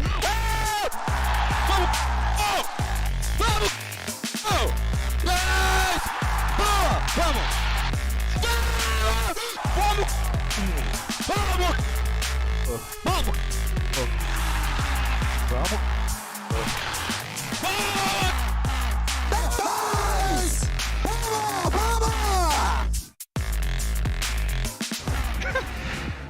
Can I just say, as a Hispanic man, it makes did it me best? very happy. Yeah, who did it best? Honestly, Stax is going to go to the Vamo, man, you know? But that being said, though, it's really cool to see how Stax is taken to this, but also that energy, right, that he brings to the table. Because you always see it with the Brazilian teams when they're on that stage, especially at lock-in. That energy was out of this world. And Stax obviously doing the same thing here, channeling it. Yeah, it's crazy, too, because his team has a lot of quiet players in it, right? So to see him popping off like that and bringing the energy, bringing the hype to his team, and probably, I mean, when Mako's usually top of the scoreboard too, but Stax is popping off too with him. I don't know, I feel like he's the only person that might be as iconic as Kang. Like, the mouse kiss was probably one of the greatest moments ever in Valorant, so we'll see if they're going to be winning some games, maybe we'll get a few more moments like that. I mean, they're going to need it, because it felt like in Tokyo, this was a team that was really struggling to, like, adapt, to do something differently, and I just feel like when you go up against a squad like Loud, you need to be able to adapt on the fly, because they will surely be doing that. Well, my worry is more so, I feel like their slump has been a little bit longer, like having upset losses to Team Secret over in Pacific. They've definitely lost their crown. Paper X are the #1 team in that region, whereas I would say, at least in Americas, Loud were the best team for the majority of the season. So I feel like I'm giving a little bit more wiggle room to Loud to bounce back, whereas for DRX, I'm like, you really have to prove now that you aren't in that sort of slump, even if you are still probably the second best team in your region. That's so fascinating, though, right? Because DRX, like, we've been praising this team for such a long time, and And I feel like now, like even last Champions, wasn't the narrative, it was like, oh, DRX are surely going to win this event. Surely they had one of the deepest runs that they've ever had. But I mean, at some point we have to start asking the questions. And maybe it does rest in that whole Zest Foxy9 situation, like not clinging to the past rather than looking forward to the future. Yeah, I think for the first time you have to question like DRX's mental entering a tournament, right? Ever since that finals where they lost the 2-0 lead over PRX, reverse swept in a best of 5, they haven't looked the same. I'm not gonna, I feel like that was a real punch in the gut in those finals, and Tokyo, like you said, they did not show up in that event. I don't think that this team will look that way again. I am such a believer in their structure and their fundamentals and their ideas that they bring. They innovate in the same way that PRX does. And it is very hard to envision them falling flat again. Do you believe, Tom? Do I believe in DRX? Yes. In this game? Yes. No. Oh! No, I'm definitely on the loud Boo this man! Boo this man! Let him know! Yes! Damn. NA crowd booing an EMEA guy. Who could have seen that coming? You know what, guys? Look, Coach Termy and Fraud are actually standing by for map selection, so let's go ahead and see where we're headed. All right, first of all, congrats to both of you for Champions and another event on both of your records, so congrats on that. So we're going to get started. DRX, you are higher seed. You will get to choose Team A or Team B. Team B, so Loud, you will be Team A. And then you will start with your first ban. Ban Fracture, your ban. They banned Bind. So Loud, map number 1. Lotus, side on Lotus. Attack, map number 2. They pick Split, side on Split. Attack. Okay, so next set of bans starting with Loud, you have Ascent, Haven, and Pearl. You ban Haven. So your ban, you have Ascent and Pearl.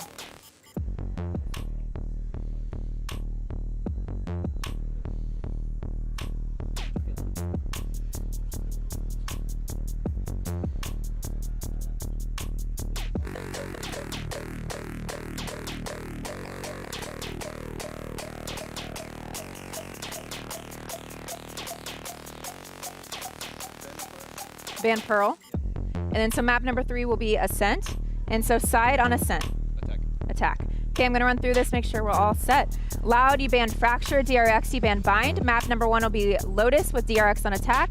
Map number 2 is Split with Loud on attack. Next set of bans were Loud with Haven, DRX with Pearl. Makes map number 3 Ascent with Loud on attack. Sounds good? All right, good luck to you both.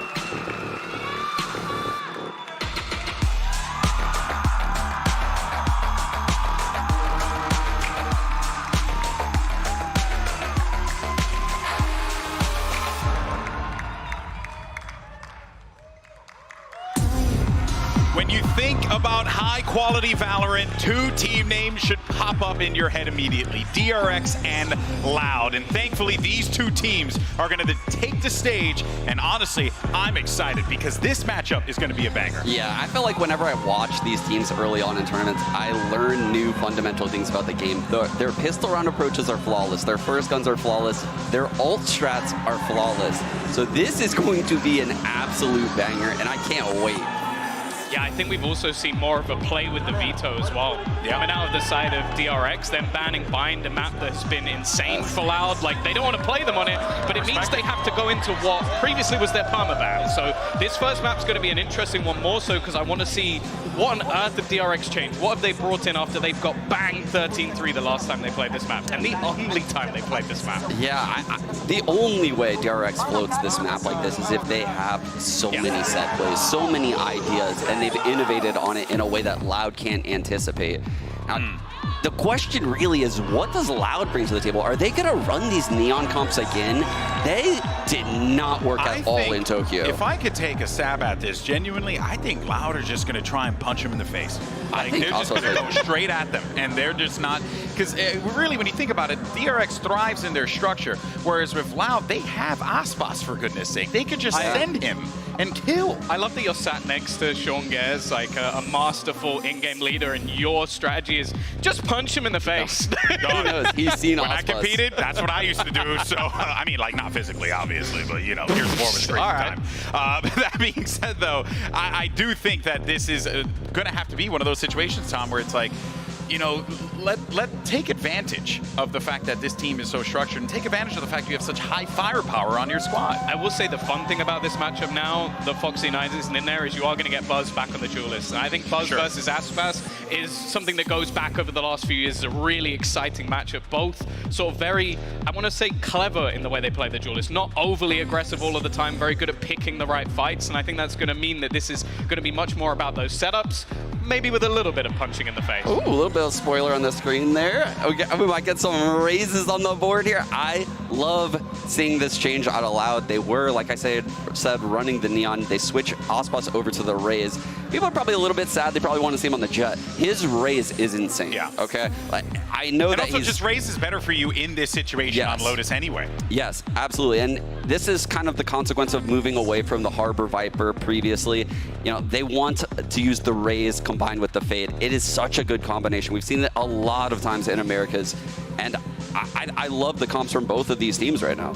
Yeah, I believe on the other side of things as well, last time out, I think Stax was actually playing controller, so they've switched that between him and Zest to maybe give them slightly more on their comfort choices, and Zest, I feel like is a better secondary controller in that role, so I think that'll work out. Normally, though, Marco's the one playing that Viper. It's something he's actually quite well known for, so again, it seems like they are shifting things a little bit, maybe just to sort things out for their team. Yeah, well, we'll see how this one plays out, and LA, I'm going to need you to make some noise as we get ready for this one. Only fitting that we send it over to a WorldCast. I think it's Pansy and IPOC. Thank you so much, GB and the desk. A wonderful start to things here, and what an opening series for these two. Truly a litmus test of form coming into this. Yeah, definitely, because I think both teams are in a very similar situation. When you look at the bigger picture, we're talking about historically DRX, one of those deep run teams, and now having a hiccup along the way after a fantastic regulation season. One. So what's crazy is we actually started this series here on Lotus. Again, 0-1 for DRX, 1-2, I believe, for Loud as well. So this isn't necessarily, I guess, in terms of recent data, one that's comfortable on either side here. Let's find out who finds that comfort first. Loud going to start on the defending side, DRX on the attack, and a lot to be proven for both of these sides. Actually, a slow probe towards A, but very quickly DRX in a position here to potentially pressure towards 2Es on Mound. Does have a second teammate behind him, less shoulder in that same corner, but they're setting up for this here, Lauren. Yeah, but also look at the progress on the other side of the map as well. 2Es is taking a lot of this strain here, has to finally rescind, fall away, see a little deeper towards C. He's got the cavalry on the way from A, but can they bear the brunt of DRX going towards his site? Yes, they can. Let's connect first, and a follow-up. He's still laying down the fire. DRX, a mold. 4 still standing for Loud, and it's going to be inevitable, surely. And the flank comes through so quickly, but what a hold from Loud. On that seaside crunch, less standing strong. Beautiful. I'm curious if that's actually a trend that will continue, because the concern being here, RB's actually drifted ahead of the turret as well, so even if that was a successful hit, that flank was still coming, and it was 3 strong, Lauren. This has to be an early identification from DRX to note that, right? They have to get on top of this. If Loud come out, all guns are blazing, DRX need to hit that form real fast themselves. Wait and see when that timeout may hit. Obviously not going to be this early, but if it is going to be that adjustment, does it come through early on? Rinse and repeat, at least towards the C site. Once again, 2Es posted up, got that Bulldog in hand, and DRX going to take their time. Again, you look at this purchase, it's just that Sheriff for RB. I'm going to switch up being a Sadak, who's going to be reinforcing 2Es over here. Adjustment of the Killjoy utility towards B. Sees any actions. A couple of members of DRX creeping towards the site with the spike. Less primed to maybe clean up once again here. There. Could be fantastic ult progress for him, but again, he does only have that ghost, so it could be a little bit trickier. And the support system a little far away as well. Some of the utility removed already as well, so he has to reposition. create some resistance on the way in here for DRX.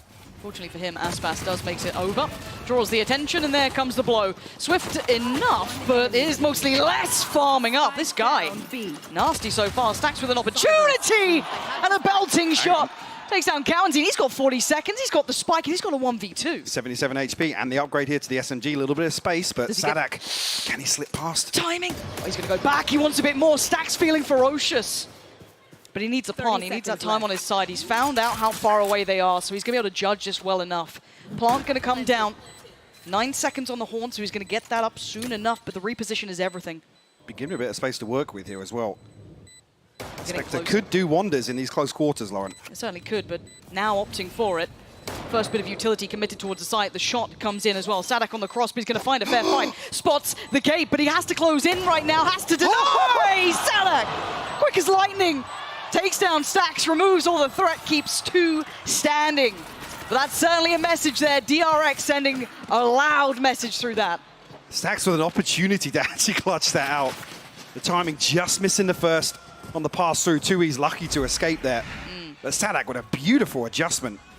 But again, it starts with this, right? Les is Another 3K really for Les. clean. That ult's on, knocking on the door now. That's going to be something lovely to keep in the pocket. There's the shot back from Sadak. Sharp today. And we look at the buy coming in here for Loud. Now Les going to reward himself. A little bit of a treat. Going to pocket the Vandal. Everyone else kind of sticking on a little less. That's perfectly fine. First buy going to come in for DRX in this bonus for Loud. Let's see what they can achieve with it. For DRX, you want this clean. Yes, some contested rounds, but it has to be more than that. Big exchange of utility here, but nothing really garnered on either side. Loud will be able to restart after that. Actually, a preemptive rotation here. Expecting DRX to maybe thread the needle towards another site. I love that Loud are matching this. Yeah. You're seeing the very early mirror on moves. Beautiful. Sadak hasn't really had any information in terms of audio cues across this side of the map. But already 2 teammates ahead of this. Usually expecting a Viper in that situation just to slow down the hit a little bit. Maybe a double fight coming back in. DRX seem a little unsure of that final destination, but allowing RB to work a touch further. Going to remove some of the util, force a little bit of Loud to commit. But this then falls towards 2Es. Does have a Bulldog.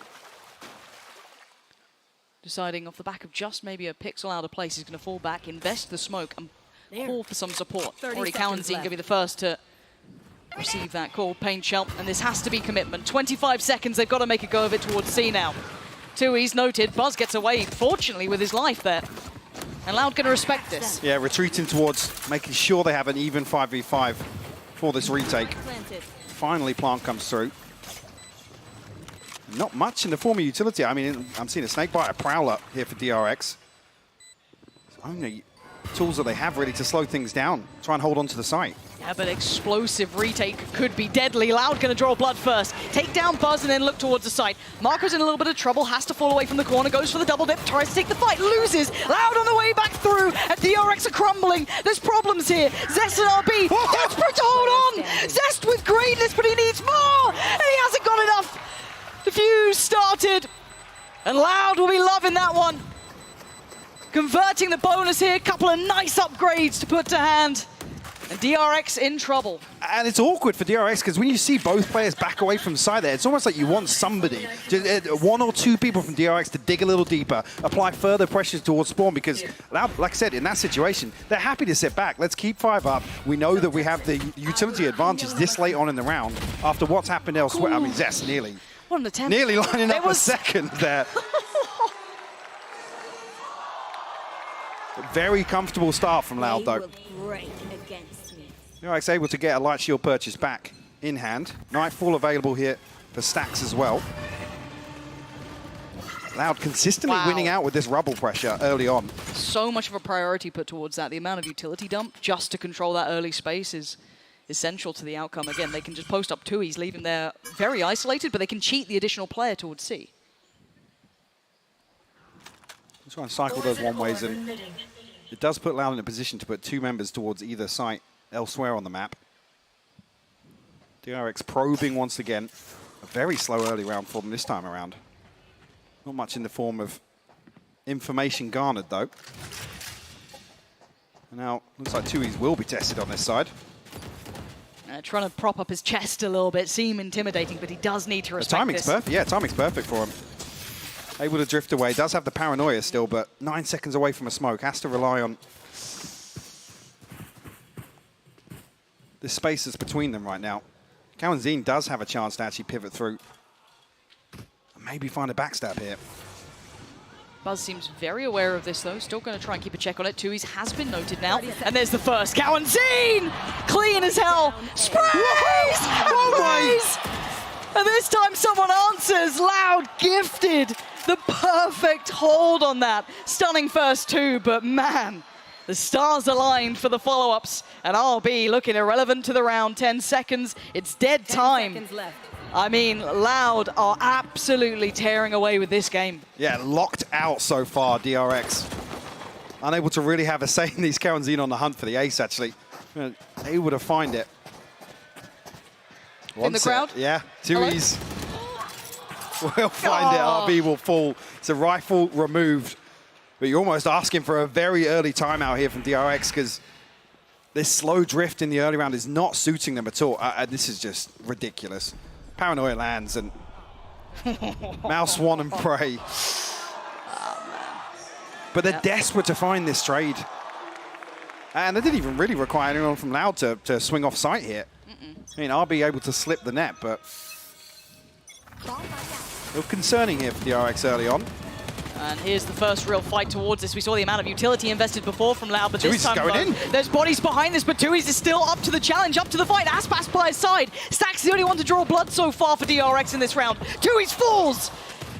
And now we're starting to see a little bit of a fight back from DRX, digging their heels in here, trying to tame Loud just a little. Les and Sadak, the last two alive, the least noting Les here. But where is that final player? Noting the slower pace not working for... Hang on, RB's got all the way into the backlines here. Sadak, none the wiser to the possibility. He needed to hit that, and now he's in so much trouble. Heartbreak for him. Bought enough time, though. The Viper's Pit is down on site. Spike planted. Stax does have his ultimate as well, but lockdown invested from Les. Does Stax go walking, or does he respect this? Falls away. When they have a chance, I mean, they have a little bit of safety to play outside. And a chance actually for Zest to get back inside his pit as well. There it is. That's the best that they could achieve here now. Loud going to get towards that spike. The first tap made. Zest looking for the challenge. Not going to find a target just yet. The spray's perfect though. Zest going to connect straight through the pit.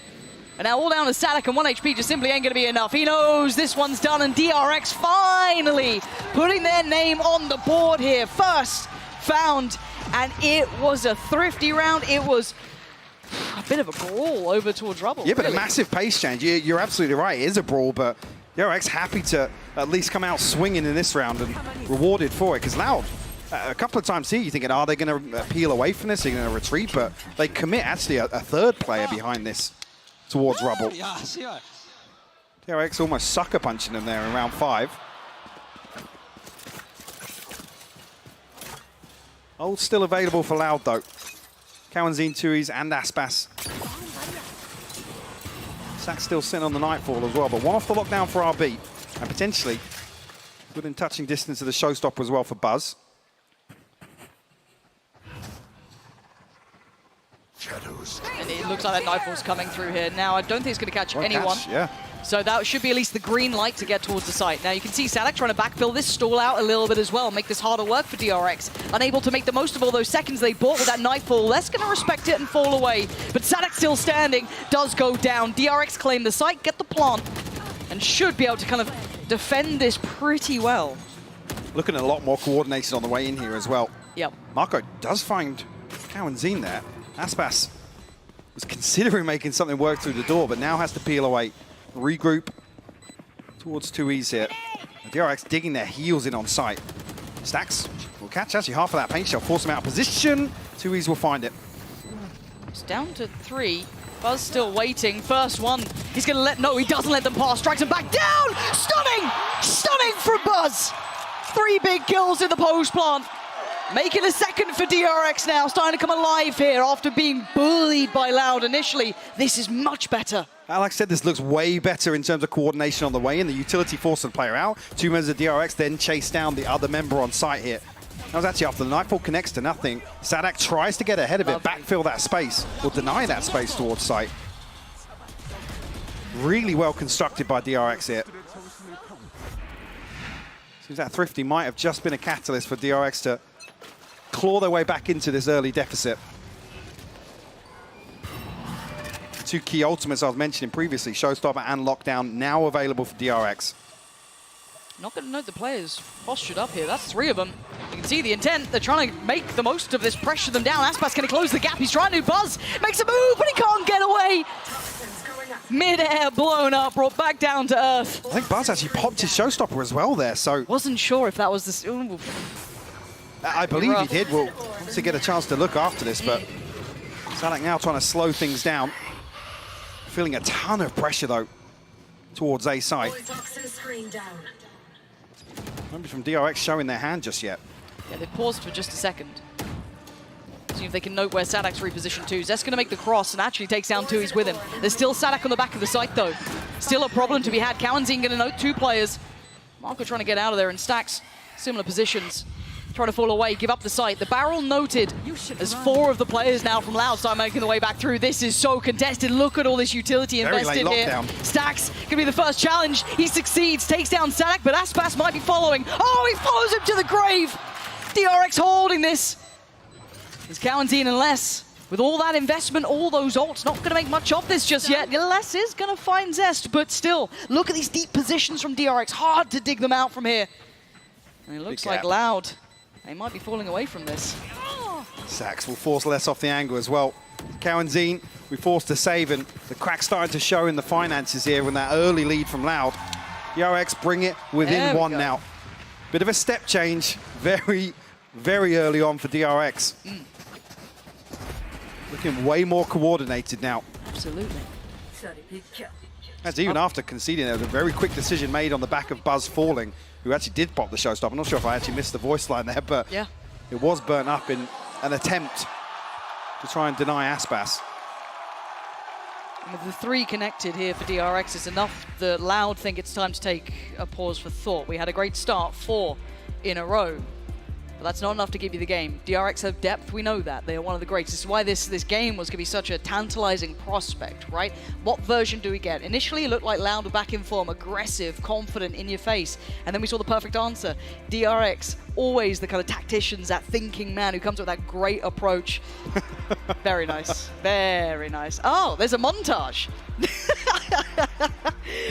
But again, for DRX, this is showing some of their strengths here. So what's the answer for Loud? This is their timeout. What's the adjustment you're foreseeing? I'm very curious, actually, if there's going to be a pace change from Loud coming out. If they dig a little deeper with this early round control, turn that into aggression, chasing down kills, and whether or not DRX are maybe feeling as if they can continue on the current pacing. I would be surprised if Loud get a little feisty. Especially here, seeing Tui's on a Bucky, but I mean, you have to try and make something work. Oh, actually swapping out to the Bulldog here, so as close to a purchase as you can probably imagine with the finances in this round. Any ults nearby? I mean, Salak's 2 away. The rest were all burnt up in just that previous round, pretty much, apart from the TPs on both sides. 3 off for Stacks. Okay, it's the gun in hand sort of deal here. Let's see. Is that pace change? Is there going to be further exploration from Loud here? Do they commit even deeper on this? What are the adjustments now? Complementing their ability to kind of match move for move. What DRX were doing initially. The rotations were perfect this time around. Let's see if DRX are going to maybe test the waters here. Try and feel out what Loud have come up with after that timeout. Fairly similar to previous, to be honest. Tui's posted up deep. He'll cycle through the smokes here. Zest will actually spot him. Curious if we do see a preemptive rotation come out Loud on the back of that.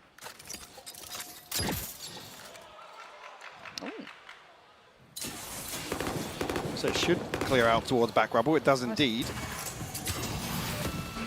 Cowanzine across here, and DRX looking to actually take this space away from Loud. Maybe reading that there is a couple more players.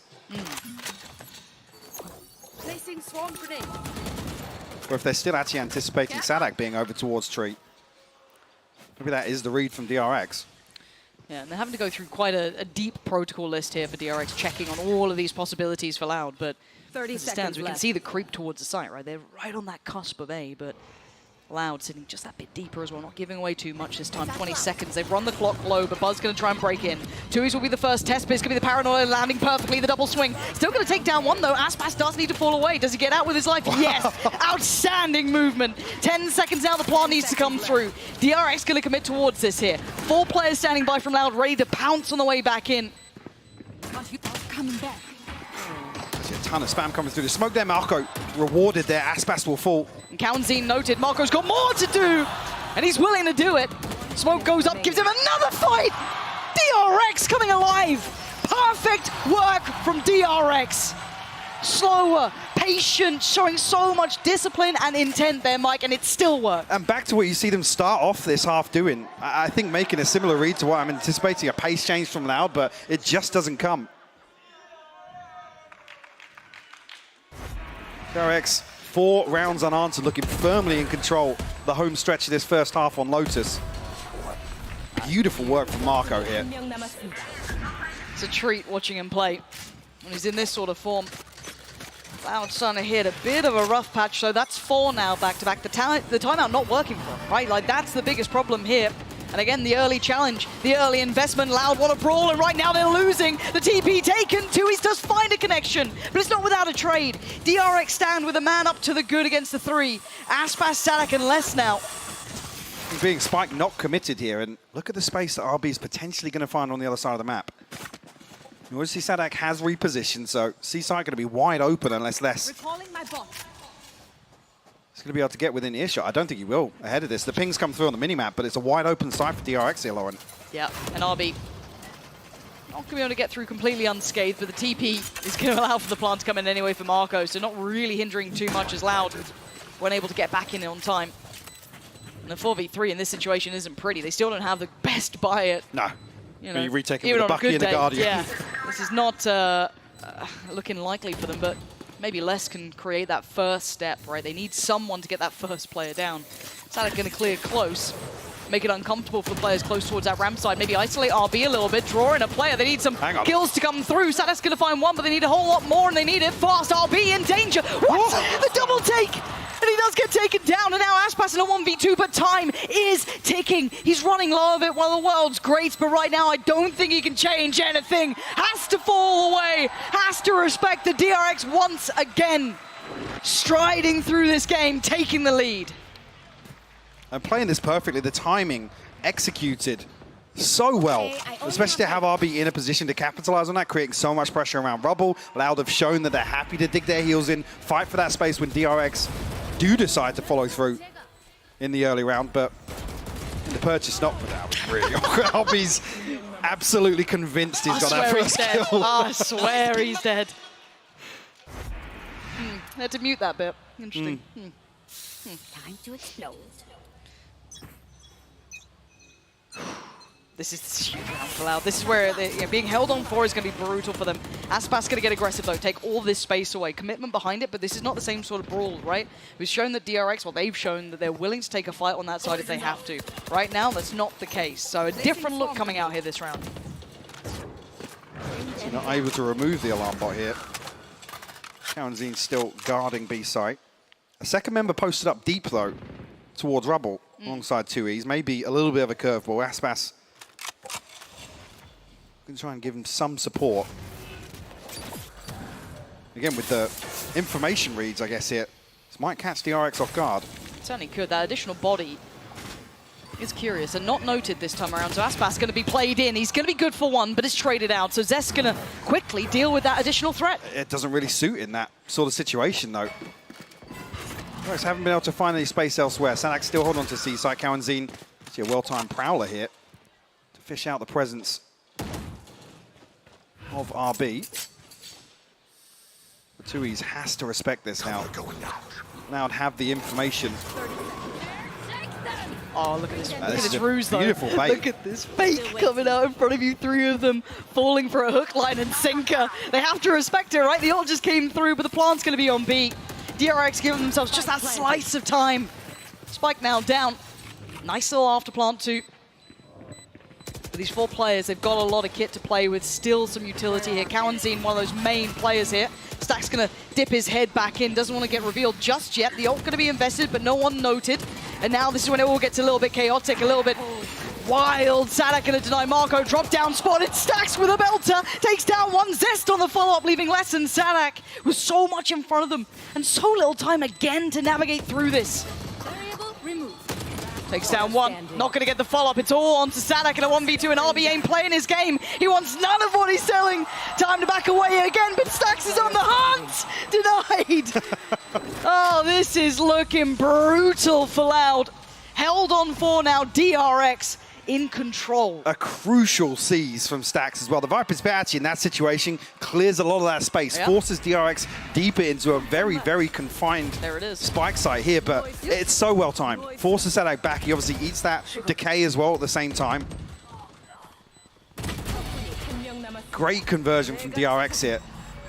You can see the paranoia here, the chaos in the communication. As soon as that Nightfall comes through, doesn't even tag anybody, but it forces 2 extra players across towards A site. I'm worried seeing frustration on Aspas this early. That to me is a little bit question mark. We'll come back to that in a bit. For now, they have to come back in with a broken buy. The Phantom on Sadak, and then you got what, Bulldog coming out for Aspas. Guardians, odds and ends. It ain't pretty for Loud on this purchase. And they haven't found an answer here. DRX have taken this game completely in hand. One away from Buzz's ult here. Be played through 2 for Aspas. I love this squad out. Less. It's just a slow contact into A.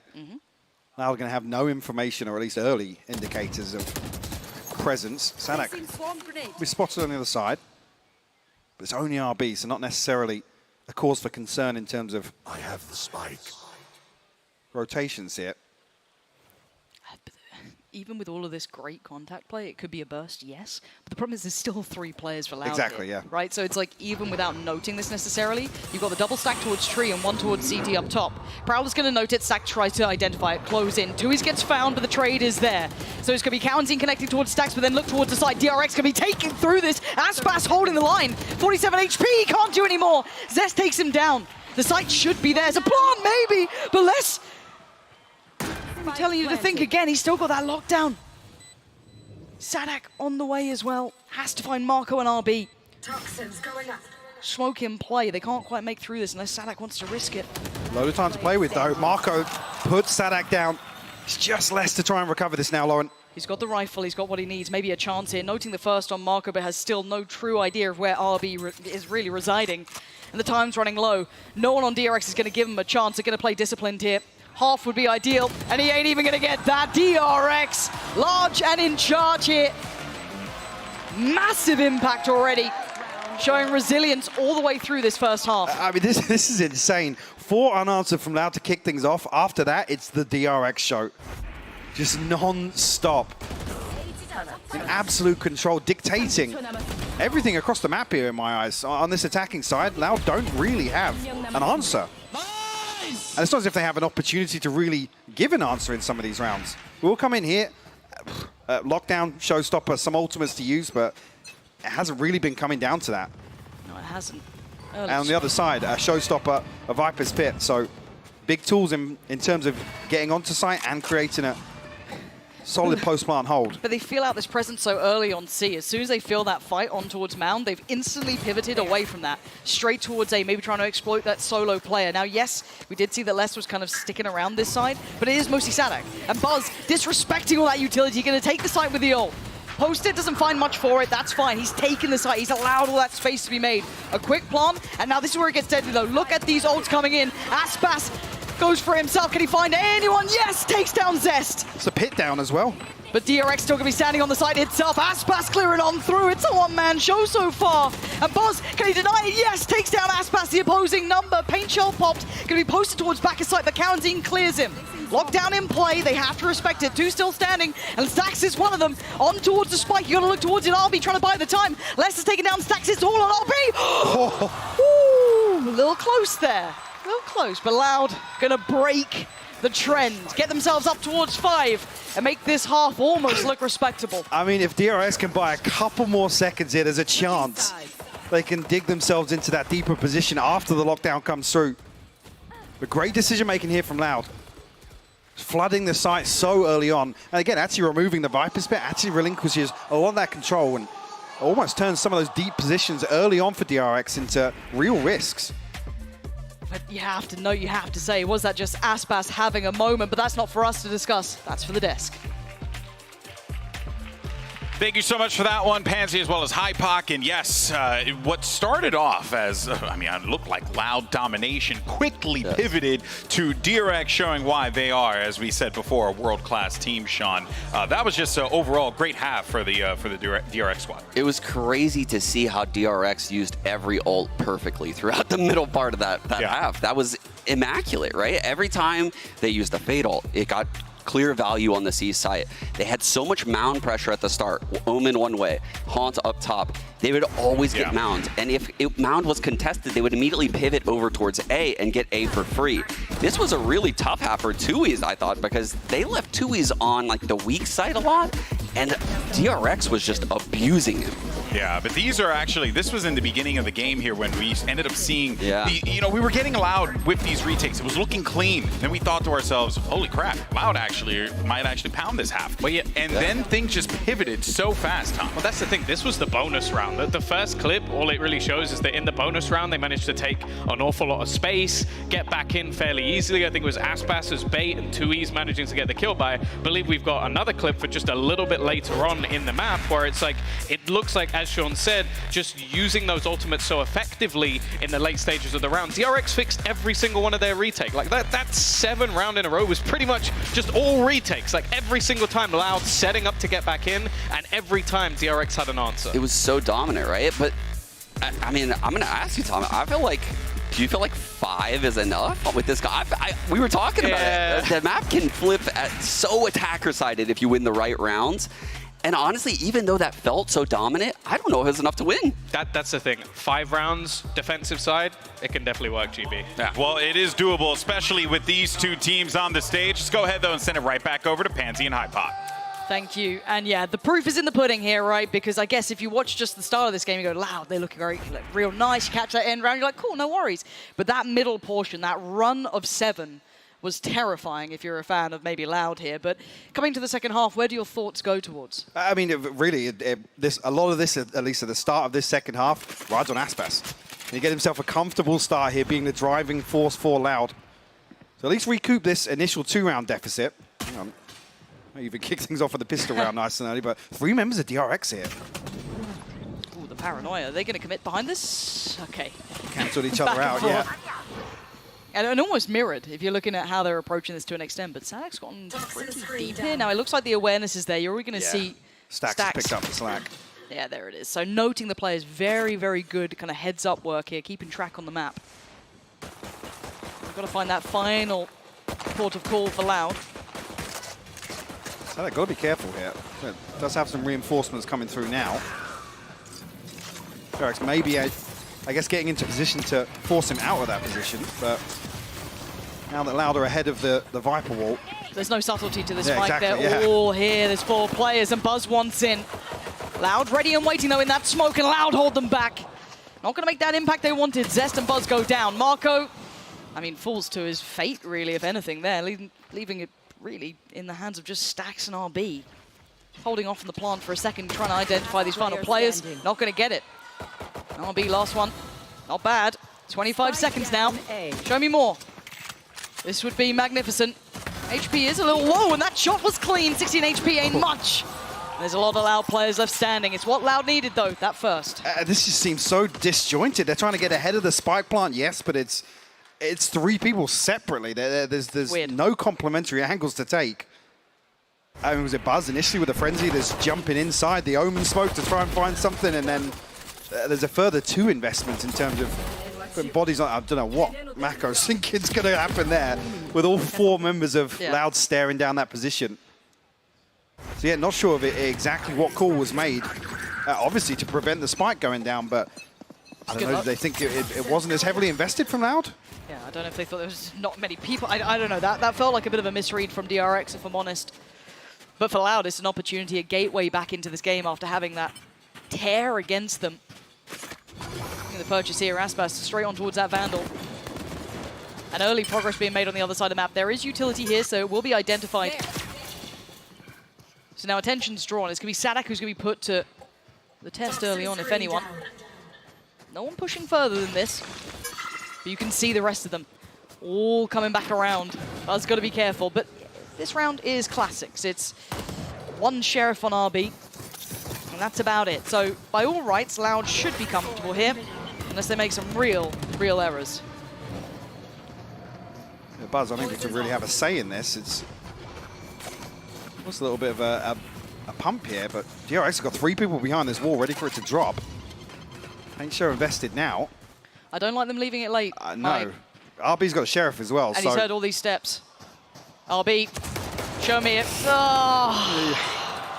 30 seconds left. Well, play or not, I don't know if they can beat the utility. Actually, they are beating the utility. They're here super early. If they can deny this palm, it'll make it tricky on the cross, but it's down to Classics, who need a lot to go right for them, and Aspas doesn't want any of that. Wants this kept in hand, kept in check. Zest going to do a little bit of damage, but not enough to write home about.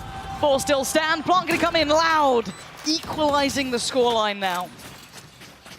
Opportunity to see how DRX is going to approach the first buy round. In terms of old progress, nothing really for Loud to pin their hopes on. But do come across, I mean, it's 2 Bulldogs and a Guardian, but rifles across the board at least. It's a very healthy bonus round. And all 5 stacking up outside Rubble. There's 3 opposing this from DRX. Is this going to be a bloodbath? I feel like it might be. I mean, DRX were happy to take these sort of engagements in the first half as well. Here we go. Let's see it. Who comes out standing? Buzz goes straight in. It hasn't been a great first half for him, but maybe this time he can come alive. Gonna find the first and Sacks with a follow-up. This is DRX tearing Loud limb from limb. Just Aspas alive, and he's down so low. 25 HP and maybe a dream. He's got 2 more to find, and they're sitting pretty, and they're both on the flank. He's yet to even consider this. I don't think he's going to either. Let's see the spike. He's got a chance. Oh my God, he almost had a damn good chance. When it's Aspas, you respect it that little bit more, but DRX get past that first test, barely. But it costs them a fortune to do so. 4 rifles sacrificed there. Beautiful utility invested behind Rubble. I mean, you can see the Nano Swarm as well, just on top of that. Tucked into the back corner. I think the Paint Shield doing the majority of that damage. Let's flush them out. Satchel out. Showstopper going to be available for Aspas here, though. Oh, it's going to be the same again, rinse and repeat, but this time more behind it. Buzz this time not going to have the perfect start. It's going to be 2Es. Takes him down there, isolated. Paranoia to follow, and they want to make the most of it, but they can't quite catch him. TP's away towards the site, and Marco going to try and play safe. Loud just picking up that pace, shifting gear. They're at 120. The round's barely started, and they're halfway towards the site. That's a little audacious to try and take towards 3, but Marco's in a world of trouble. Found. Aspas puts him down. And the 3 remainders, I mean, they're out. Save it, yeah. They're out. Zest has got a judge, but this one's locked in for Loud. This is the sort of confidence as well when they feel out that DRX are happy to fight for Rubble here. Next round, happy to just balls to the wall, go back there, engage, and almost set the precedent here that, yeah, we're not going to give this up for free. Yeah. Yeah, attacking Odin, she said, a little audacious, but pressure created. Yes. The classic pressure play, let's call it. No, I mean, this is a nice little response, right? It's kind of Loud showing who they are, a little bit of that personality, almost bullish in approach, almost too stubborn to ever fall away from these sort of looks. Now, for DRX, this will be certainly a little bit of a reminder, a little bit of a wake-up call as they go in clearing. Keeping hold of these weapons would have been lovely. I don't think the other 2 will be found. Well, but losing out on him was massive, because that's a judge. I was going to say, the problem being, actually, I mean, if 3 weapons, albeit a judge being the 3rd, carried across, there's a chance to at least reinvest something back into this. Now, with RB losing the rifle, it'll be a consideration that you're looking towards conceding around here in terms of the inventory available to them. And if we go bigger picture here, Mike, if we kind of go back to what we were talking about at the start of this being that check-in, right? That kind of temperature check of these 2 teams after what was a very surprising result for Loud, you know, that 0-2 bomb out and then DRX, highs and lows, you never know what you're getting. I still don't feel like I know anything else. Yeah, like, what are we making this? Like I said, to start here on Lotus as well, which is a bit of a question mark for both teams. It's not as if we can go back towards some kind of trademark? Sure, Or, you know, sure. where's the barometer in terms Exactly. of performance? Where do we really pin this individual case? I mean, we go to split next, and Now. if we see the double duelist from Loud back on full form, then that's a better indicator for us. Absolutely. So this is a bit of a question mark still. I don't want to take too much away. A really close game between these two. And I think DRX just trying to tune themselves into the second half. It has been an activation from Aspas as well. First half was mostly led by Les. He was doing wonderfully, doing very, very well for himself. Speak of the devil. But Aspas has certainly activated now. So we're seeing a little bit more form, a little bit more of that kind of impact that we know he's capable of, and he's stepping up to what we expect from someone like him in his position. Now, coming out of this, DRX need to have adjusted, but they don't have particularly a buy to do it with. Unable to retain that, well, I was going to say third rifle, but third weapon, let's say, coming in here. It's going to be a little bit trickier to make it count. So, I believe it was Stacks holding the rifle across, but we'll pass it into the hands of Marco. Put him in a position to be the hero in this round. Spam comes through from Sadak. No connection on the other side. Actually, the door opening, we're 4 steps away. Pretty sure they would have heard that retreat, though. Yeah. Looking towards maybe getting the Viper's bit available for a post plant here. Looking how far Aspas has already cleared through this with no resilience. There's nothing on the other side. It's quite indicative, right? It's either maybe a stack somewhere, maybe they're looking for something else. They would have responded to this already, but you're going to have that Viper's Pit on. You were noting it earlier, it's absolutely what Sadak wanted to do, and Aspas, not respecting this by any means, going to head on in. Note no one on that way for the first couple of steps of Paranoia is so good. It allows him to stick around just that bit longer, and look at Sadak and Aspas mauling them here, and Marco, last one alive, he did have that rifle, but he's so far away. He's not really going to get much of a chance. A 1v5? Don't think so. No. Big gap to close if he even wants to make a go with this or do some damage. Aspas will give it up to him. Cover going out. This looks like he wants to challenge too, but we'll find the headshot. You seal the deal on a 9th round here for Loud. Yep, Loud back in the lead.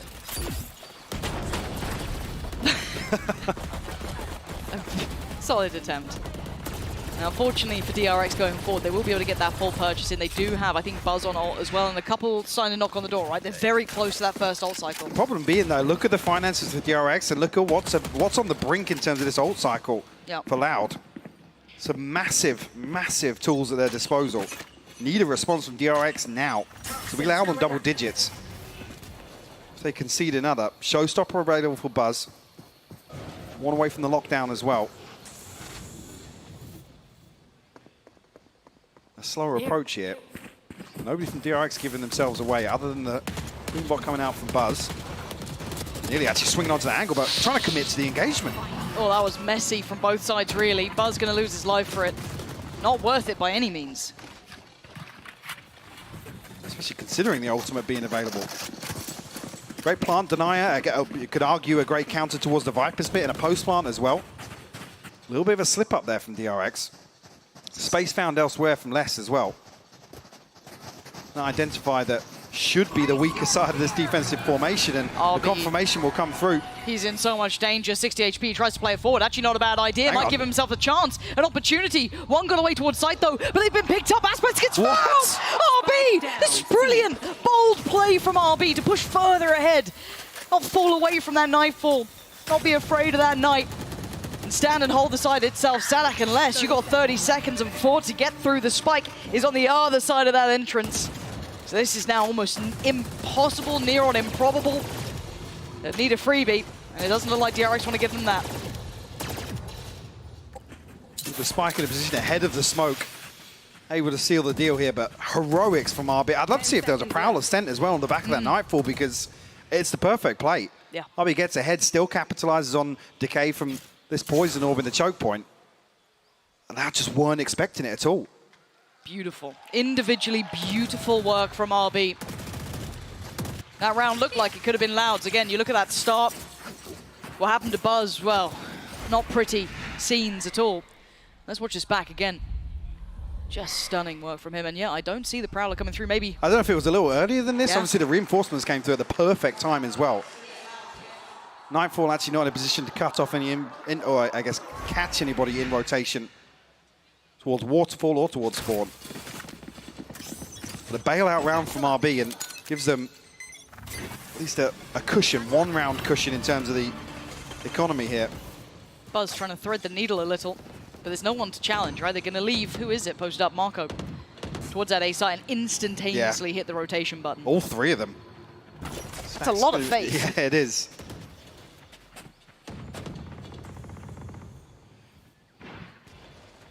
Curious here of whether or not Les is the one to try and make something happen towards B. Loud considering both sides of the map. No confirmation with the Prowler. But with Marco's deep position, they can commit to this. Yeah. Especially now with the utility being dealt with. 50 seconds now. Jess has still got a snakebite to slow this down as well, Lauren. Yeah, this is getting a little bit worrying. Time-wise, you're looking at 3 bodies on this side. Here's the goer. Should be the green light. The go signal. Aspas can be the first one forward. The others will be isolated. Can't quite make it through. TP now taken for Tui's. Aspas wants to try and control towards CT. There's that Viper's Pit we saw sitting in Sadak's hands. But Lockdown and Showstopper for the retake here. Loud have to make a decision on how they want to play this. Spike will go down now. They can't find the Lockdown. No preemptive lockdown. The They have to Caesar's caught evacuate. 2 of them. They've got to run away. They've got to try and escape from this one. And you can see them detained here. This is an issue. Buzz going hunting. Oh, they're all so vulnerable. It's a slaughter. They are so unaware of what was going to happen. Wait, hold on. Aspas desperate to try and do some damage back, but it doesn't matter. DRX destroying them with that lockdown. The Seas was absolutely beautiful from Stacks. That's unreal.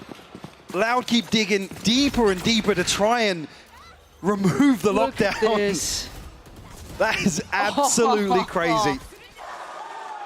That's a heartbreaker. Another crucial piece of utility usage from Stacks. Sadak actually unnoted. He just commits towards being detained there, hoping that at least somebody else can do something. Loud pumping the brakes though. DRX starting to take a little bit more of a lead, kind of continuing those rounds now back-to-back, 2 consecutive. Couple of ults starting to hit for them as well. That Nightfall there, the Viper Spear of their own. Yeah, TP's nearby, but that's almost irrelevant. You got Showstopper for Aspas, less with Lockdown just 1 away as well. So a couple big ults starting to be very much key to the outcome of this. Double digits made for DRX. First to do it here. Loud held on 9 for now. But this still feels like it's a coin flip. Yeah, level pegging in terms of the finances as well. Yep. Maybe a slight ultimate advantage towards DRX here, but Lockdown 1 away for less. 1 for the Showstopper in the hands of Aspas. Now tie things up now, because it certainly feels like DRX in terms of the, maybe not the execution, but the approach to the rounds, with great reads in terms of where Loud are going to prioritize. Especially here, reading that late C hit's going to come through. And maximizing value off those 2 ultimates available. What sort of adjustment do we see from Loud here? That's all I keep just waiting for with bated Wait, breath. there's 3 now. members of DRX here. Are they going to fight for this? You can already see the creep through. The Haunt's a problem. Okay, has to reveal the position there. Buzz needs to respect this. That's enough of a deterrent. Yeah. They're running fast. Is it just from the progress of Sadak as well, I guess? Maybe the coupling of 2 elements, right? Noting that player, and then you've already got Sadak taking a lot of space here. Okay, Zest is going to hit that panic button. He needs some support here, and quite quickly. They're already at the door, and still above a minute. This is very quick progress from Loud. Sadak able to slip back away. I mean, plenty of time to work with, and they've drawn out the pit, so basically removing A in terms of options. It's a beautiful play from them there.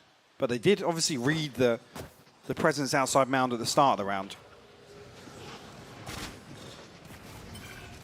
4 members of Loud looking to apply a little pressure towards C now. Lockdown going to be the one to open things up. Now does this play Sadak in the lurk? You see he's already slipping through towards B. What damage can he do, Lauren? Love to see what Sadak can achieve here. Trying to cut through that B site. RB seemed aware of the possibility, but still going to lose his life to it. Sadak making wonderful impact already, catching him out. Off the back of that lockdown, forcing them deeper. Now that does facilitate the plant too. Nightfall going to come down. Buzz going to step back towards the site. The first man forward tries to clear through on that spike. Allow that chance of a defuse to even be had, but there's still so many bodies behind this. Still got that Showstopper on Aspas. Zest has to be impactful to say the least, and actually that's not bad for the C's! The C's! The combo work coming out is out of this world! Stack's doing marvelously. Oh, and he just wants to add to it.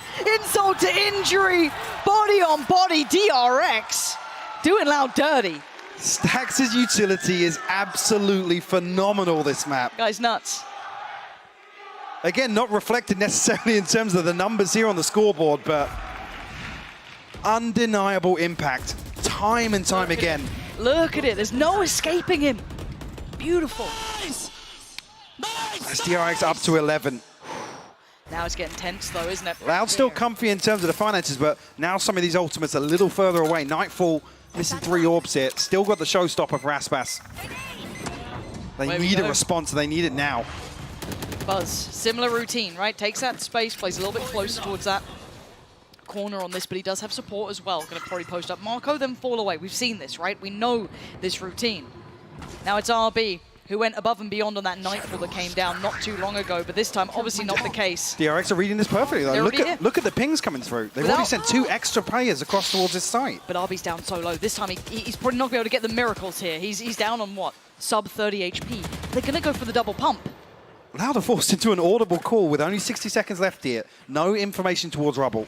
Has Marco got another smoke? Yes, he does. No paranoia for him though. It's true, and he is alone. But has Loud identified this? Well, now they know.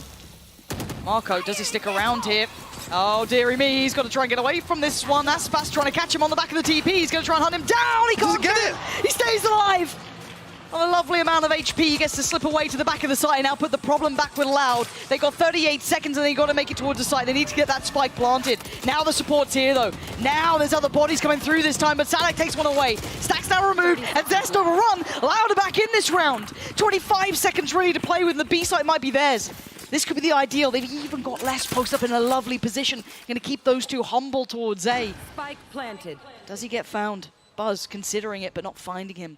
And Les can play this out perfectly. Play patient, play calm. These 3, I think they need the weapons. Yeah, DRX want nothing to do with this at all. You can see time and time again the game plan from DRX is to deny the spike even going down. A couple times comfortable with the lockdown, maybe the showstopper, another catalyst in terms of how they can approach retakes here. Hello. That's not my teammate. Mark on 9 HP as well. Oh. It's just a gentleman's agreement to not go back. Yeah, Loud. yeah. Ooh, hopefully no one saw it. I think Les knows that he was low HP. He's like, I'll let you go. Game on now, isn't it? This is the game we wanted, right? Nice and close. Okay, Buzz. And Marco goes down. Well, Les did find Marco. Yeah, in the end.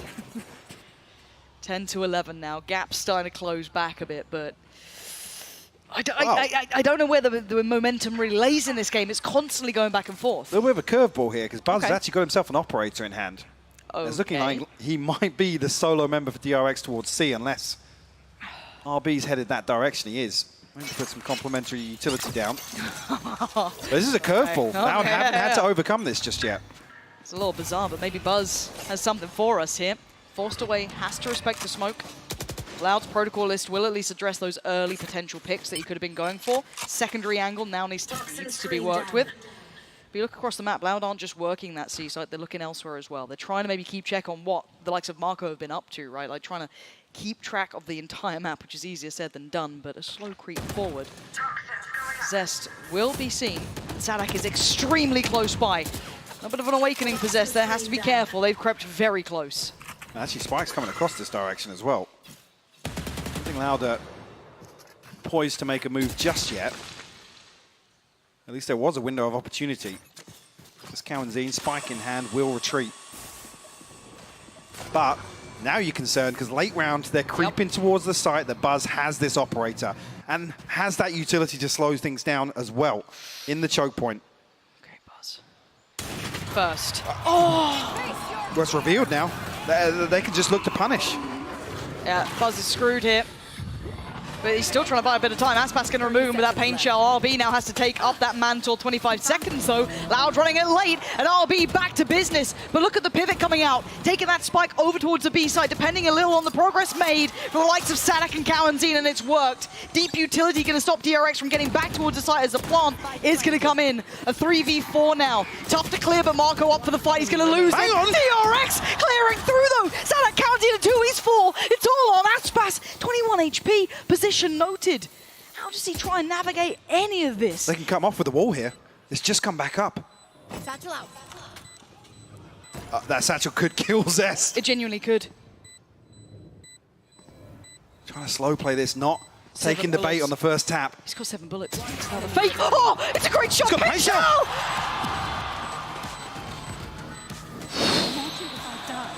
What was that retake from DRX? How did they get those 3? How did they get those 3? In the blink of an eye as well.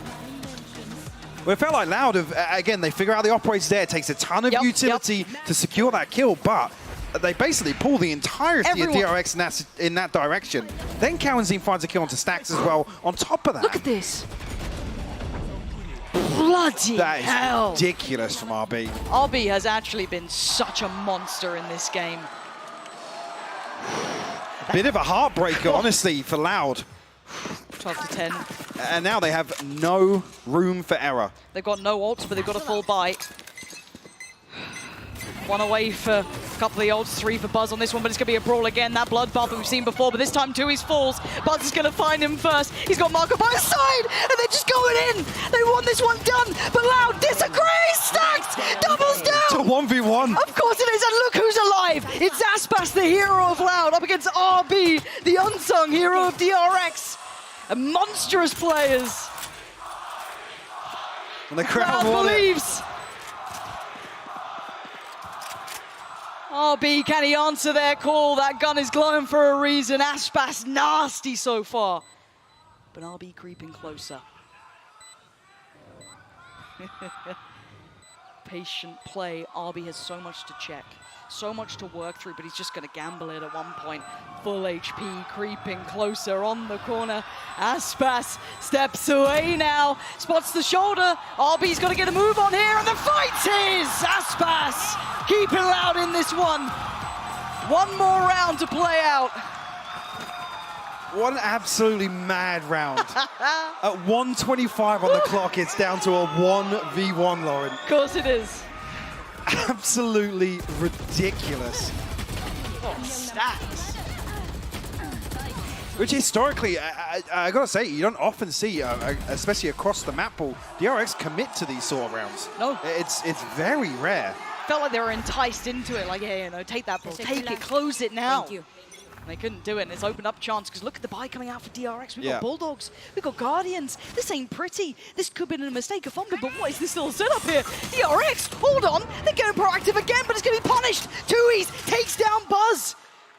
Calling for 12 now, Loud want to take this to OT, and DRX sweating in this one now. A couple of ults to play with. That's so awkward because Zest was looking for Sadak there. He was looking to dig out the lurk, but forced back now, pit invested. Okay, but can they find Zest though? Can he slip away? Does he get to keep his life? He's been found. He has to respect this. You already hear the showstopper pop, but he doesn't find its target. Zest still stands. Spikes on the site though, taken so low. Zest is making this a problem. The support is here. Stacks, he's going to take down Tui. It's a trade. Comes in, 2 standing Loud, and ripping them apart. It's just Marco and Zest. Make it just Zest. After all of that, can one man save them? They're on the run. He dips back through. He didn't expect it. Aspas waiting, taking Loud to OT. Switching sides. And a beautiful switch up as soon as the lockdown is invested. They pick the pace up, divert their attention away from the pit. And Zest unable to find the backstab, prevent that pressure coming towards Rope. What a crazy end to that second half. Man, I feel for DRX in a way, because it's like that temptation to brawl with Loud is always there, right? But in my mind, Loud are the best at that. That is where they thrive when they have those like real chaotic moments. I don't feel like DRX's hand has been forced into this. No, they've they wanted committed. it. Yeah, they've received some of these rounds and happy to do so. Which, I mean, maybe learning their lesson now, but Brutal way to learn it. 12-12, we go back in. A moment of respite, but barely, because look at this. The amount Now they're of feeling space. themselves now, look at this. Yeah, they want to make it hurt. Hand around the throat. There's DRX 4 on the members other of side. DRX. Another smoke goes in, relax. We're good. Ish. Now we might not be good. Aspas tempted. Oh, he's gone down! Great find from Zest. But Tui's still here. DRX finding them. They can barely see him. Look how deep that pick comes on to see. It's in the choke point. They've got to work it now. RB giving them another huge chance here. Backfilled by Sadek though quite quickly, but he's ahead of the util. So he slows down the pace. He wants to be a little unnoted. Does he get away with it this time? A fair fight. He wins it. Sadek goes down. The cross going to be watching. Kawanzine falls. Buzz flies in. Finds Kawanzine. And now it's just Tui's. A 1v5. First round of overtime. Going to be given the first RB will fall. What can he get done here? Paranoia available. 3 seconds off of smoke. Jump spot still there. Notes the position. Zest's going to be buying the time. He's got his TP if he wants to use it. Can he draw him into a fight? There it is, takes it. Now they're paranoid. They all think he's turn got a attention. top. They have no idea. He's gotten closer. But look at that late positioning from Buzz. That should be the death of it, surely. Tui's can't predict this, and to try and clear that would be almost murderous. And yeah, exactly. Lets him pass, but going to catch him on the way back through. First claimed by DRX here, 13. Posted in OT. Match point. And finding picks on both extremities here. Just spreading Loud so thin. That wasn't a jump peak, yeah, less punished. Trying to find some information. RB once again the hero, though, for DRX. You talk about the kind of impact alone he is having. I mean, he's sat at 15 and 16. It's not even reflected in the numbers, but the value from some of his kills. The quality is out of this world from him. Stunning. But again, job ain't done. We go again. Can Loud match? Or is it map 1 done? Sadek trying to test, trying to show a little strength here, but all of the intent from Loud is towards C. 4 players, a lot to do, and the man of the hour on the other side, RB. Utility tested and cleared early, above a minute. We're not necessarily feeling the heat towards site just yet. Have 2 teammates coming in.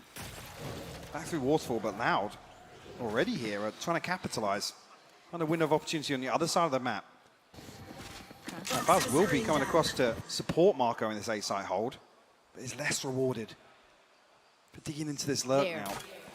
Long can he wait on this as well? There's 2 players being kept here, but Les is going to hear all this. You can see him talking, trying to relay that perfect. There he is. There's the reward. The Spike's trying to pivot through towards B, though. Now caught in towards the connector. It's a problem. Loud going to be catching him the way back through. Stacks actually going to catch him on the heels. Hold on. So he went a little bit above and beyond on that one. Needed to calm down a touch. Buzz now and Zest in a 2v3. Make it a 1v2. Zest, where are you? And what can you do about this one? Got a snake bite to play with, but now with the Nightfall in hand, 20 seconds away from a reveal as well. This one feels undoable for Zest.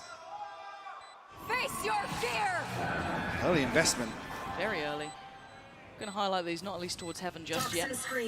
Smoke going to go in. You can already see the pings on the Spike. They want to keep track of that one. There's snake bite. Can he get a freebie? Nothing connecting. Sees, brings him down. Decay is there, dragged through. The first tap. He needs a fair fight. He needs 1. And Loud ain't going to give you 1. We go again. 13-13. This is going to be one of those games. Another one today. Yep. You got nowhere else to be tonight, right? No. We stay 1. It's unlucky for Stacks as well. He just can't pin down the second player on that transition towards 8. Wow, they're actually calling a timeout here. Ahead of round 27. You see the frustration coming through there. Yeah.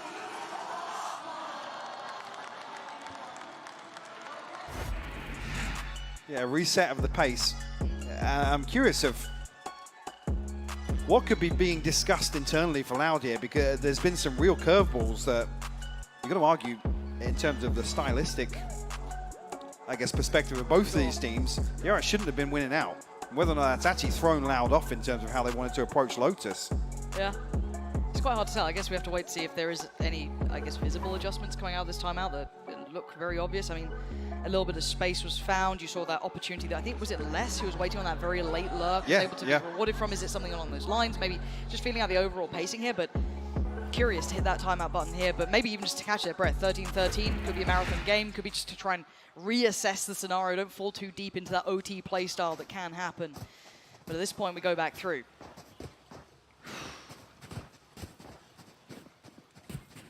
It's like the trend will continue from regulation at least. 3 members allowed over towards 8. Yeah.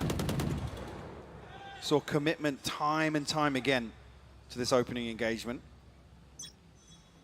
Only Zest on the other side of it. Okay, gonna show presence. Similar on the other side. Near on mirrored, but... Yeah, fairly standard. It's the 3-2 setup showing presence. Denying this, I guess, early opportunity from DRX to progress towards either side. Tui's on a deeper position this time around, though. Well, Paranoia should bail him out, but they can creep quite close. Prowler goes through, and now with the Paranoia dropping, the paint shot to follow actually could have been an issue there. It wasn't in the end. Did a little bit of chip damage, but not enough to write home about. Could be a red herring, though, that the C's didn't catch anybody that's deep off this choke point, because straight away, 2 members allowed across towards B site. All right, still with utility to clear out these very early positions. Tui's forced even deeper now. Loud are really hesitant to commit further bodies to this, which, I mean, we have seen a lot of pivots through towards that B site here, but still, to not address that. And now the B pivot, of course. Now. Yeah, this feels a little mistimed from Loud on that. A misread and an opportunity for DRX. They'll take that with both hands. That's a plant coming in, but a 5v5 on the B site is brutal. Now retake, unpleasant. Look at the deep positioning coming out as well. Throw your mind towards Zest. Throw your mind towards the deeper positionings from RB. And it leaves your forward men to try and deal with that brunt that's going to come through. You're absolutely right. Zest still actually has this crossfire with Marco. Stax putting a ton of pressure and punished on the first. Huge! That's less, all finding kills. Yeah, that's back-to-back work here. Loud going to clear through those first bodies, those close holds, and then Zest is found. He removes all threat. RB held too far away, and I think Loud might have just broken this one. They found what they needed. RB's gone down, Diffuse is on the way. They just absolutely demolished DRX brute there. force their way back onto the site. Like I said, the curious one is actually Marco falling ahead of that. I don't know if did he die to somebody on site? Because Cowan comes late and cleans up Zest. Oh, that catch. Yeah, Stax just a pixel out of place. And that's the catalyst. For now to just flood their way onto site. Okay, they've got the upper hand now, Loud. Can they close the account on map 1? Does DRX have something to say about this? Get pacey off the start. Buzz going to get himself into the thick of things. Not alone, but Marco's going to have to make his mind up here. He's in a little bit of danger. Taken down quite low here, and Sadak looking to maybe catch, but he's not going to. Early progress towards B, and also a little bit of presence towards Mound, but Aspas is the one I'm looking towards. Always a threat in this, and Zest's got to be ready. Toxins going up. And now with the alarm bot dealt with, Tui's almost spamming him off the angle there, Zest. Not necessarily going to be rewarded for a play like that, especially as he's the only member of DRX to hold down towards B. Now probing on the orb retrieval. They're going to try and funnel them towards Aspas for that showstopper. Just waiting out a second longer. This is a little different though. It's very late for Cowan to be on that side of the map towards Rubble and for a Prowler out. Wait and see when he does this. There it is, just gone now at 40 seconds. And you can see actually the cause and effect. Stax leans back down towards CT, leaves RB on an island. This might have been the adjustment they were looking for, but RB is still standing. You don't get in towards his side, finally falls. Sadak takes his scalp, and now Loud bulldozing through the side, but Stax wants in. Can this man be the difference maker? No, Les has his number red, and it's Buzz and Marco. As Loud doing everything required of them. A 2v4. That's the first. Second, not going to be so easy. Les needs to be careful. Sadak will seal it. Now Buzz with it all to do. A 1v2 now after a 1v3. Quickly tries to get ahead to Sadak. Not going to happen. Loud make the most of this. Doing very well in OT. Taking themselves to 15 and taking map 1. DRX pushing them to the absolute limit. I mean, both teams tested. Yes, still we come away from this with some questions in terms of, is this a return to form? This in terms of the pedigree here, a 15-13 scoreline does reflect that. A few things I would say feel like anomalies in terms of looking at this matchup.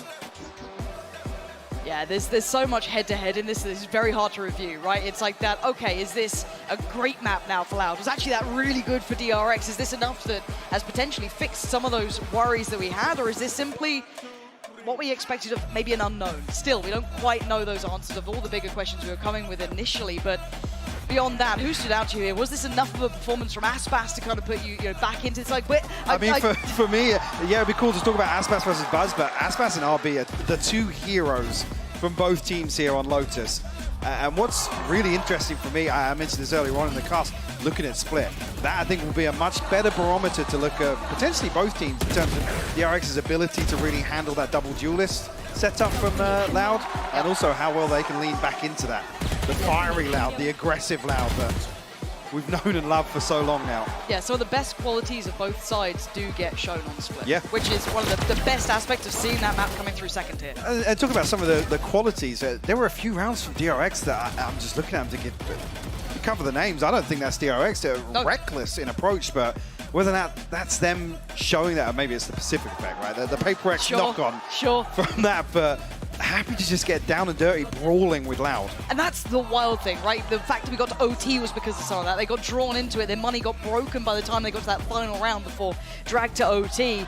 I wonder if that haunts them. I wonder if that's something they've been working on, but the questions won't be had here. They'll be had by the desk, and mostly they'll be had on Split. That is the map that's coming up next. That's the one that will tell us everything we need to know. That is the one you absolutely do not want to miss.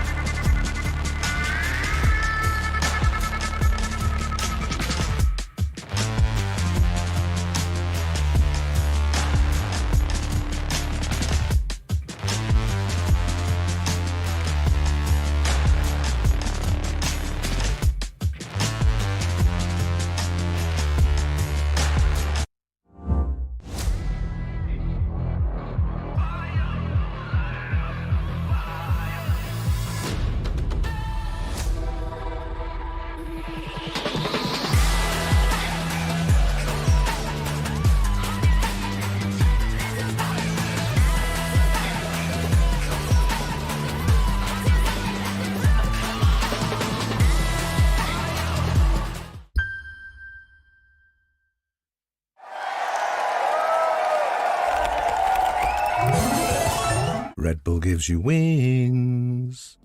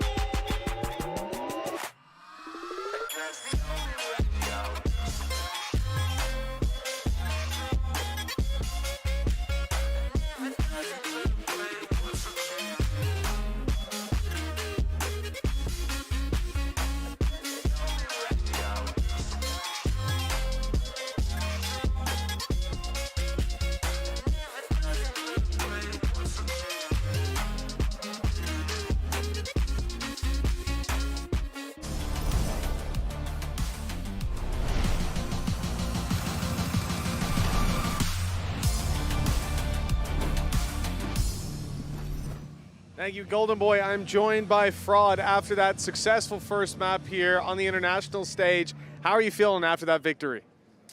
I mean, it's much better than Tokyo already. So for us, we're really excited that we were able to start off on our map pick. We changed some things around. So just really happy with the boys, especially the adaptions that we were making. Yeah, it's played really well. Absolutely. So a strong start to this one. Next up is Split. That is your opponent's map pick. How realistic is a 2-0 in this series? DRX is always a tough opponent. You know, it's very, very difficult to 2-0 them. For us, we just want to carry the momentum from this win and hopefully, you know, win 2-0. But they're always ready to go. So for us, we got to refocus ourselves and, you know, hope we pull through with the 2-0. Well, I'll let you go and get ready for this next map. Best of luck. Thanks for joining us here. Back to the desk. Thank you so much for that one, Mitch. Of course, always a pleasure to hear from the legendary Coach Fraud. And, you know, I mean, yes, I think Fraud said it best, right? You just want to ride this momentum, especially after what happened in Tokyo. This is a championship team, Tom, that is looking to get to that top of the mountain again because, well, they've done it before. Yeah, and that's the thing you have to bear in mind in this map. It's their map choice. They won both pistols, and they won the majority of opening duels, and we had multiple overtime. So it wasn't like that was a walk in the park. They had a nice, easy road through the game. They've now got to try and do this on their opponent's map choice, which will be much more difficult. But Aspas. He is the GOAT. He is insane. He was 7-2 in First Bloods in this game, and honestly, I think he just absolutely took over this map. It is such a pleasure to just watch his aggression into these rounds because the contrast between how, say, like Loud approached their attack half compared to DRX, I thought DRX looked more polished than them, actually. I thought DRX looked like the better team. But they didn't have the best player in the server today. No. That was Aspas. Yeah, no, they definitely did not. I mean, how many times you're looking through these highlights and these rounds just came down to Aspas just finding something, anything. But let's not take anything away, right, from, you know, what the rest of the team was able to accomplish here. They obviously always find a way to put him in these positions, and Aspas is just great at being able to ensure that he is putting himself in that position as well. And the results kind of just speak for themselves here. Aspas absolutely diff buzzed that game. Statistically speaking, considering how close it was, though, quite bizarre when you think about it. Yeah, and I think it showed that all in all, the depth of DRX was definitely there. Like, they had a lot of cool little retakes. I think their executions were fantastic, their ult usage as well. But Aspas, it's very difficult to play against one of the best players in the world. Yeah, and speaking of Aspas, by the way, fun fact, Aspas is 5 kills away from 1,000 kills at international events, which is absurd when you think about it. The man is a machine. He's incredible.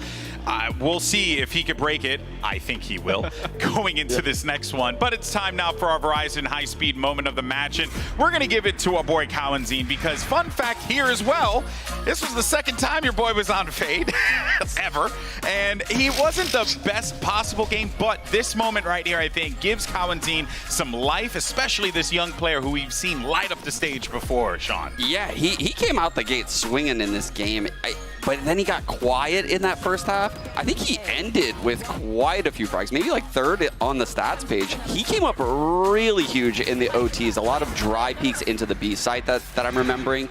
But that round right there, it didn't matter if he was playing Fade or Brimstone or Cypher. I mean, he used 0. He was blind. He was blind for half of it. It made no difference. And what's crazy, too, is he was seeing where those tracers are coming from and corrected himself while blind. Like, these guys are insane. I love watching both of these teams play, and what a treat that we've been given here. DRX playing some phenomenal Valorant. Same thing for Loud. This is what we wanted to see from both of these teams in Tokyo, and now that we're getting it here, we're getting ready for Map 2. And Tom, there is a lot of pressure here for DRX to try and pick up this map win, force that Map 3, and then see if you can go the distance against the Brazilians. Well, that's the thing as well, and the comp they run on Split is definitely a bit more of an interesting one if they're sticking to what they did before. We've seen a lot of changes, but Sean, they were running Neon. What are your thoughts on that? They're sticking with it? They're running the double duelist with Neon Rays, right? That's what they were running in the past, but it looks like they went off of that. Yeah, it's gone. They went away. They're like, nope, no double duelists. We're not doing that. Instead, we're actually going to get pretty much, okay, interesting. So double initiator for Loud there. They're going to opt to go for that.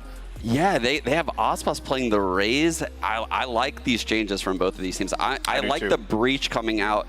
I don't know about Killjoy, actually. We haven't been seeing a lot of her lately on Split, and when we typically see the Sentinels, it's Cypher more often than not. Yeah. So both of these teams picking the Killjoy against the Raze, they could be struggling.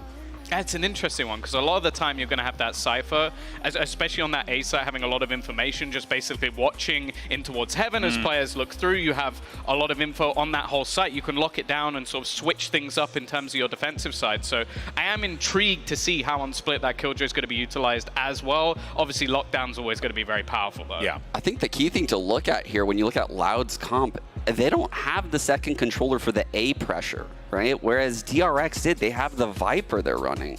DRX could run into some serious problems actually running A defaults if they can't have success in the first like 10 seconds of these attack rounds. Yeah, and that's a great point to bring up that I think viewers at home and everyone in the arena should be keeping an eye on. How do they tackle this? How do they approach A? And then how do they try and like get themselves in these winning advantages here? It's going to be quite fascinating, but it's now time to jump into the action, which means we're sending it right back to your casters, the one and only Pansy and Hypoc.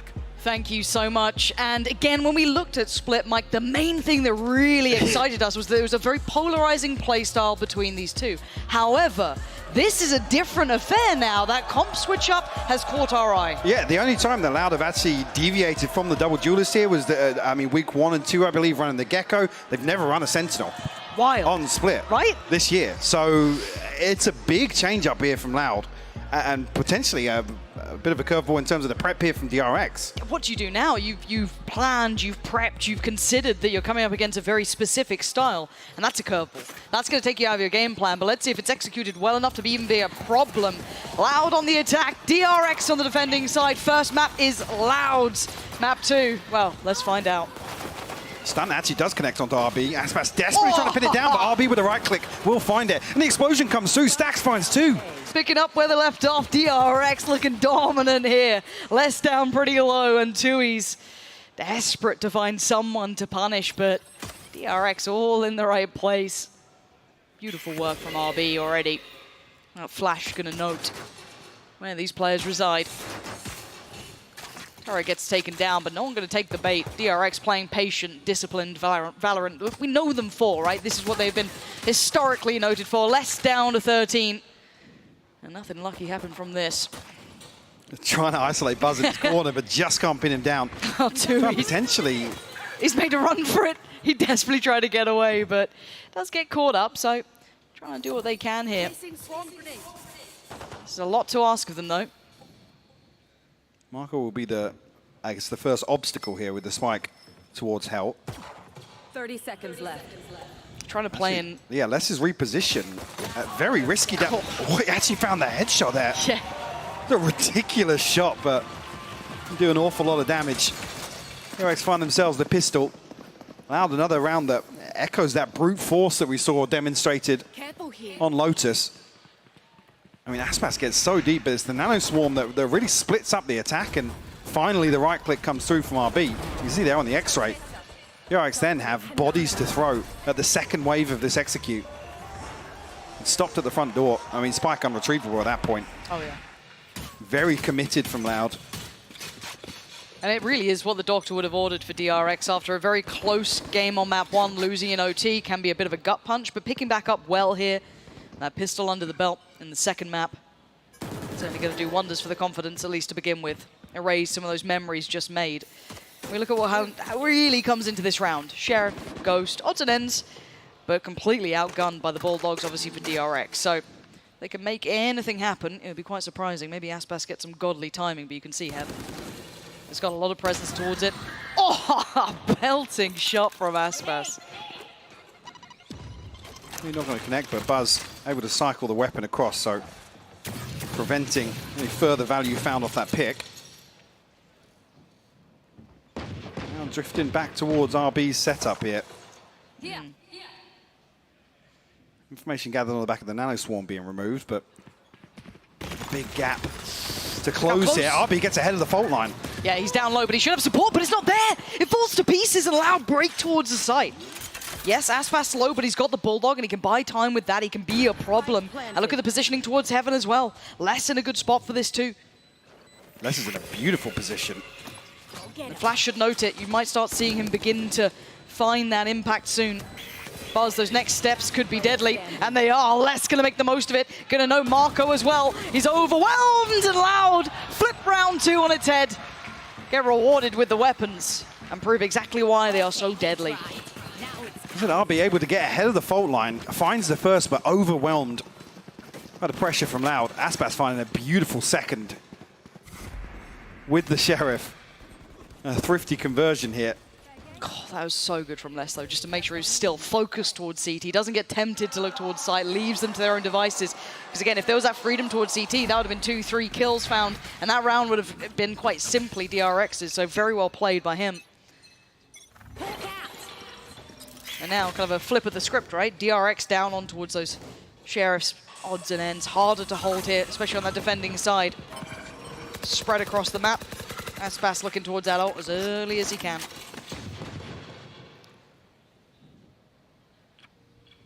Be conscious of it's a possibility of DRX finding value off these Sheriffs. A slow, cautious approach from Loud now after that first exchange. Marco will be spotted on the jump peak here. So far, they've been able to kind of withdraw the information of obviously one on pillar, that being Marco. Yes, they noted one either towards mid, be it vent side, or be it towards heaven off the back of the Flash. So a little bit of info being put together.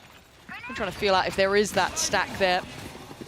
Stacks going to be held back by the smoke for now. Takes a bit of a peek and loses life. Les. The alarm bot gets put inside the smoke as well. Just lovely. No opportunity for him to retreat away from that. That's a very patient 30 round seconds left. Loud. It is. We did see this executed on Lotus and a couple of concerning examples of it, but 20 seconds left now. You're looking for Loud to make a move. Yeah, getting a little worried. They need that presence to make its value from heaven, and it's starting to fall to pieces. Zest's going to make some serious damage occur. 13 seconds. The plant should not be contested, considering how far away RB is. But it is RB. Had a phenomenal performance on map 1. Absolutely. DRX's hero in some regards. Actually does get that. As I wasn't noted initially there, but Les will clean up. Now 2-1 to kick things off on split. DRX will come back in with the purchase now. Some key ultimates within touching distance very early on for Loud. Lockdown, showstopper, and also the cosmic divide.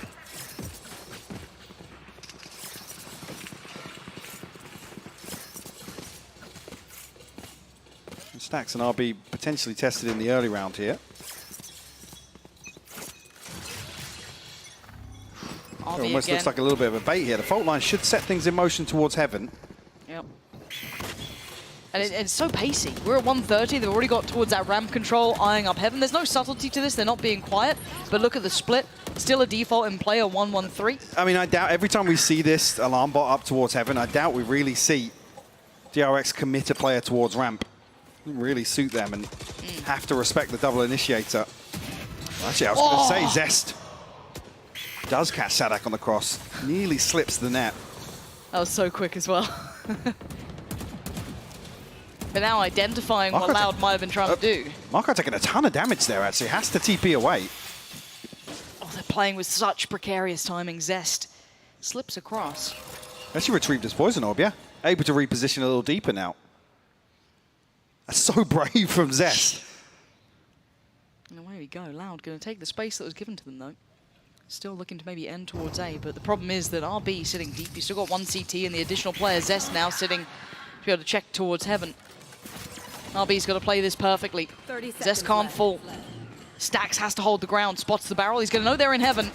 And now we're down to 25. This gets a little bit precarious for Loud. They've got to get a move on. They've got to clear that site. And Stacks is still standing, but for how long? He's got so many players coming his way. The cavalry is here. DRX bringing over the bodies, but look at the pressure from CT. Aspas already down towards it, but Buzz finds the spike. It's gone loose. Can he buy the time? 2 is clears towards heaven. 7 seconds. Stacks, can he play his life out? He has to try and stay alive. Oh my God. What a pickup! 11 HP and less than a second. What a bit of work! What a ridiculous round. DRX again executing a similar game plan from map 1, trying to get ahead of these executes, prevent the spike from going down, punishing these late round hits from Loud. It's 11 HP versus 3 as this round concludes. What a bittersweet moment for Aspas. That was his 1000th. That was the one for him, and it's the one that's not quite in time. Less than a second either side, hey, who knows, but Stax played it just perfectly. 2-2 now. Brilliant game in front of us. Now, ult's there for Stax this round. 1 away for Zest, 2 off from Buzz on the other side. Aspas has his ready. Less ready. Tui's ready. They are locked in for this. Yeah, there's 3 big ultimates we're talking about here in terms of the split attack. Marco going to smoke off. Seeker's invested as well. Loud looking to change the pace up here. And they've been rewarded. Zest goes down. Buzz held back by the lockdown, and Cowanzine going to be grateful for the space that he's been given. Aspas backfilling this, but wants the fight. Dives on in, he's got it. Buzz now down. That's a 5v3 in a plant. This looks almost impossible for DRX to turn. 13 HP on Aspas, and DRX again showing that once this spike goes down, they don't really want to throw anything at it. Going to hold on to these rifles once again. It's only a Bulldog and 2 rifles, should say.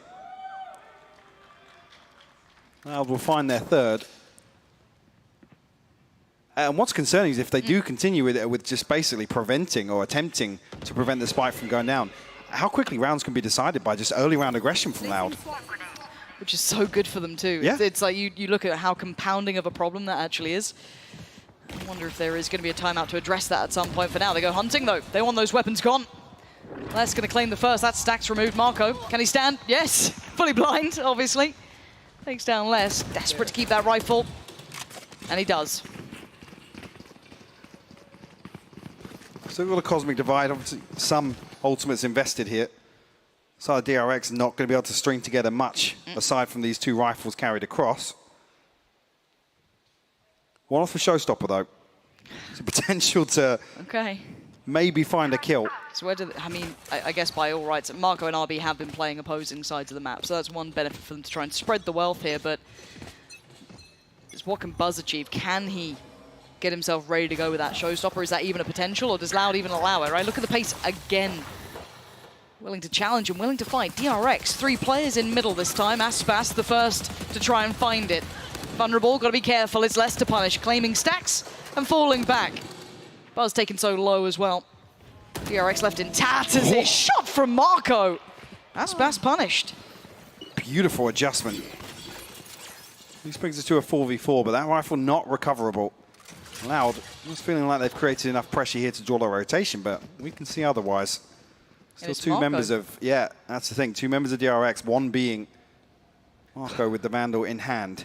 But the timing could be atrocious, right? If he goes too far, if he gets caught on an island. They were completely unaware. Cowanzine just walking backwards into it.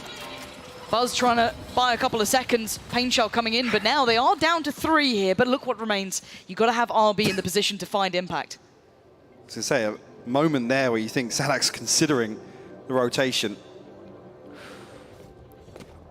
This is on DRX's side of this. Will spot Buzz. Flashed up, slowed down. Zest going to try and get in. He's done it. He's taking down Les. Hold on, this could be turned on his head. They've just got classics. Surely not. Sadak now in a 1v2. This has gone absolutely atrociously.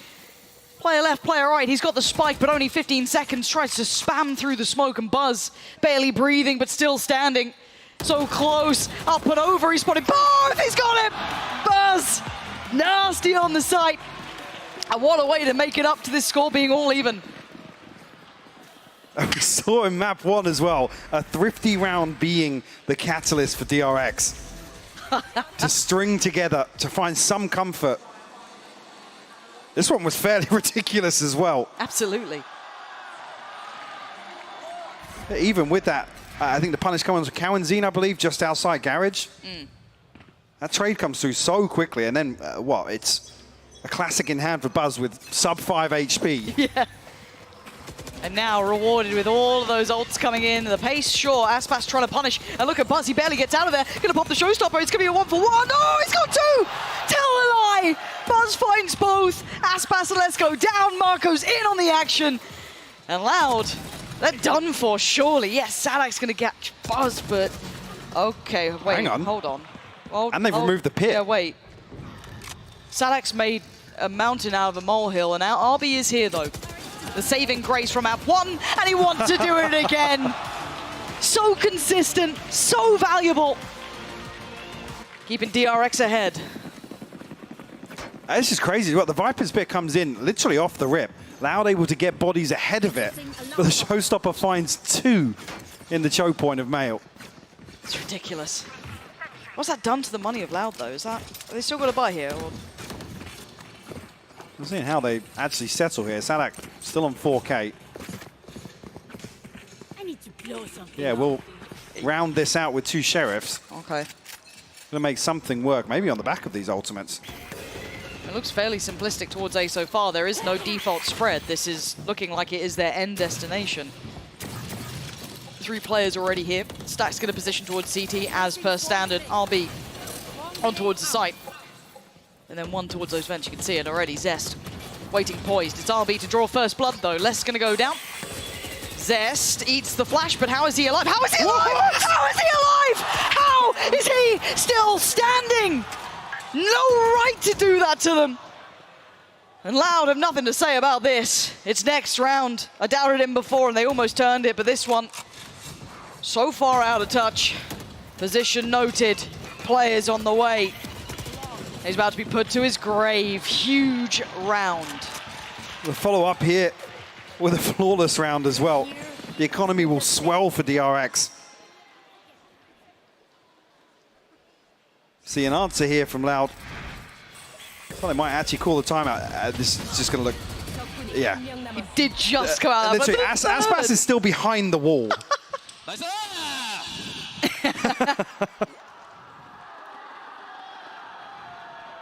Yeah, Loud have called a timeout here. Yep. Talked about the Thrifty in map 1 being a catalyst to string together some rounds. That's already starting to happen here. Only 2 separating these 2 teams here on Split.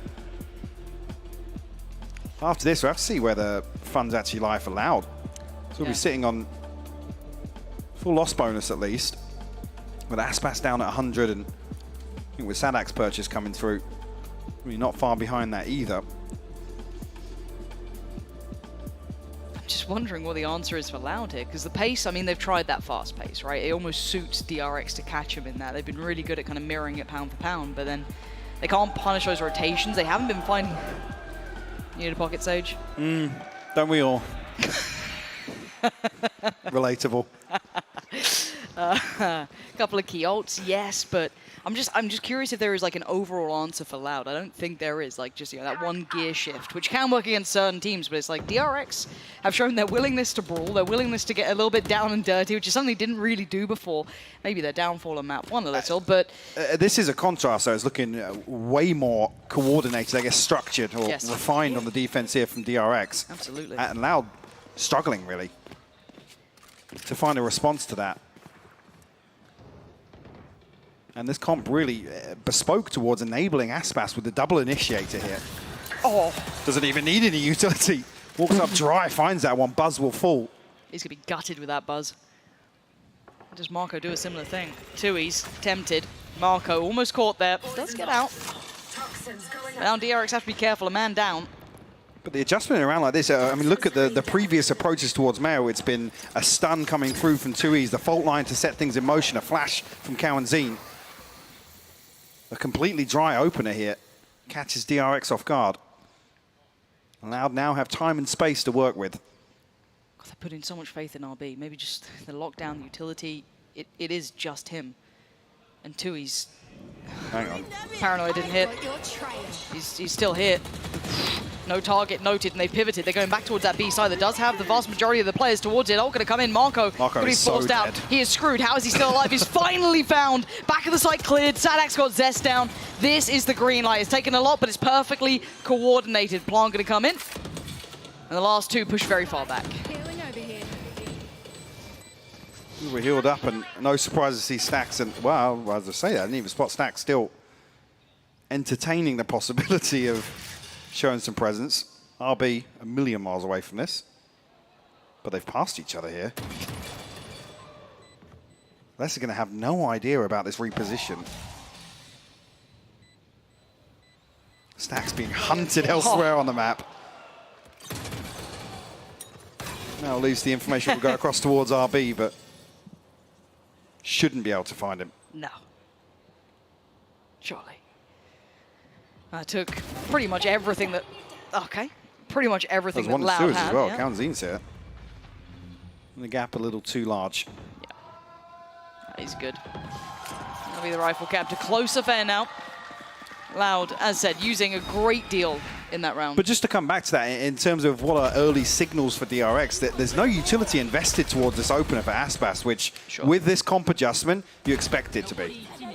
For Aspas to just contact up mid and find that, it's potentially going to force DRX into deeper positions now. Again, if we have examples of utility being invested. Well, a nice answer as an operator. Yeah, I was going to say, Buzz can tuck a little deeper now. Yeah. Now you have to use that utility to clear through, otherwise... You shouldn't be contacting into mid now. As soon as this operator is revealed, Aspas still dancing with death here. So confident. He's starting to respect it now by falling away, but he was willing to challenge for that second shot. Loud, again, similar scenes here.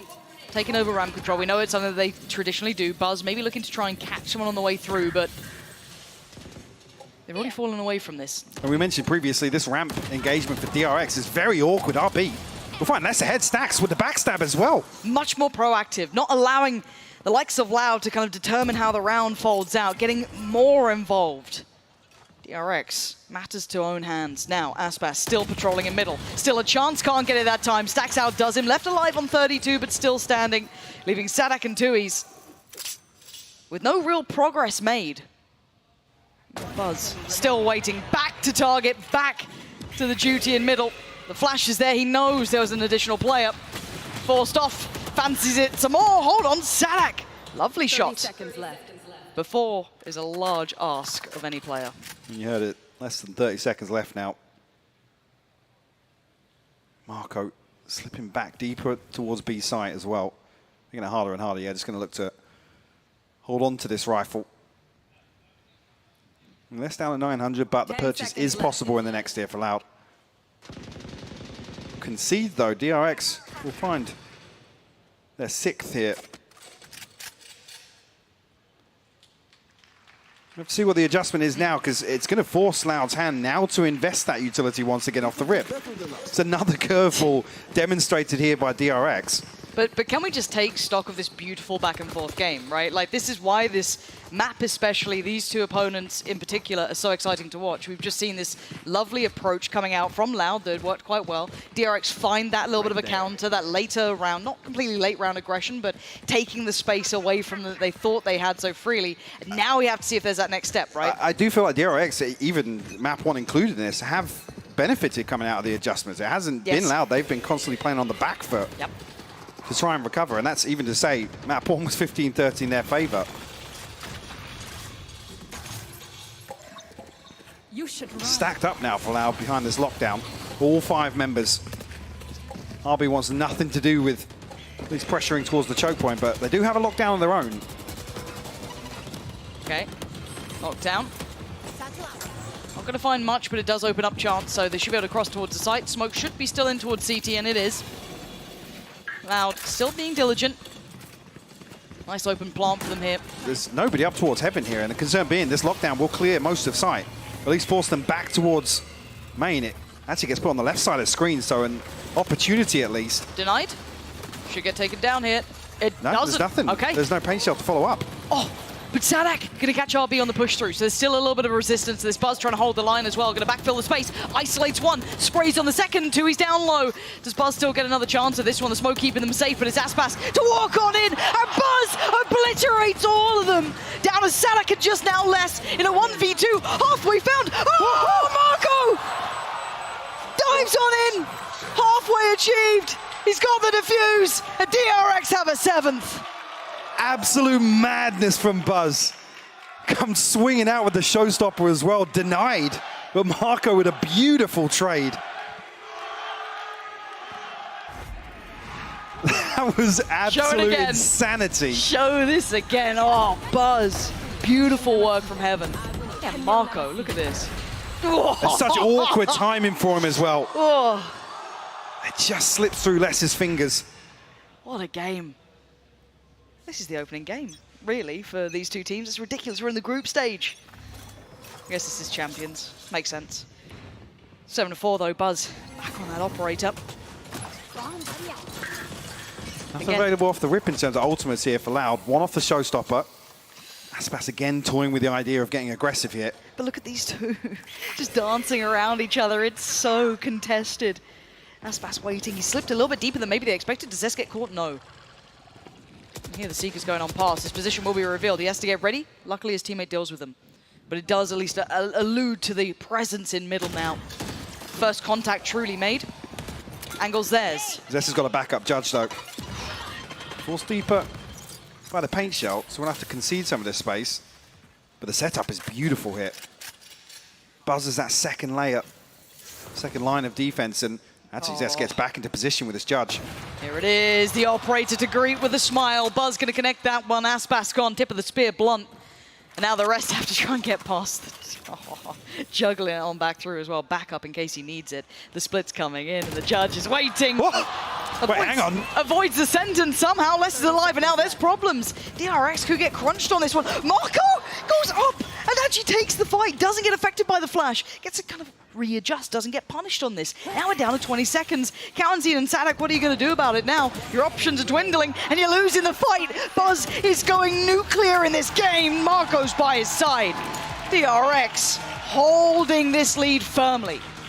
Put on a clinic here in terms of the defense here in the first half. And come back to that same point, Loud, I guess, unable to really pin down one solution to how DRX have adjusted. As soon as this operator came online for Buzz, causing so many issues. Yep. Gosh.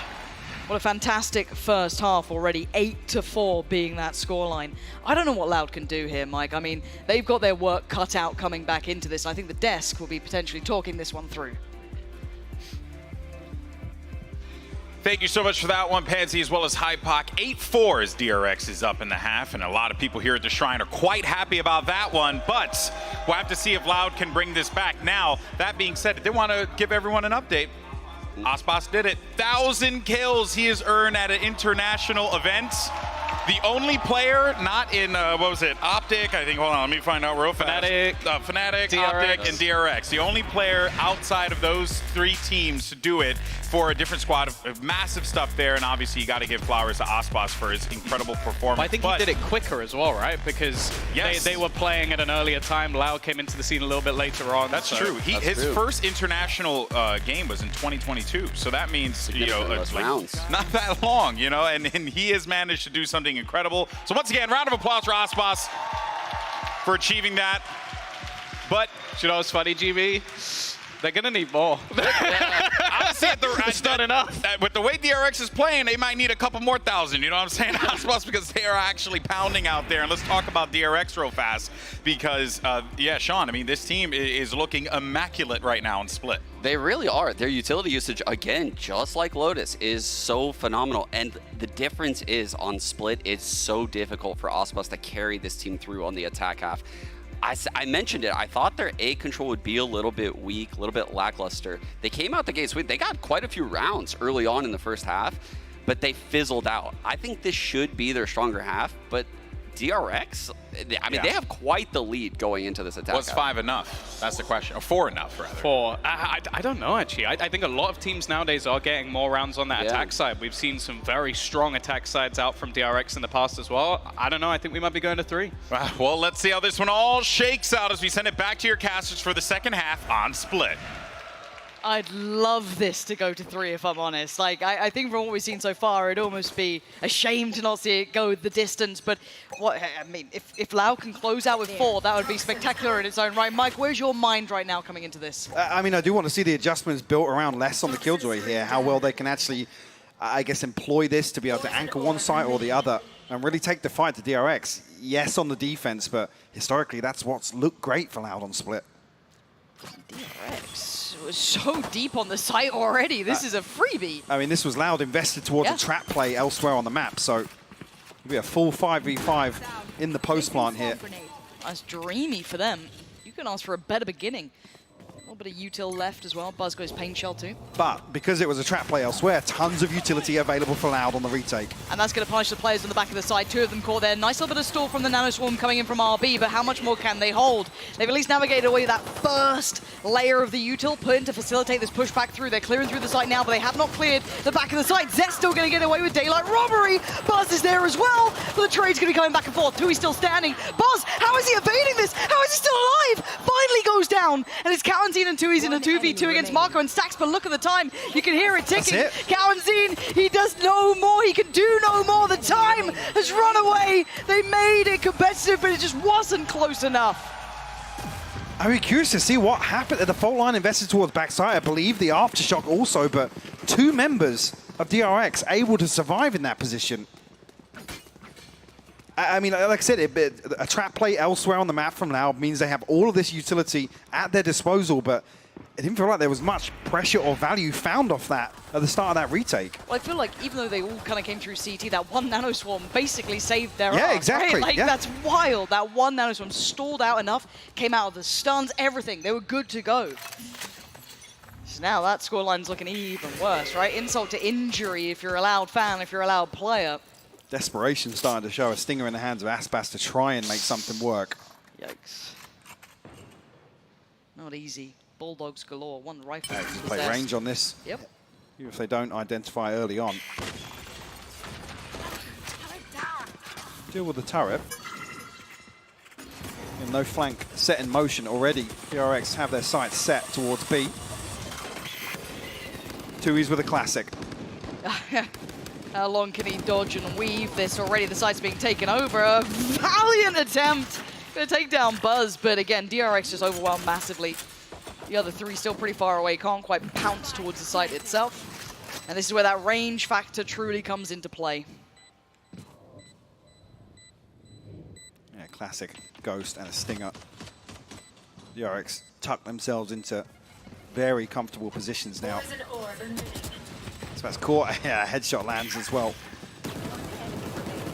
Just a formality to clean up now. Just Sadak left standing. Only going to be Buzz, I believe, as the casualty. Sadak can find something on the exit here. No. Tagged up, forced away. Have to give it up to the spike. DRX now double digits found.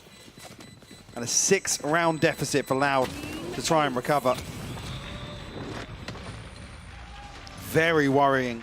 His first purchase needs to look phenomenal from Loud. It has to be almost infallible throughout this entire half if they want to have a shot at this. Finding 10 so early on, dream stuff for DRX.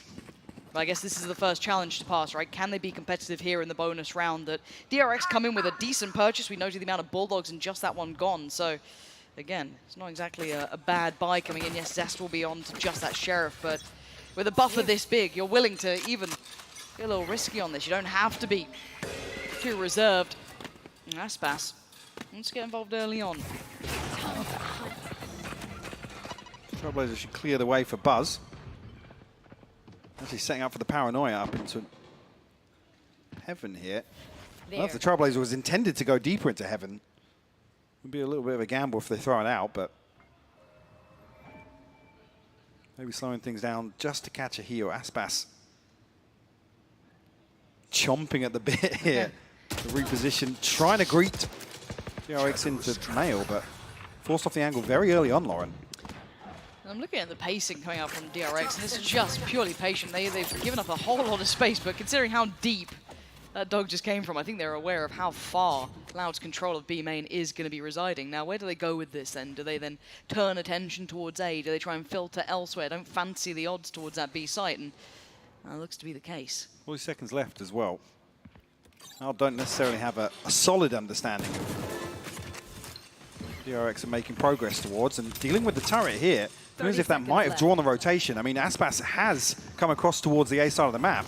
That B main control is still going to be an issue. They've got to stay alive, though. That's the problem. Yeah, they can't challenge now. There's 0 point in this. They just have to play for that retake and make sure it's damn well worthwhile. And good read from DRX as well. The plant actually on the spawn side of default. Maybe going to see them pivot or push even deeper. Zest punished, though. Yeah, quick clear. And Zest goes down. Aspas. Careful on the next steps, needs those next layers to come into effect. Cowanzi, Tui's need to become effective in this. He can't make through CT on his own. Marco gets dealt with up towards heaven. Another step taken, down to now the 3. But one of them is Buzz, and he's looking pretty deadly. Towards the back of the site, though, he's got to deliver on a massive amount. Going to take another with him, but now it's just RB in a 1v2.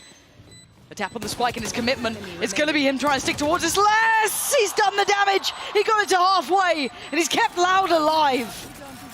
Just one rifle comes out of a round victory for Loud. Not what you want to see when they still have 5 to find.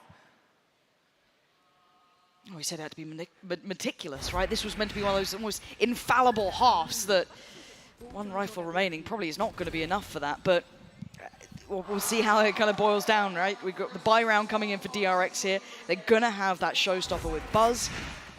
2 away from the lockdown for RB. 2 off the Seekers for Stacks. On the other side, very close by for Aspas, though. Almost got that showstopper to invest off the rip. Early work, eyeing up that B side, but again, cautious, considering how we saw Loud starting just that last round. Flash will confirm presence. Deep investment, actually, of utility from Tui's. Wasn't negated here. Off the rip, and Buzz pops with the showstopper. Will clear sight. Loud have to respect this. Yeah, and he's searching pretty deep with this, clearing through on CT. That's a ton of information. It's massive. That's going to allow the plant to come in. No one's going to deny it from heaven. The smoke's still in play. Marco gets to fall away from this. Still paranoid about middle, but you can see how late RB's playing this from Sewer. Very, very late. Considering how deep they cleared CT, that actually could be key to this when RB decides to strike. But Aspas going to get towards the side himself. Going to eat that sun, though. Slow down now. Marco, Buzz, Stacks. Again, the stall is fantastic here. Trying to negate all of that presence from the utility from Loud. They can't quite close the gap. It's messy, but it works for Marco. Stacks and Marco in unison, and they still haven't dealt with RB. He falls, but it's irrelevant, as Les would have to just go and clear everyone in the split second at this point. How much can one man do? Hang on. Simply put, not enough time. Yeah, not enough time. Stacks does fall, but Zest and Marco able to slip away. And DRX are doing so well, like you said, stalling things out in terms of the retake, slowing things down. Loud unable to really follow up on the stun, the gravity well, the paint shell to clear out these tight positions. Marco with 2 huge kills as well to Cowanzi and the 2Es. DRX feeling pretty good about themselves here with a 6-round lead. Loud will pump the brakes a little bit, call a timeout.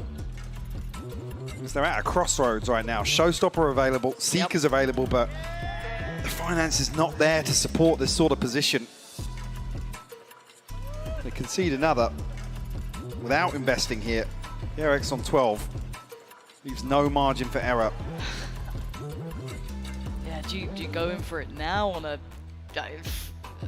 weird purchase, trying to make it count, or would you try and fight back from 12? I mean, it's Loud. It wouldn't surprise me if they do, to be honest. It's like there is a 50-50 in my mind, but a rough timeout to be had. I mean, even if you look at the trend of this half, 3 rounds to the 1, Loud haven't found their footing here. Now, if we talk about the success of the adjustments, then let's kind of roll it back to the start of this map, kind of discussing that both these teams, I think, historically had their own say in this sort of look that they come in with, very polarizing, yes, but so far, you've got to say DRX outperforming Loud substantially. Yeah, and I think with this comp adjustment, you almost want to see Loud doubling down on what this is designed for. Well, it feels like it's designed for, which is aggression and proactivity, but maybe here 3-1 on this half, they haven't had a chance to really get a solid footing to achieve that, especially with the finances. So I wouldn't be surprised. A Stinger and a Sheriff to round out 3 rifles. A showstopper available for Aspas.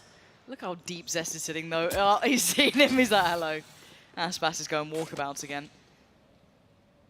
But what do you do with this again? Again, DRX, their defaults are so meticulous. They're very well drilled. Good work on them consistently. They're not a lazy team when it comes to And it's another example of just a great read from DRX, anticipating what Loud want to achieve coming out of the timeout. Might see the first row look towards the A side. We haven't been seeing them exploring it too often as their initial goal, so this could be quite a nice little glimpse. Seekers will be incredibly helpful as well towards Pillar, where 2 players are stacked. RB one off the lockdown as well. That could be a huge tool in the post plant. They do have I guess a trap play set up here with the fault line. It'll Yeah. be denied here. Buzz has got ahead of it. Yeah, Buzz is so far ahead. They have no idea of it. Marco not too far away either, going straight up towards those rafters. The perfect start. They find the first 2 picks. The site is clear. Didn't even need the ults to come through. Still had stacks there with those Seekers. Still now got RB on that lockdown as well. The other 3 are pretty far away. This is not pretty. What are you meant to do with this? You've got a Sheriff, you've got a Stinger. Yes, Kalanzine has the rifle, but finding the first, but you're going to be able to clear this corner? Maybe. Considers it. Looks towards Zest. Finds it. Hold It's a on. 3v3. They're making a go of it, but can they clear the site here? Upgrade found and they're away. Kalanzine going to try and lead this one through. Marco was blinded for a second. TP's away. Got to get out of danger. Now there's problems. Evacuate the site. Tui's connects. Marco goes down, and now it's just RB! He's fallen! How on earth did Loud turn this one around? That is outrageous. A 3v5 with DRX have all the comfort in the world. They had a Stinger, a Sheriff, nothing to play with. And what a bailout from Kalanzine. Who's had a very slow day so far, but what a time to come alive. Look at this. Surgical Oh. on the first 2. Tui's gifted the first by Marco. The Young Guns giving them a lifeline here. The new blood keeping them breathing. But do they have the depth to go again? They've broken the buy from DRX with just that one. Yeah, DRX rounds to play with. They don't need to risk an overinvestment. They have 2 rifles to play with, Zest and Buzz, the power players here in round 18. Almost to Loud's detriment, it gives DRX a round in hand to build towards what will be a snowball round. Oof. At least this ult cycle looking very healthy. The longer this is drawn out. But the 2 big boys with the rifle up towards heaven, shoulder to shoulder. And they're very close by. Aspas can remove one. That's a rifle dropped out of Buzz's hands. Can't do much to retrieve that. That's fallen deep within the enemy territory. Still trying to look threatening towards middle, but really Loud are having none of what they're trying to sell.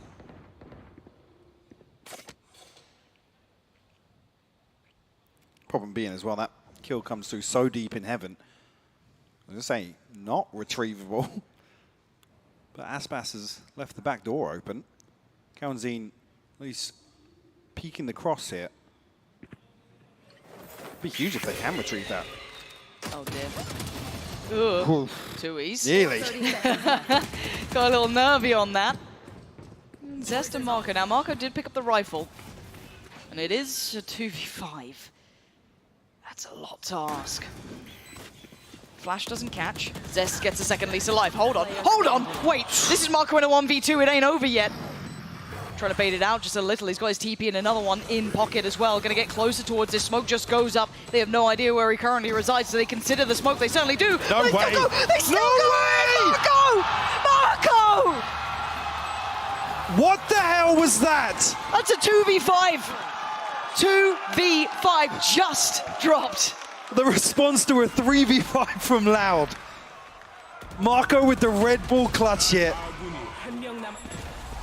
What an absolute lunatic. And an absolute heartbreaker for Loud. What are you Madness, Lauren. What are you meant to do now? And look at the knock-on effect here. I mean, a Sheriff, a Judge, a Bulldog in this round for Loud, but it gets DRX so close to having 5 ultimates. Buzz, the only one missing orbs. 3 away from the showstopper. Some big playmakers. Lockdown to clear a site, Viper's Pit to secure, Seekers there for information as well. Lots of options for DRX here. Recovering it. I'm barely recovering from that last round. I don't know how Loud are going to do here, trying to steal themselves, kind of calm the nerves after a devastating blow. And surely map 3 on the horizon. Surely we get that gift and maybe we get drifted a into brawl this. here. They're all on the other side. The flash goes in. Buzz comes out on top, at least with the first. The trade comes out for Aspas. Going to even the score, but they want to burst on this. Seeker's going to go in, but the Paint Show will deny the burst. Slow it down. But do they continue forward? You can see the temptation on DRX, but they're being held back. RB actually with a chance to get ahead of Les there, but opts to slip back into ropes on the back of the divide being invested. Sadak, is he 30 anticipating seconds this? You look back, he had just a bit, he's got a chance. He's got to judge. Yeah, he's not challenging towards vents. He can oh dear. They aren't going to be able to clear him. Switching up to the classic, but maybe he can catch the cross, but it's all a fake. It's all a fake. The TP's come over. Plants come in, and now there's swinging onto it. He's denied it. That's the plant denied. I don't know if they can get towards the side. They've got to clear through him fast. Zest makes quick work of one, but still towards the side we go. RB, is he again going to save DRX here? 2v3, another opportunity, another chance, man advantage for Loud. Surely you don't drop it again, but look at Stax' position. Oh my God. Oh, it's unbelievable. Stax behind them. They had no idea. And forced in the grave as just Tui's the last one alive. An absolute masterclass from DRX here, but they want to seal it now. The crowd is calling for it. Tui's got to get past the turret, but now he's got 2 more players to find, and the time is ticking. You can hear it faster and faster now. Map 3 is calling Tui. He's desperate to connect, but he ain't gonna have it. RB seals it. We're going the distance. 13-6 here on Split, Lauren. Let's just start things off on Lotus with an overtime. DRX come bouncing back in map 2.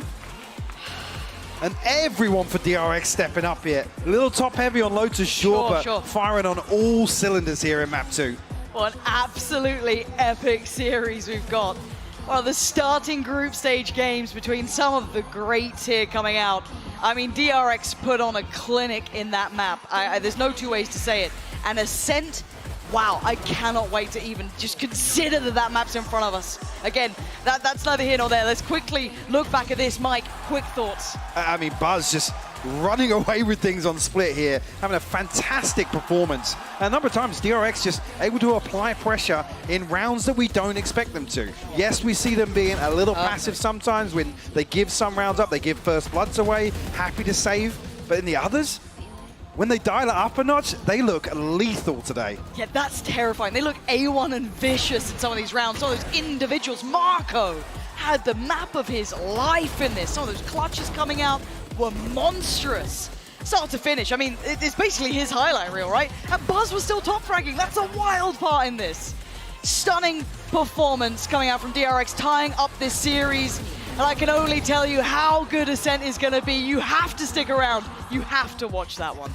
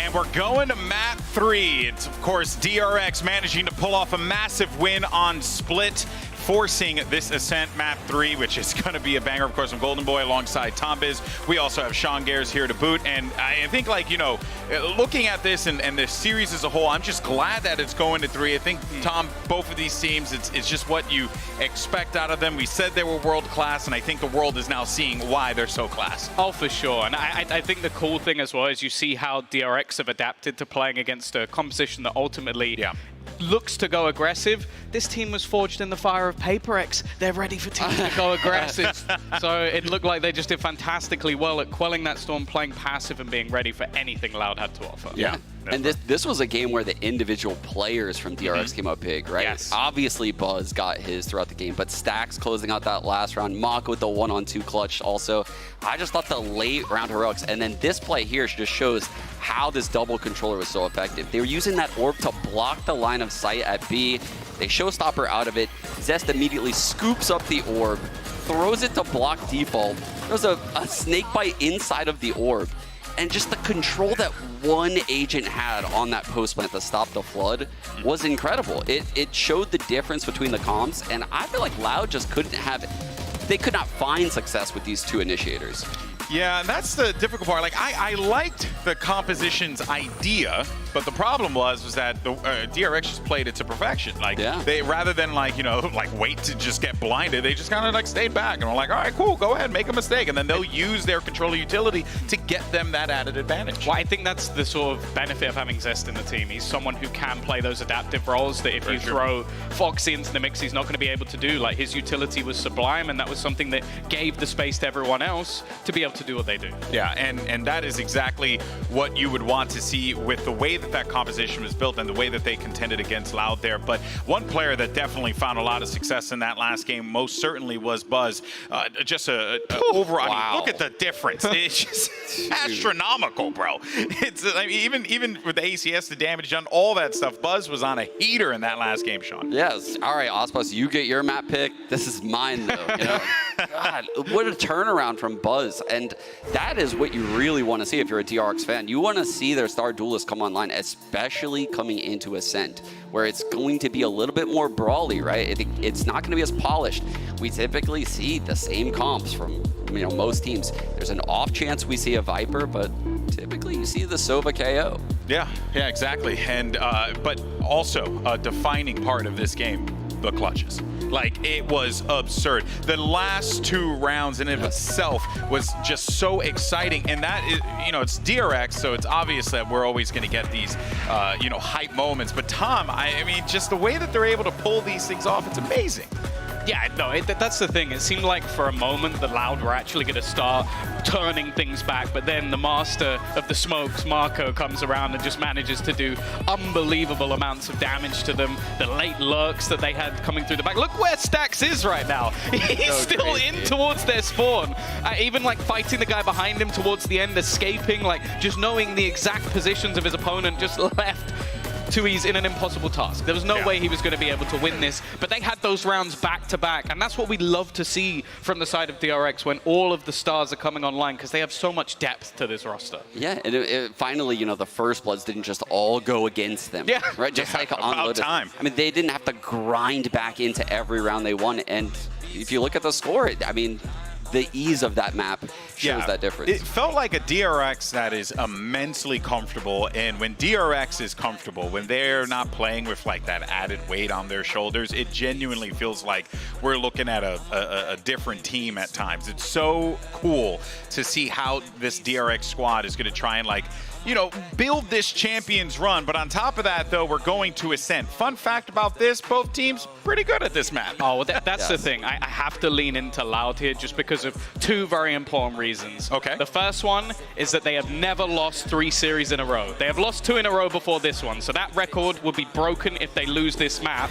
The next is they've never lost this map twice in a row, which they lost last time. So DRX are up against it here because Ascent has always been a fantastic map for Loud. If you don't remember, EG rinsed them in Tokyo on this map, and I think DRX as both well. of them. They rinsed both of teams them. actually Loud struggled against here on this one. Yeah, I mean, Loud has won 7 of 9 on this map since the start of ECT Americas, and the only team they've lost to is EG.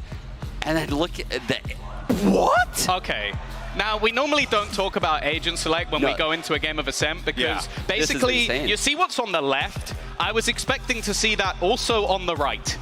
I mean, sometimes you do see the Viper, and that was something that I thought we would see, but you usually, lately have seen it paired with a Killjoy. The Breach Fade combo, I don't think I've ever seen this particular comp run. And Loud as a team, like we've been saying, I mean, you said they've only lost 4 times in this map. They really, really know the fundamentals of this map. But this is a hard comp to get to work.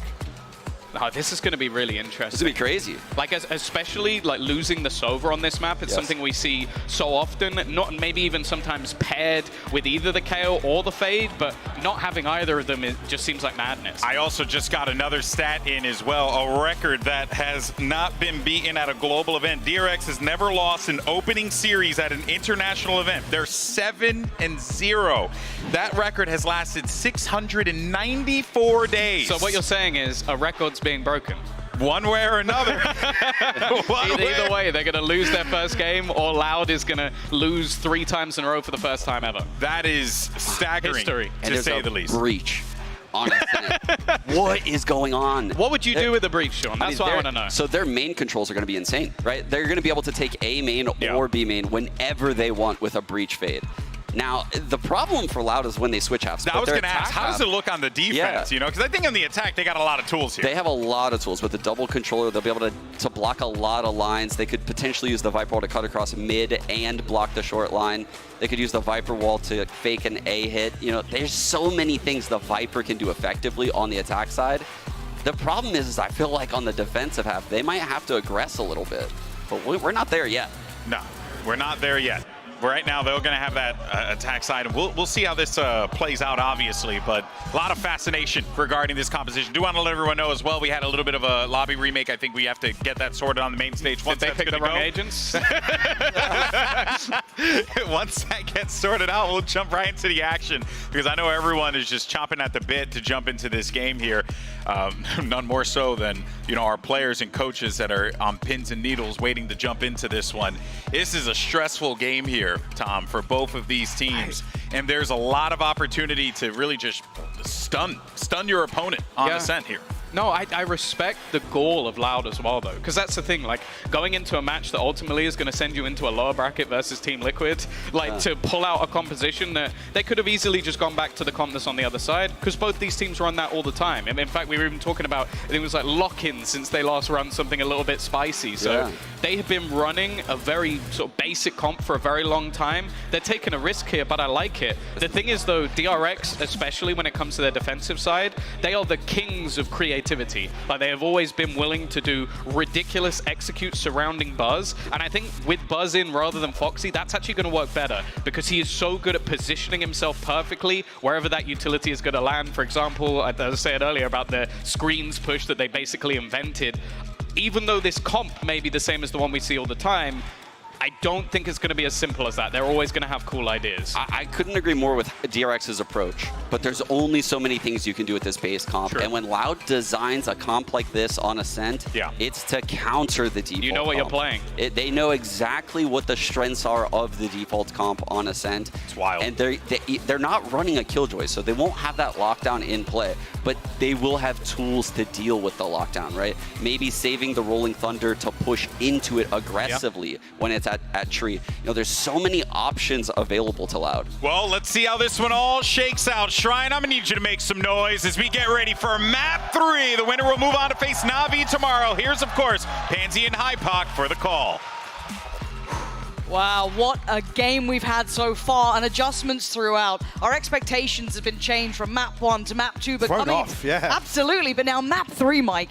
What do we make of this comp switch up here? What does this mean? I mean, I've been loving some teams kind of adopt the breach more and more in Ascent. We've only seen a couple of examples. M80 fans who are watching, I've loved what they've done with it. But for Loud to lean away from the Sky here, which I don't know. I'm not entirely sure. It feels like another attempt really to put Aspas in a position to succeed here for Loud. Wide open A site, start things off. Not much chip damage done. No. DRX respecting this initially.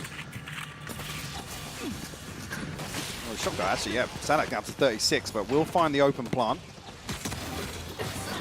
Oh. Delivers, though. And this So lurk clean. tucked into short. So very clean. Does go down in the end to Marco, but look at the post plant. It's all tucked towards like under sight. Very, very dedicated towards this. And the HP is pretty low. Kaunzin, Sadak all low. Aspas sitting pretty, but the rest suffering a little here. Dark going to come through, dealt with immediately. DRX unable to find a steady footing just yet. They got Time ticking away. They haven't got a kill just yet. They need to get a... Hang on, what? RB's fell 3! And now it's down just 2s. And he's kept back by the smoke. Oh, he got a classic. RB's so low. Oh, RB! No way! Can you believe it? He's finally finds a knife, but it's too late. The defuse comes through. Unbelievable scenes to kick things off on Ascent. What a ridiculous round, Lauren. Another 3K from RB, by the way. Another in a pistol round as well. I don't know what to make of that. I really don't. Nice little high flash to allow Buzz just to peek on that corner. Looks like DRX want to get proactive here. Sheriff's in hand, though. Loud, and we've seen this wouldn't be the first conversion of just those pistols, so DRX do need to be quite cautious about this, as Loud have made decent progress up towards Cap. Not going to node Sadak. Send the paranoia. But we can see where that spike is. This is all just testing the waters. Despite not committed anywhere, you're right. Well, not really given a chance at an opening engagement just yet. Stax and Zest set up to receive any pressure towards mid, and Aspas does find one. Stax will fall. Oh dear. Just trying to equalize here, and luckily does. Not awarded any further, though. Do you get that funny feeling that we've seen this before? Does Lightning strike twice? Marco, this is so dangerous. No, he's not going to get punished nor rewarded. Actually, yeah, he's going to get punished. He absolutely is. Trying to get proactive in these scenarios just feels almost too deadly. It puts it all down to RB here. And Allowed have the biggest opportunity yet. Buzz on the other side of that. And Sadak finds him. It's all on RB here. Has to do wonders. Kaunzin low, but Sadak now has that Bulldog. Isolate. Hang on. 15 seconds. RB, this readjustment is out of this world. Yes! Finds the shot. Gets Loud a second. This wouldn't be the first time, and it certainly won't be the last. Just 37 HP left on less. Another 3K from RB. But Loud tie it up. A response here in round 2. And yeah, a couple of members of DRX, like I said, I made this comment in map 1 a few times. DRX doing things that are just uncharacteristic. Loud capitalizing here on Ascent. A little overzealous. Hang on. Right off the rip here. Buzz all the way into tiles very early on. The pinch from B main comes through.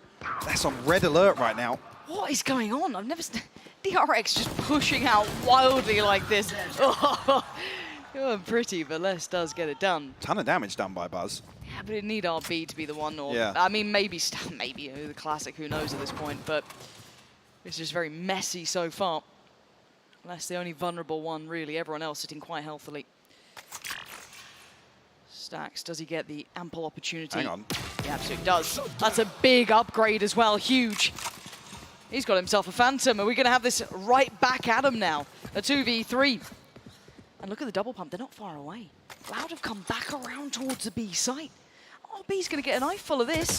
Spots him. Oh, the biggest jump scare of his life, but Stax can maybe make it here pretty well. It depends on the timing. Does he slip the smoke? Does he respect it? What does he want to do with this? Can hear the steps and he wants to try and get ahead of this. They have no idea. Lester's not holding it, yeah. Stax has gone so close. This could be out as well. Oh my god! Deadly on that first shot, but kept in check by Tui's. Now be loud, making it out of the gauntlet here. The second to their name. Damage done, so mitigating some of that value from flipping the thrifty. Thripping the flifty. In round 2.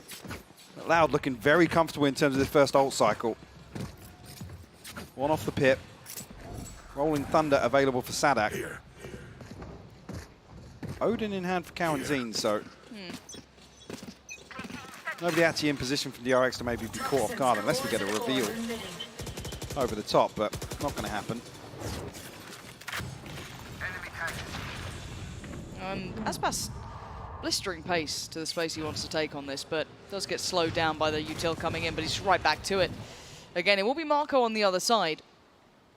Util in the way should at least keep that paranoia from building in Marco's head.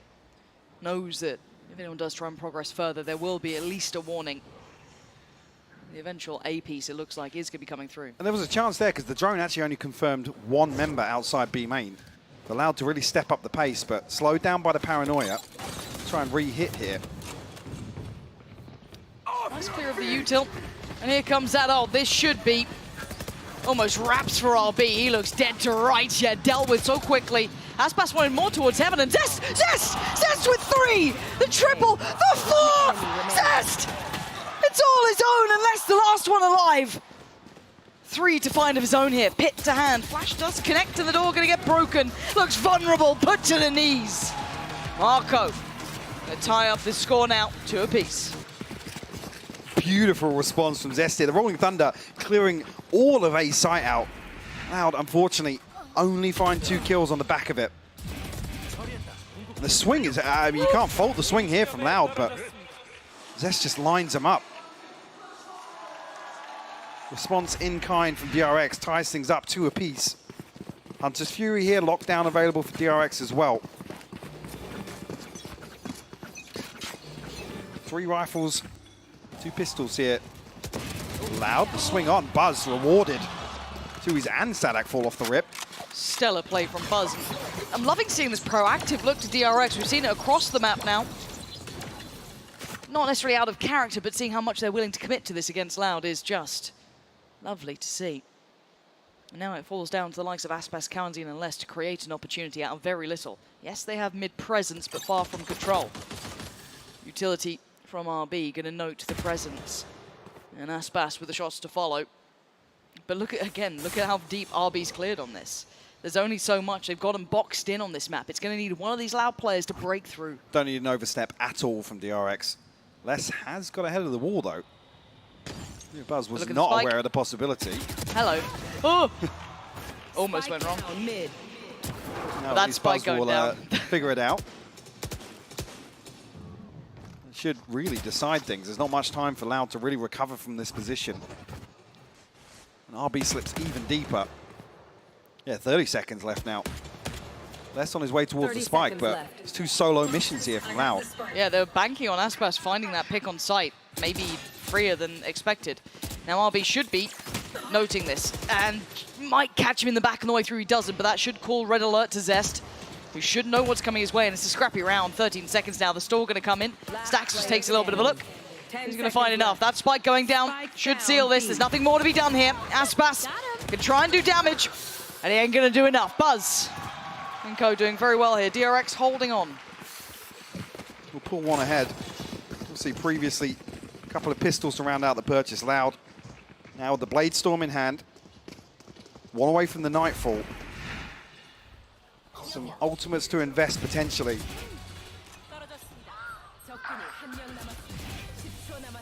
Yeah, DRX so happy to commit to early round engagements here. And everybody stepping up. I mean, I said this at the end of Split.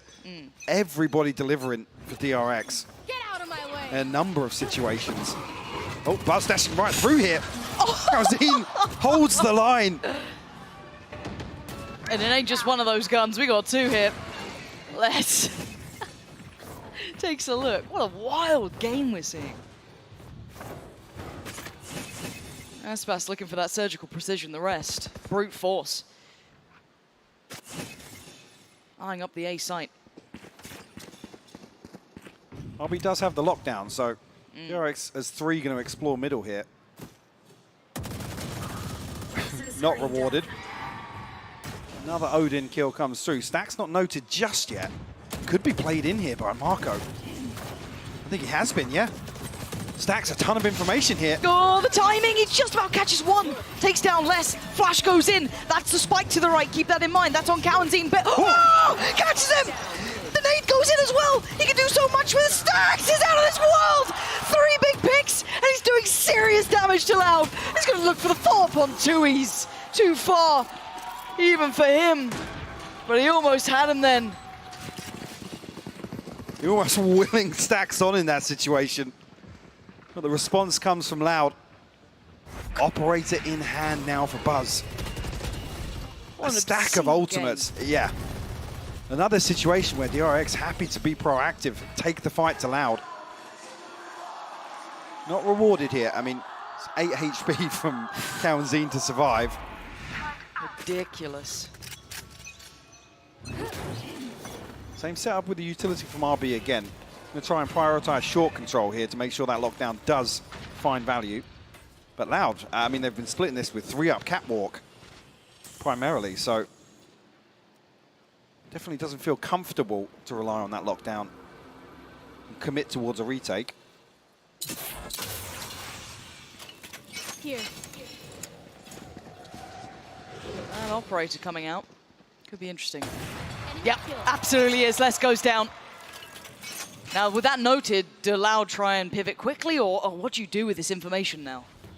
Well, it does weaken the catwalk side of this split. I was saying usually 3 members to funnel through here. But with RB committed towards site, it doesn't feel like a retake setup. Marco slips across after the utilities invested to clear wine.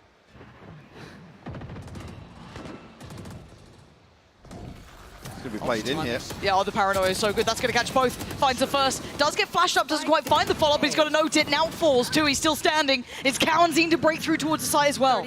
Making the best of a bad situation. They've at least got the site here. TP, toyed with, but taken towards site. You're going to hear that. I don't think the information has been relayed, but Hunter's Fury here to potentially clear out. That catch. Cowanzine doesn't find the kill, though. 13 seconds. How's that nade? Pretty decent. Tui's got to back away from that. Just drift away slowly, cautiously, 11 carefully. HP, Lauren. They're so low. Both of them going to be feeling this one. Oh, the shock dart. Got to be careful by every single aspect, these two players. Feeling so vulnerable. Spots a pixel. Cowanzine does damage towards Stacks. Can he control towards Heaven? The pressure coming in from short. Dash taken. Isolates the first. Now down to Cowanzine, and he can't deal with Buzz. The 2 left alive. This close affair between these 2 will break ahead for DRX, making it up to 4. Oh, was that important? I'll be down at 200. I mean, Loud could invest back into this. We have seen him a couple of times in this series already. Happy to proceed with 2, potentially 3 rifles. Beautiful cleanup from Buzz here. And the bait with the dash. Zest, the sacrificial lamb. I will call a timeout here, just ahead of round 8. It's been difficult to really pin DRX down, honestly. Even in the rounds where DRX have given away a first blood, it's that mid-round that still felt pretty comfortable for them. And does this indicate a rebuilt DRX a little to you? Because this isn't the traditional standard I've seen from DRX. I mean, they've always been very solid here, but it feels a little unique, maybe a little out of character slightly, or is this maybe just a response to playing Loud? Where do you think this falls on the scale? You could argue this is rolling back to the early flash and dash meta that DRX themselves kind of famed. Yeah. But it's interesting to see, like I said, in some of the rounds where you don't expect DRX to be the aggressors, to be the ones to really take the initiative, they are. And that's really surprising because Loud are ones that usually thrive in those situations. Exactly. They're great at receiving aggression. Oh, that's the wild thing as well. As a team like Loud, they were always good at kind of, be able to flip the switch of pacing and be able to either be the aggressor themselves or receive it and kind of play around it perfectly. They knew how to play the game style as one of their best looks, right? It was one of their biggest compliments. But here, struggling a little to get a grip on DRX. Not completely. I mean, once we've gone into the swing of things, we'll have to see how it settles down a little. Bear in mind that second round flip certainly turned the scoreboard, so don't get mistaken just yet. Pay attention to these buys as we go back in. Operator still with Buzz. Still got that nice timeout music playing. It's banging. It's gone down. As we do have an A side here, that should catch both players. And now Marco and RB trying to stand up to the task here. Lots of pressure their way. Beautiful reveal. Aspas goes down, punished by Zest. Marco! That TP was unbelievable. Les! What on earth? The spray connects perfectly. Punishes 3, but now look at this 1v1. Door shut, but he gets ahead of it here. He's playing with expectations and timing, but he's 21 HP. Needs to make use of this time, though. Buzz still looking towards A site. Now the penny has dropped.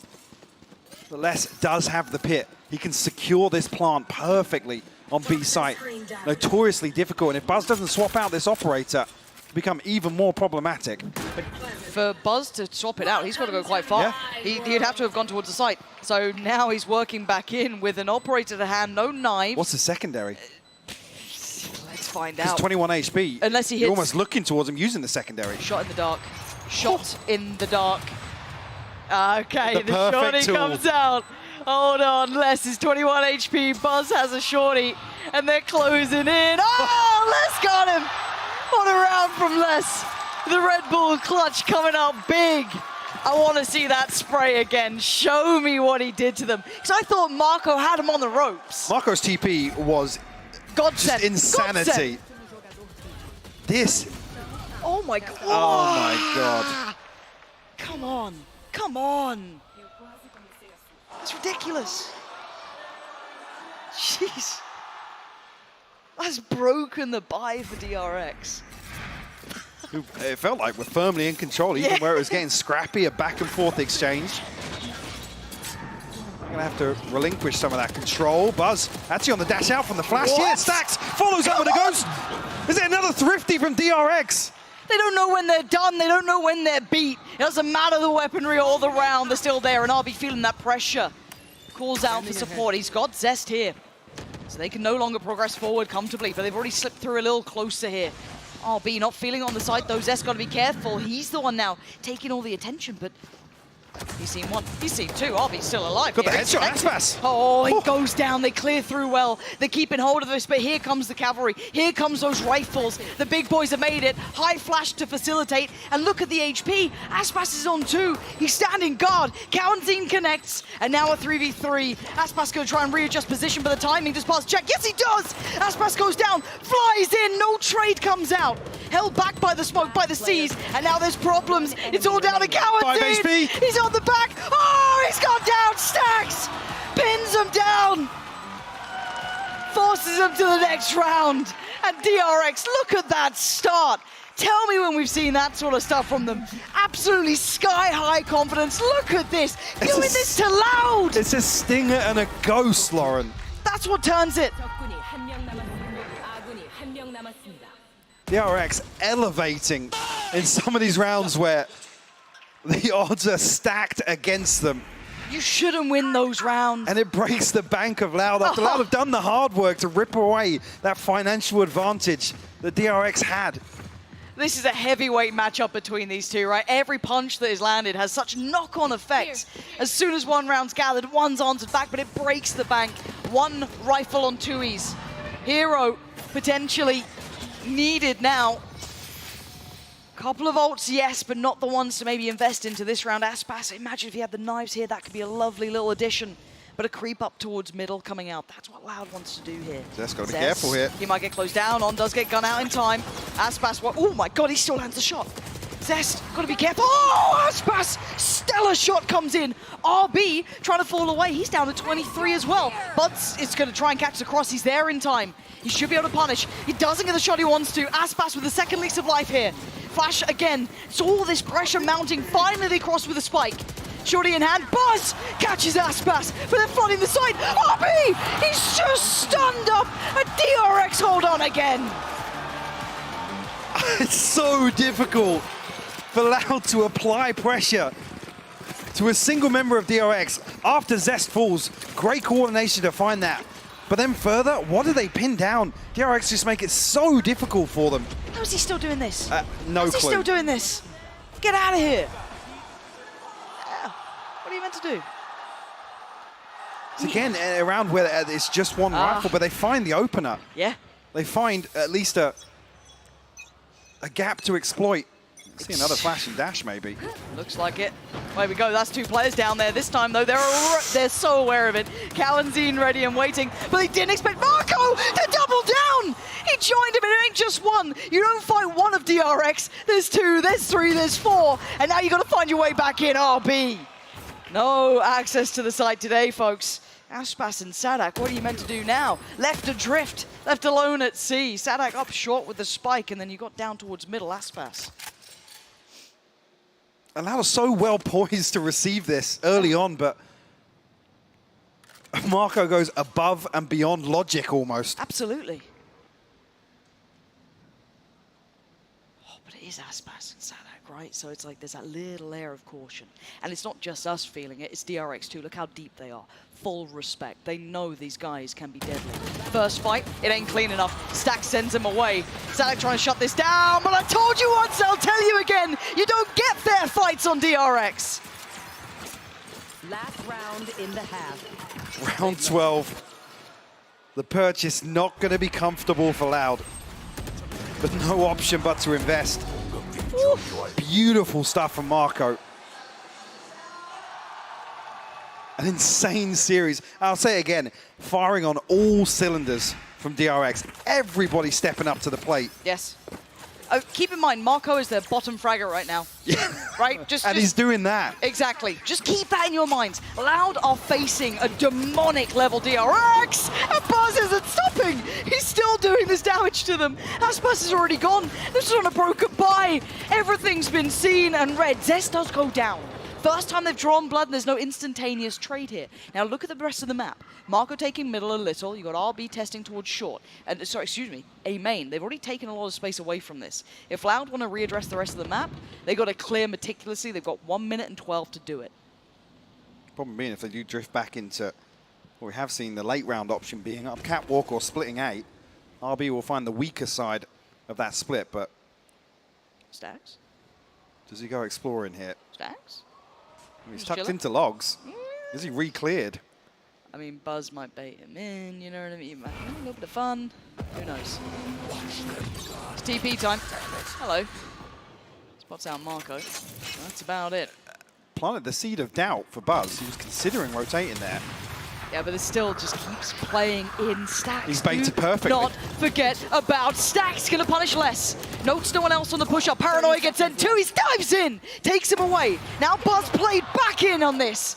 Beautiful synergy, but the adjustment, a quick pivot from Loud, eyeing up that A site. But look at RB's position. Look at where he's gone to. They can take all this space. They're feeling they clear him. No, of course you don't. Of course you don't. You're dreaming of this. This is ideal. This is a dream come true until it's a nightmare. The lockdowns come in. Cowanzine, pick your poison.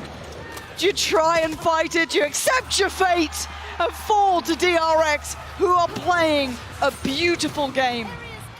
Another A4 half for them as well.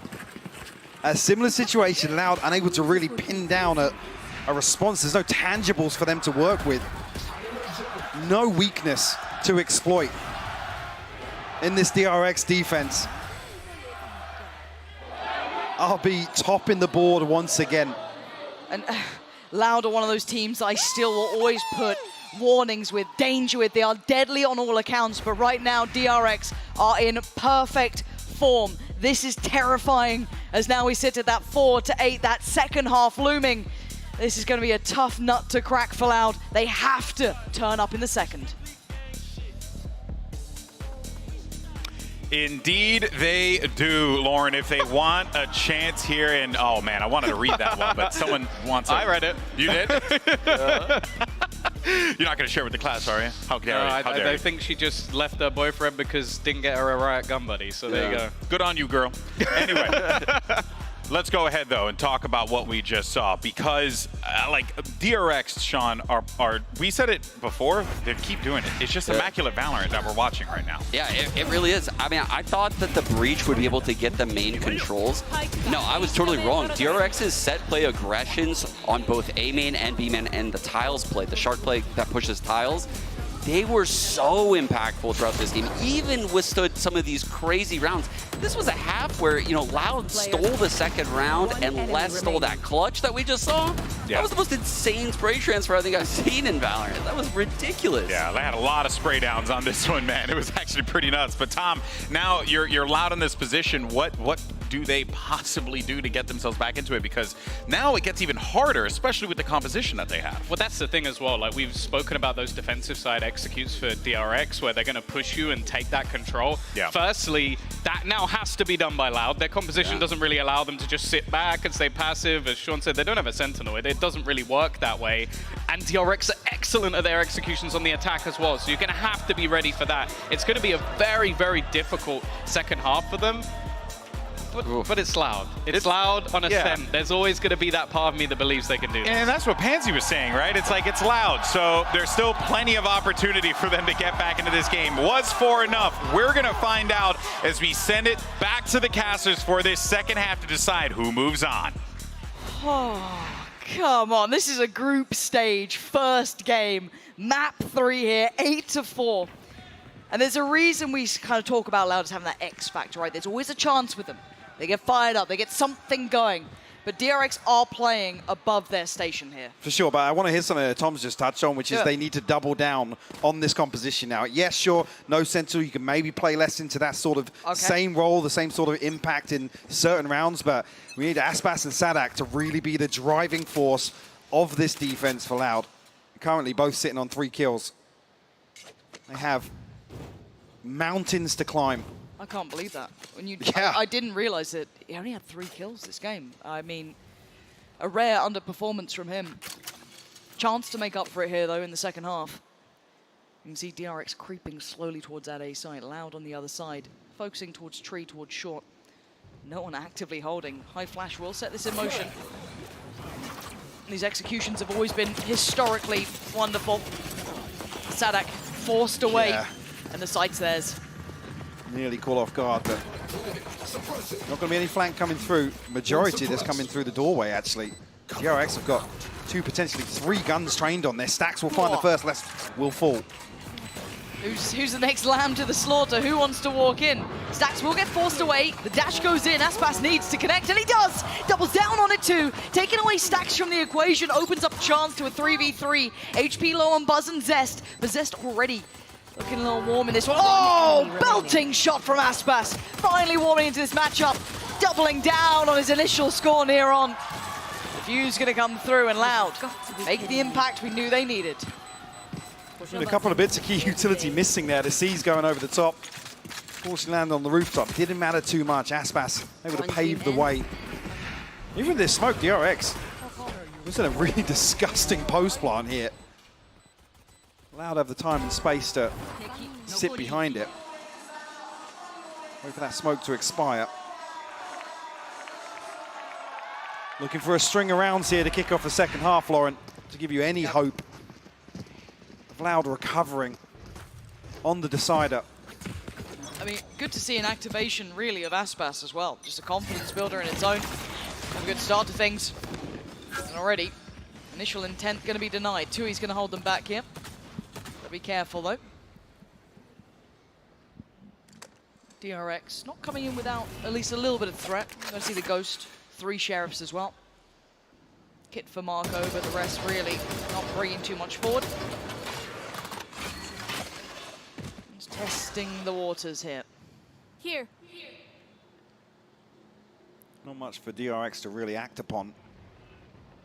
Loud actually taking a lot of space away in terms of the deep positioning in towards Wine. Be tough to really pin down an opening engagement, but Aspas, a little bit of space between him and the next teammate, maybe. Hard to police that weapon if he did fall, but... Buzz dealt with very clean. Aspas, this is dangerous, but it's fine. Okay, it's Marco to succeed on towards Tui's, but Aspas is really taking some very brave fights, which, fortunately for him, the rest of Loud are there, so there shouldn't be a threat of that rifle falling away. Will be kept, 3 stand. The Vandal remains. Checking the box here, at least. Look at Loud start here to the second half. See any investment behind this, or just Sheriffs to round it out? Aspas actually with this start, 1 away from the Blade Storm already. Honestly, it doesn't look as if they're going to set up to really contest an orb. And Breach actually in that regard, very good at clearing out those sort of choke points towards both. Now DRX, they have a response here in round 15. Aspas given that rifle again. First opportunity beckons. Tag, no frag, gonna fall away. That's gonna be Buzz on the other side then. Taking a little bit of that space towards middle. But again, caution being aired here by DRX.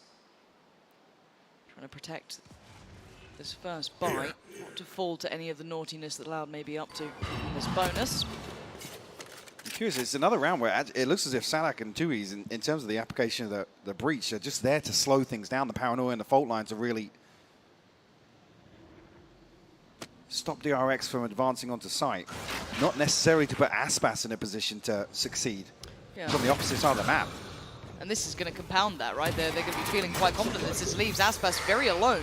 He could get overwhelmed. He has support coming in from the other side of the map. Unfortunately for him, it's Aspas. But the paranoia is good enough, but does he get to keep his life? Desperate for it, 5 HP, trying to find his way out. Keeps himself standing. Excellence shown. Aspas.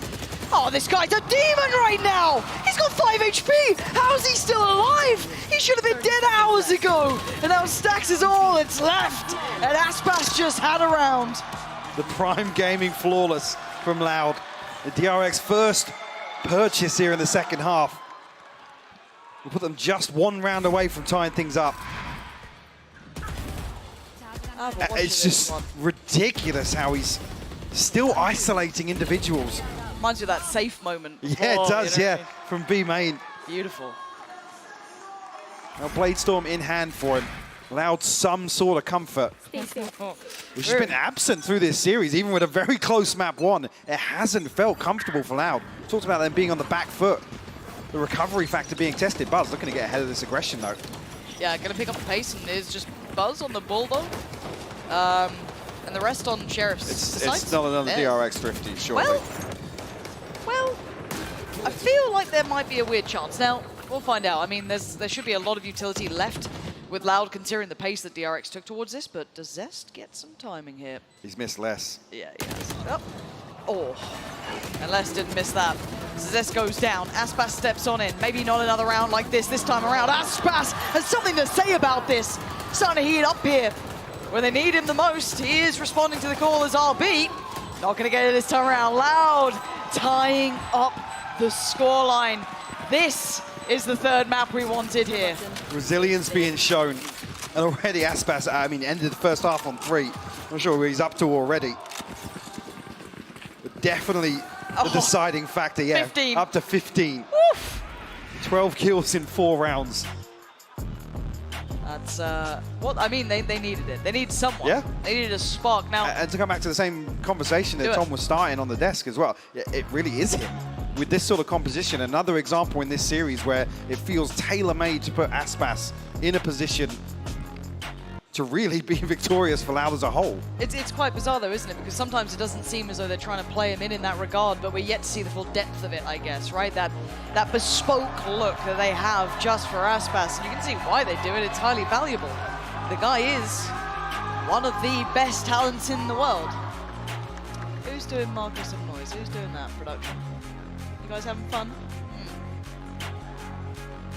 Not you, audience. Don't worry, you're fine. Beyond that, though, he's got the knives. Full buy. It's a good shout. Yeah? Yeah. I'm a fan. Yeah, I bet you're a huge fan. Now, what does DRX do on this, right? Timeout hit. Is it deal with Aspas? Can we identify where he is, considering where Sadak is, or where any of the others are? It doesn't feel as though that's the case. How do you get a beat on someone like Loud right now? Well, Aspas actually donning the operator now. Well, new looks. Yeah. So another set of protocols for DRX to overcome, or at least adjust. So previously, Been pretty good for it. Is this a stun into the TP, maybe on the back of the reveal? Think?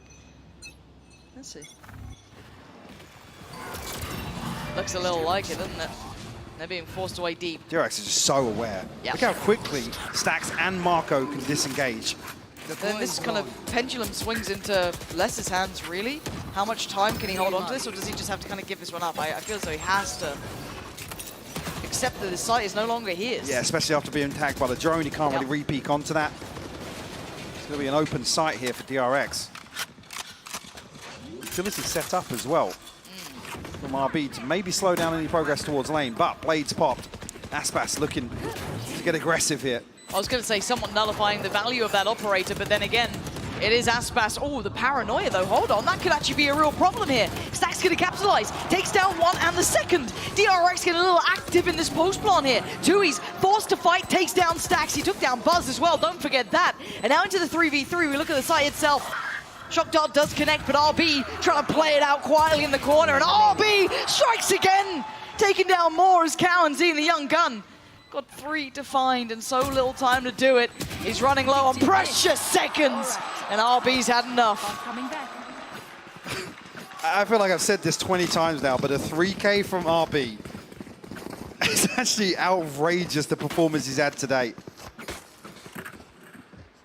And like I said, so quickly DRX able to be in position to feel out the aggression on A, and then look how quickly, look how decisive they are to progress onto B. And it's just the Owl Drone tag, honestly, that prevents Les from having any say in the matter. Can't re-peek on, can't bank a snake bite into the choke point. So we'll find their 9th. First real strike in the second half, though. Loud have been really determining the outcome. Still able to fashion quite a strong purchase here, of course, as well. As RB being forced quite deep further away. In the meantime, though, DRX looking to at least kind of present the concept that they might be working towards middle, but we can see their end goal. You can see where that spike is. You can see where they're slowly and quietly heading towards. And it's patient work from them. Less in a position to really split this execute, though. 2 snake bites and the orb set up in main. So he's actually not in position there if DRX catch the timing. We have the null command. That would prevent any stall coming out if Stax decides to pop that. Oh, you can see the side take in motion once again. And it is meticulous. It is beautifully crafted. So respecting that, Loud going to sit pretty deep towards it already. Going to give up the site. You're going to have that late mid presence from RB. He can kind of catch and make sure no one can comfortably go up towards Cat, but he might have that late lurk as well coming through. That could be huge. And in the post plant, Stack's going to pop the ult. Make it even harder on the way back in. Going to buy a lot of time as well, but allow Loud to fully reinforce and set up. Potentially to explode on the back of that ult expiring. And it is really only 2 towards the site currently. This is a lot of strain on their shoulders. Stax is down to 37. Dependent on the support system coming on in, that late presence from Cat will have to be critical, but the time is starting to run low. If Loud want back in, they got to go now, they got to go fast, or they're going to lose out in this one. And they have no idea. Marco not getting checked on, does eventually fall to Aspas. The spray and the pray not going to work out this time. Tui's on the collection, but it's Zest who can't make it work. But the time, they've run too low on it. DRX going to make it to 10. And that's crazy because Loud, like I said, in a position to explode on the back of the null command expiring. But they can't pin down enough players at DRX to actually get the half defuse coming through. I mean, the open plant saves DRX there. Yeah. Is anywhere different. Let's look at the kill feed here. A crucial kill from Zest. Aspas is just less than half a second away from finding that half defuse. You can see the frustration now as well. But yeah, immediately, DRX. yeah. Look at the ults they've got here. That could be almost the killing blow. They're going to have a snowball round in hand, excluding Stax' ult, sure, but the rest, all very much there. Aspas backfilling the space. Need another round to really break the funds, though. Bomb grenade out. But double digits found. You don't want to see Loud letting another one slip. Hunter's Fury invested here. Oh. Does it find the kill? It does, yeah. Cowanzine will fall. Oh, dear. So it puts it on this man. He has to deliver here. And he's come alive. brought back from the grave of the first half now. It has to be his time to shine. Cautious on the clear, but he's still going to deliver the first bullet. Perfectly placed towards Buzz and falls away, expecting that pressure to come back. Smash, you're playing with your life. So he did spot out Stacks. But that should put Sadak and 2E's on red alert because there's only one spotted. They're looking towards middle? Yeah, they're giving up some space towards main, and that's where 3 members of DRX are. Recon Bolt maybe going to give away some info. You should run. 30 seconds left. Lockdown will clear the site. They're looking to tuck into hell, though, here. Everybody from Loud here nice and early. The snakebite will prevent progress. Really nice stall on this.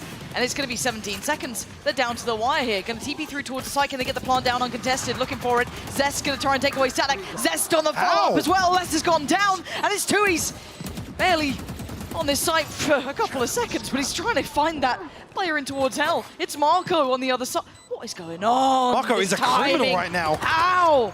Move over Stewie 2K. There's a new smoke criminal. Marco makes light work of 2E's, leaving just Aspas alive in a 1v3, and he's surrounded. He might not even get out of this one. Trying to step away, and Stacks is hurting him. Take the fight, beckoning him in. Oh dear, has to creep closer. The flash. Oh, denied! He tries to run away, but you can't escape the clutches of Marco. Absolute poltergeist on A's side. How's he doing that? That's ridiculous. I mean, you can see as well, 2E's is like, wait, hang on. Who the hell's that? He was here. Who the hell's that that slipped into hell? Look at this. Like, watch this back. Zest as well. Obscene round. All 4 members of Loud were either up in the smokes or down in hell. And they're punished on the swing out. This has been such a crazy series, Lauren. Obscene. So timeout comes in for Loud, and I think rightly so, right? DRX now on 11, and they're starting to get into the weird and wonderful sort of rounds, right? Where stuff's going a little out of expectations. We're starting to see that kick up in form. Aspas alone isn't enough. He has popped off the second half. God damn, that man has tried. You can't say he hasn't. He has been pushing limitations. And just to come back, it's not in the way that you'd expect with his composition. He's not being set in motion by Sadak. He's not really playing alongside Cow and Zine. Yeah. He's able to stand on his own 2 feet and deliver here, but... Needs more. Definitely. Which is asking so much, right? I mean, the gap was so big at the halftime. Yeah. They've done the hard work, right? They found 4 unanswered to kick off the second half, but now DRX on 11. Deep breaths now. I mean, the only person coming away from this round with money is Sadak at 24.50. Oh. Ultimate's on the brink. 2 away from the pit, 1 off the Rolling Thunder, 1 off the knives as well for Aspas. They can't let another one slip. They can't. And is this just going to be an A piece? It's going to be less than 2s to try and hold on to it? First time Sadak's not been here as well. Yeah. The only stall they have is Les's Snakebite. I mean, Paranoia too. But look how deep they're searching on the other side. This is the first time they've fully gone, clearing deep towards B main this early. There is the turret there, but that's about it. So, again, they could try and cheat over a player early, but it looks like DRX still want to go back to this. Little adjustment on the execute, and this time Les going to try and find that fight. It's Sadak to bail him out. Takes away Buzz and gets to keep his life. Sits deeper on the site. They've weathered the initial storm. DRX respond from this now, because RB doesn't really have any space to work with in the lurk. And you noted it, Aspas. A very deep position. Was here previously, did catch Buzz, I believe, in a prior round. Is the awareness there? This late as well. Stacks doesn't have a knife to really clear this deep information. Are they going to invest a flash to clear out B main? No one's on this side of the map apart from him. It's on Aspas. We said someone else had to join him. He has been monstrous, but he has to be perfect here. 4 players on the other side. The knife does not connect. Oh, but the shot from RB does. This man is out of this world. Having a god-tier performance, Cowanzine just about making it back in time, but I don't think he can do much about this. Dewey's with the TP, hoping for the best. Maybe he's got a little bit of a spot at this one. He's so unaware that RB was on the back of the site. DRX just demolishing Loud. Trying to pull out all the stops here and nothing's working. So Sadak, unless presented the near on impossible feat. What do you throw at this? You got the Rolling Thunder, but the Purchase is going to struggle behind this. And look how deep some of these players are sitting. Zest miles away. Yes, there's 3 on the side, but is this the round you try and pull that trigger on? They got to try and get there fast, but there's so much in their way. You can see it. Losing that hope. Marco's taking away Sadak, and Les now has to face the music. Do you try and take the fight? You don't even get away with your life. DRX making it to 12. Loud held on 8. And this is where the nightmares truly begin. DRX have looked clinical in 4v5s today. Yes, sir. Another round, they concede Buzz. I feel like he's had a number of first deaths, but it hasn't really mattered. Bigger picture-wise, DRX's recoveries have been incredible today.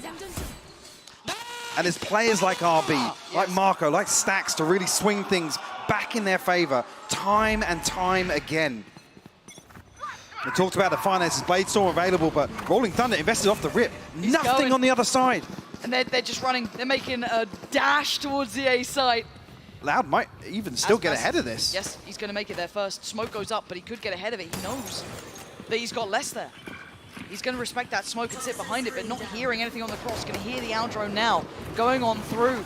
It's going to be DRX going on in. They have the players there. Here comes that bloodbath, though. Marco might want to shut that door. He can't keep him out for now, but the rifles can. Zest going to find less, and now they've got the sight. Up towards Heavens 1, 2 towards short. It's a 3v4, and the plant's going to go down. Yeah, Stacks is low, but does that even matter now? Buzz still standing. Sadak taking a step forward. Looking for the first couple of victims to find. He's got to step towards sight. That's big. Buzz still waits. Great shot from Sadak. Looks towards Hell, no swing. Spots out Zest. Look towards the site. Finds Buzz. This is still very doable. Louder holding on, but it's RB, the final boss from DRX. He has been a god for this squad, and he might just be again. Oh, he's still got the turret.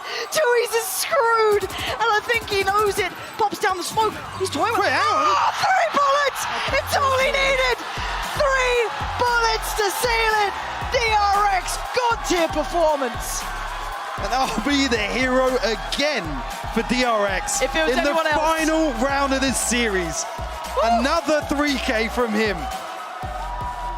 Oh my word, if it was anyone else, I'd have said Loud had that one, but RB not letting it slip. Watch this one again at the very end. 3 bullets, that's all he needed.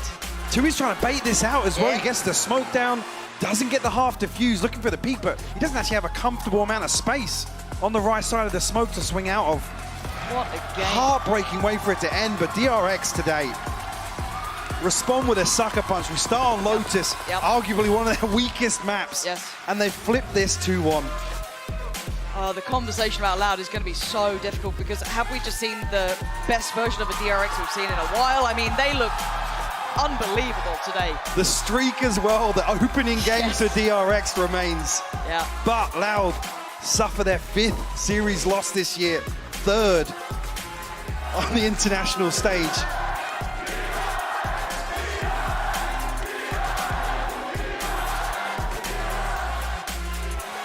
A lot of support here for DRX coming out with a blistering performance already. And as said, it wasn't just the traditional characters that we saw putting up numbers. I mean, Buzz was bottom of the board here. Bottom of the board.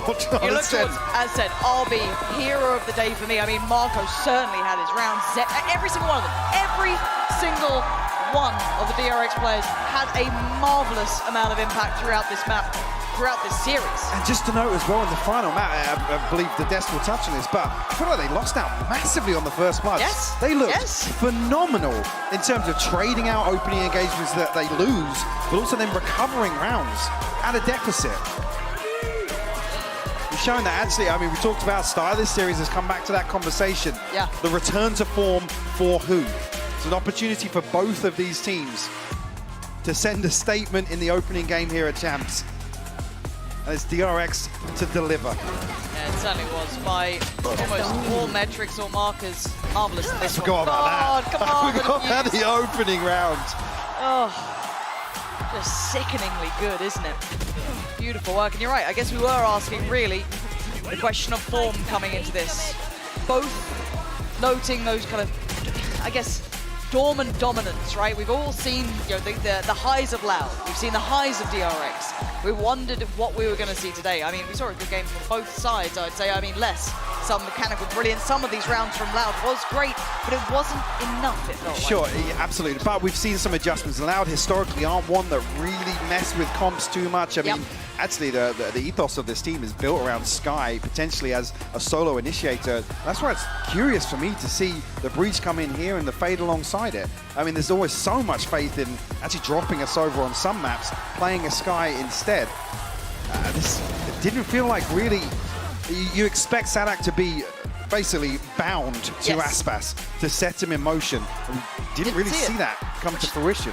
It feels like it's... I'd almost want to see that come through. I'd love to see what that would have looked like if that was what they were going for, but wasn't to be. Again, other factors at play potentially where we're talking about Loud consistently having to try and recover rounds, which, again, isn't necessarily in their wheelhouse. Sure.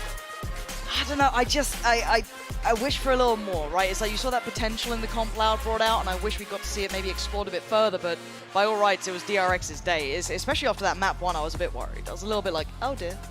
Yeah, maybe a bit of an asterisk next to that, it being Lotus for DRX. So, yeah, very strange, but so happy with DRX to come out once again, deliver an open series. Yes, and ridiculous, the fact that this is a group stage starting game. The quality here is just unbelievable. But rather than hearing that from us, let's hear it from the stage. Thank you so much. Yes, welcome down to the stage once again, where we have got Stacks on standby after their matchup. DRX obviously taking the win and looking good doing it. All 3 maps for us. You put on a show. Congratulations, first of all. Thank you. So I wanted to start out by asking you a question, because earlier on we spoke outside when you were arriving, and you said that this squad, after having a bit of a break, would maybe come back stronger in their lock-in form. After playing them here today, do you think that this was lock-in form Loud?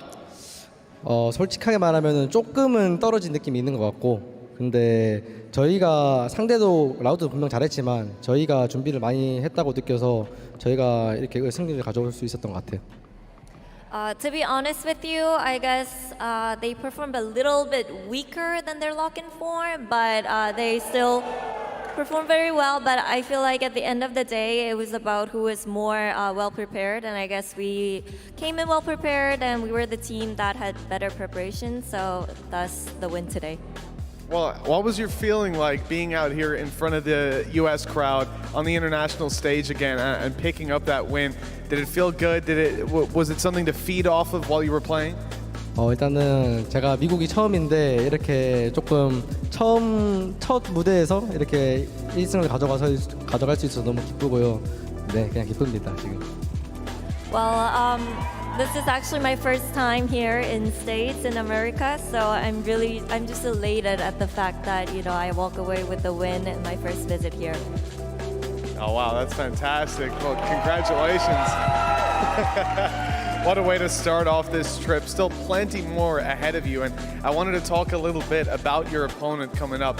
Navi are a team that you've played against in the past. Last time, Angel said that you guys got a little bit lucky taking the win against them. Are you feeling lucky about your upcoming match?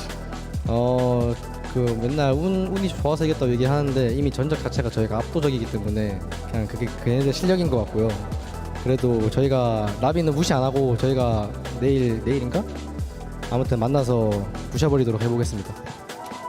Well, they always talk about being lucky and them being unlucky, but it's just the track record tells you all, you know, about who's the better team. And we won't let our guard down, but, you know, when we meet them tomorrow, I'll make sure that we crush them once again. Wow, always one for tall words. I love it. Well, listen, just circling back to the game then, obviously Lotus, incredibly close game, a long one as well, and it can be tough to bounce back from maps like that, but you guys came in looking unbelievable on Split. Was something said backstage to light that fire inside you guys? 일단 로터스는 저희가 항상 밴을 했던 맵이고 이제 저희가 첫 대회임에도 불구하고 이 정도 했으면 저희가 굉장히 잘했다라고 생각을 하고요. 실수가 많았지만 그리고 스플릿은 이제 저희만 아는 시크릿이 있기 때문에 이제 쉽게 이기지 않나 생각합니다. So in terms of Split, the way we look at it, it was our first time kind of floating it and playing it at an international stage. And I think despite the loss, we had a really good game. I'm pretty satisfied. And with Split, I can't really tell you much because everything's a secret. We have our secret recipe and secret magic to it, but you know, I can't really tell you. I expect no less. Well, listen, thank you so much for joining us here on this stage. Thank you, guys. I think the fans are loving you, and we'll see you again for your game up against Na'Vi in not too long. Take it away.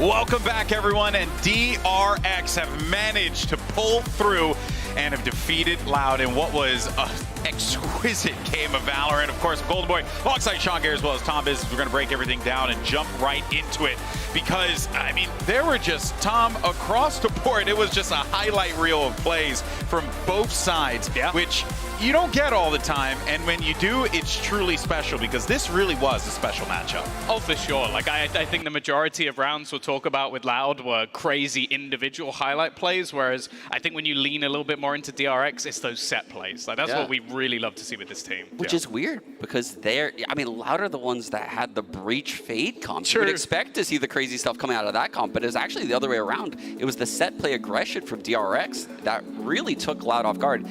I mean, they punished Ospas opping B lobby that second last round. That was so gorgeous. I mean, I I was hyping him up. He doesn't miss these. He does this time. Literal words that Sean said as we're watching. He doesn't miss it, and then he missed, and it was bad. But there were a lot of great moments across the board. Kind of like what we saw right there. That one set play, I think Tom really set up, no pun intended, what you were talking about, which was just like this execute heavy, just like get in there, get what you need, get out. It was so meticulously done by DRX. If they can keep this pace up, they look dangerous. Like, that's the thing. I think when you go to Ascent versus DRX, like, they've been doing stuff like this for a ridiculous amount of time. PaperX has done a lot of it as well when they play against them over in Pacific. They love these defensive side executes. I think even if you go back looking at Talon and old school Xerxia, that was like the Pacific style, is on the defense you have your executes and on the attack you kind of default a little bit more. So I don't think they brought anything crazy new, but at the same time, it's so effective, especially when you're trying to set up. And in rounds where you have nothing, well, you had nothing to lose. That was a stinger and a pistol and a paranoia. Like, that was basically all they threw into that round. They get 2 kills and win it with, I think it was a stacks clutch. Of course it was. I mean, we questioned their mental coming into the series, and that game alone showed me that their mental is super strong. Set plays on eco rounds. Every single player on DRX had huge moments. Zest coming out of heaven, getting that 4K early on. You know, Stacks having so many impactful frags throughout the game, and Buzz was going toe for toe with Ospas in that last map. He definitely was, and you know, and Ospas was an interesting point, because if you take a look at his first half to second half stats, which we do have, it is actually quite a parallel. So that was first half. He had a total of 3 kills, and then in the second half, in the first 4 rounds, he had 12. Sextupled it. Yeah, in the first 4 rounds, he had 12 kills. But that speaks more to just the job that Ospas had to do on Ascent, which unfortunately, Sean, is smoke, dash, die. Well, I actually think it has a lot to do with DRX and their aggression, Fair enough. right? Yeah. Because I thought the breach would get some openings for him on the attack half, but honestly, DRX just took that away from him because they aggressed into the breach. Yeah, I actually didn't even keep that in mind, and to be fair, it felt as if that composition, it wasn't even a game about the composition. It was and it wasn't, if that makes sense, right? It was that the composition, cool, unique, interesting, they were executing or doing a lot of retakes, but it was missing so many core pieces that it really just hurt them in the end. But the ranked prophecy held true. Stacks and Mako, they popped off. I told you guys, they were in form. I told everyone to switch their So if you can beat Sean Gaz in ranked, you're going to win the event. You're basically, you know, a competitor. So all the NA teams are going to have a great time. They smash him in ranked every week. Oh, man. Well, speaking of a smashing plane, let's actually go ahead and take a look at our HyperX Reflex moment of the day, because I think we all know which one this is. It's going to Nats. It's because it's not this, it's this. What the hell was that? What is that? See, is that Reflex, or is that just the most BS thing you've ever seen in your life? You know what? It's a sponsor segment, Tom, and we had to get it done, okay? So, and I just wanted to talk about it again. I hope they show Angel's. Angel's like, wait, what? What do you, there's like no even way to game plan for that. I wish there was a way that I could break that down. There isn't. He just jumped down and the bullet just magically landed on the dude's face. Hate to see it happen. Maybe it won't happen again. Wild Nats, stuff. it probably will. Yeah. With that's not even in like his top 10 highlights, I don't think, which is just, it talks about the man, and that's what he does. The man is insane. Of course, we'll be seeing a little bit more of him later on. But with day 1 of Champs in the books, let's go ahead and take a gander at our bracket and see where we are. Well, we just had Group D matches take place here. Na'Vi versus DRX. And congratulations to the 0.07, the 7.0, right? Right. I think it's 0.7. 0.7% people who got this prediction right. Who got both. And you were not one of them. No, I'm in the larger quantity of people who got both wrong. So yeah, you're in the 99.3 percentile. Yeah. Or 0.4. Well, no, there's also some people who got 1 right. So all of them are above me as well. I got none right. You got same. It feels good to be average. Welcome, man. Isn't it nice? Yeah, it feels so good. Oh, man. But there you see it there. Obviously, Na'Vi and DRX moving on. And, of course, we're going to be back tomorrow with a triple. Elimination. Yeah. And we'll see that later.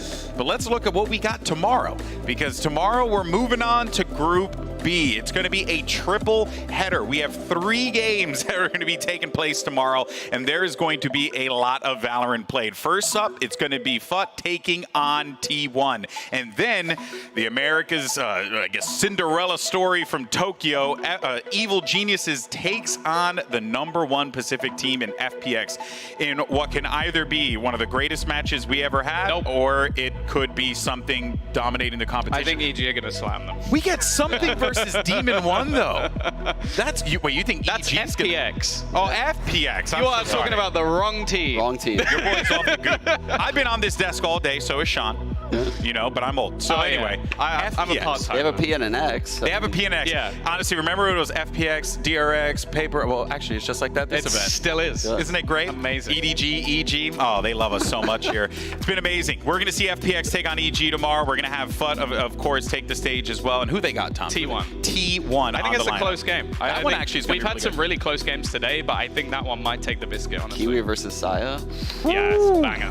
That is going to be wonderful. Well, that's it for Champions Day 1. What a day it has been. We've been treated to some excellent games across the board, but the good news is that the good time's just going to keep on rolling on as we have great matches lined up for you tomorrow. But for now, here are your Prime Gaming post-day highlights, and we'll see you tomorrow. Take it easy, guys. Ladies and gentlemen, it all comes down to this. 16 of the world's best teams have come to LA with the same goal: win it all and make history. There's love on the stage, but you best believe there will be no love on the server, as we have 2 teams that have not only defined esports, but have also defined professional Valorant for what it is here in 2023. This is going to be an excellent matchup between 2 hungry teams. Okay, off of his contact, there's a fault line and a flash into the corner. Will collect the 1 kill. Plenty more players waiting, though, to receive, and yeah, he's diligent with it. Checking the right corners. Yeah, Giving the ace. Well, that's going to boost up the energy and the confidence. Look at this group up. Players are meeting a pound for pound. Zipan! Oh, the man with the plan. And a bit of RNG, lighting up the bodies. It's even so far safe. He's ran them down and seen it with the operator. Damage said still, everyone's weak and they all fall down. 13 to 11. That's map #1, Raptor. All the rifles connect. Taking into it with the operator, never ideal as well. Cnet's using himself as bait, running forwards. Angel, he's already cleaned him up. 3 in a round 4, make it 4. You cannot make this up, man. 20 seconds left. Cosmic Divide obfuscating, hiding all cues. That's a 2-piece. An instant response with the overdrive. He can't quite hit it. It's all Cnet. Lock on, he hears the jump out. It fades away, forced into the 1v1. And Sugetsu, an absolute menace. Yampy falls. Well, down, that is just sublime. And Na'Vi move forward. I think it's going to be the most unpredictable group that we have here at Champions Los Angeles. When you think about high-quality Valorant, 2 team names should pop up in your head immediately: DRX and Loud. And thankfully, these 2 teams are going to take the stage. This matchup is going to be a banger. Tui's has been noted now, and there's the first. Cowan Zine! Clean as hell. Sprays! Sprays! Buzz still waiting. First one. He's going to let... No, he doesn't let them pass. Drags him back down. Stunning! Stunning from Buzz. Not going to be so easy. Les needs to be careful. Zadak will seal it. Now Buzz with it all to do. A 1v2 now after a 1v3. Quickly tries to get ahead to Zadak. Not going to happen. Loud. Make the most of this. Doing very well in OT. Take himself to 15. Taking map 1. Zest eats the flash, but how is he alive? How is he alive? How is he still standing? Buzz still get another chance at this one. The smoke keeping them safe, but it's Aspas to walk on in, and Buzz obliterates all of them. They have no idea where he currently resides, so they consider the smoke. They certainly do. No way. They still go. Marco! We're going the distance. 13-6 here on Split, Lauren. Aspas wanted more towards Heaven, and Zest with 3! The triple, the 4! Zest! Cowanzine does damage towards Stacks. Getting control towards Heaven, the pressure coming in from short. Dash taken, isolates the first. Now down to Cowanzine, he can't deal with Buzz. Shock Dart does connect, but RB trying to play it out quietly in the corner, and RB strikes again. 3 bullets to seal it. DRX, good tier performance. And I'll be the hero again for DRX If it was in the everyone else. final round of this series. Another 3K from him.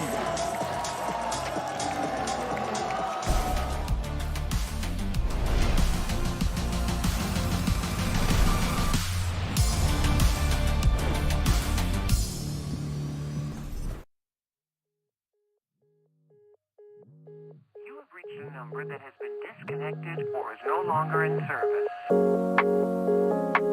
It's like I'm calling nothing. Scream to the void and it gives me a tone.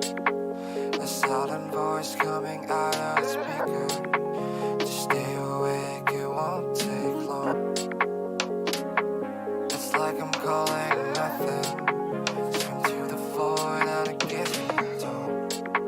A silent voice coming out of the speaker. Just stay awake.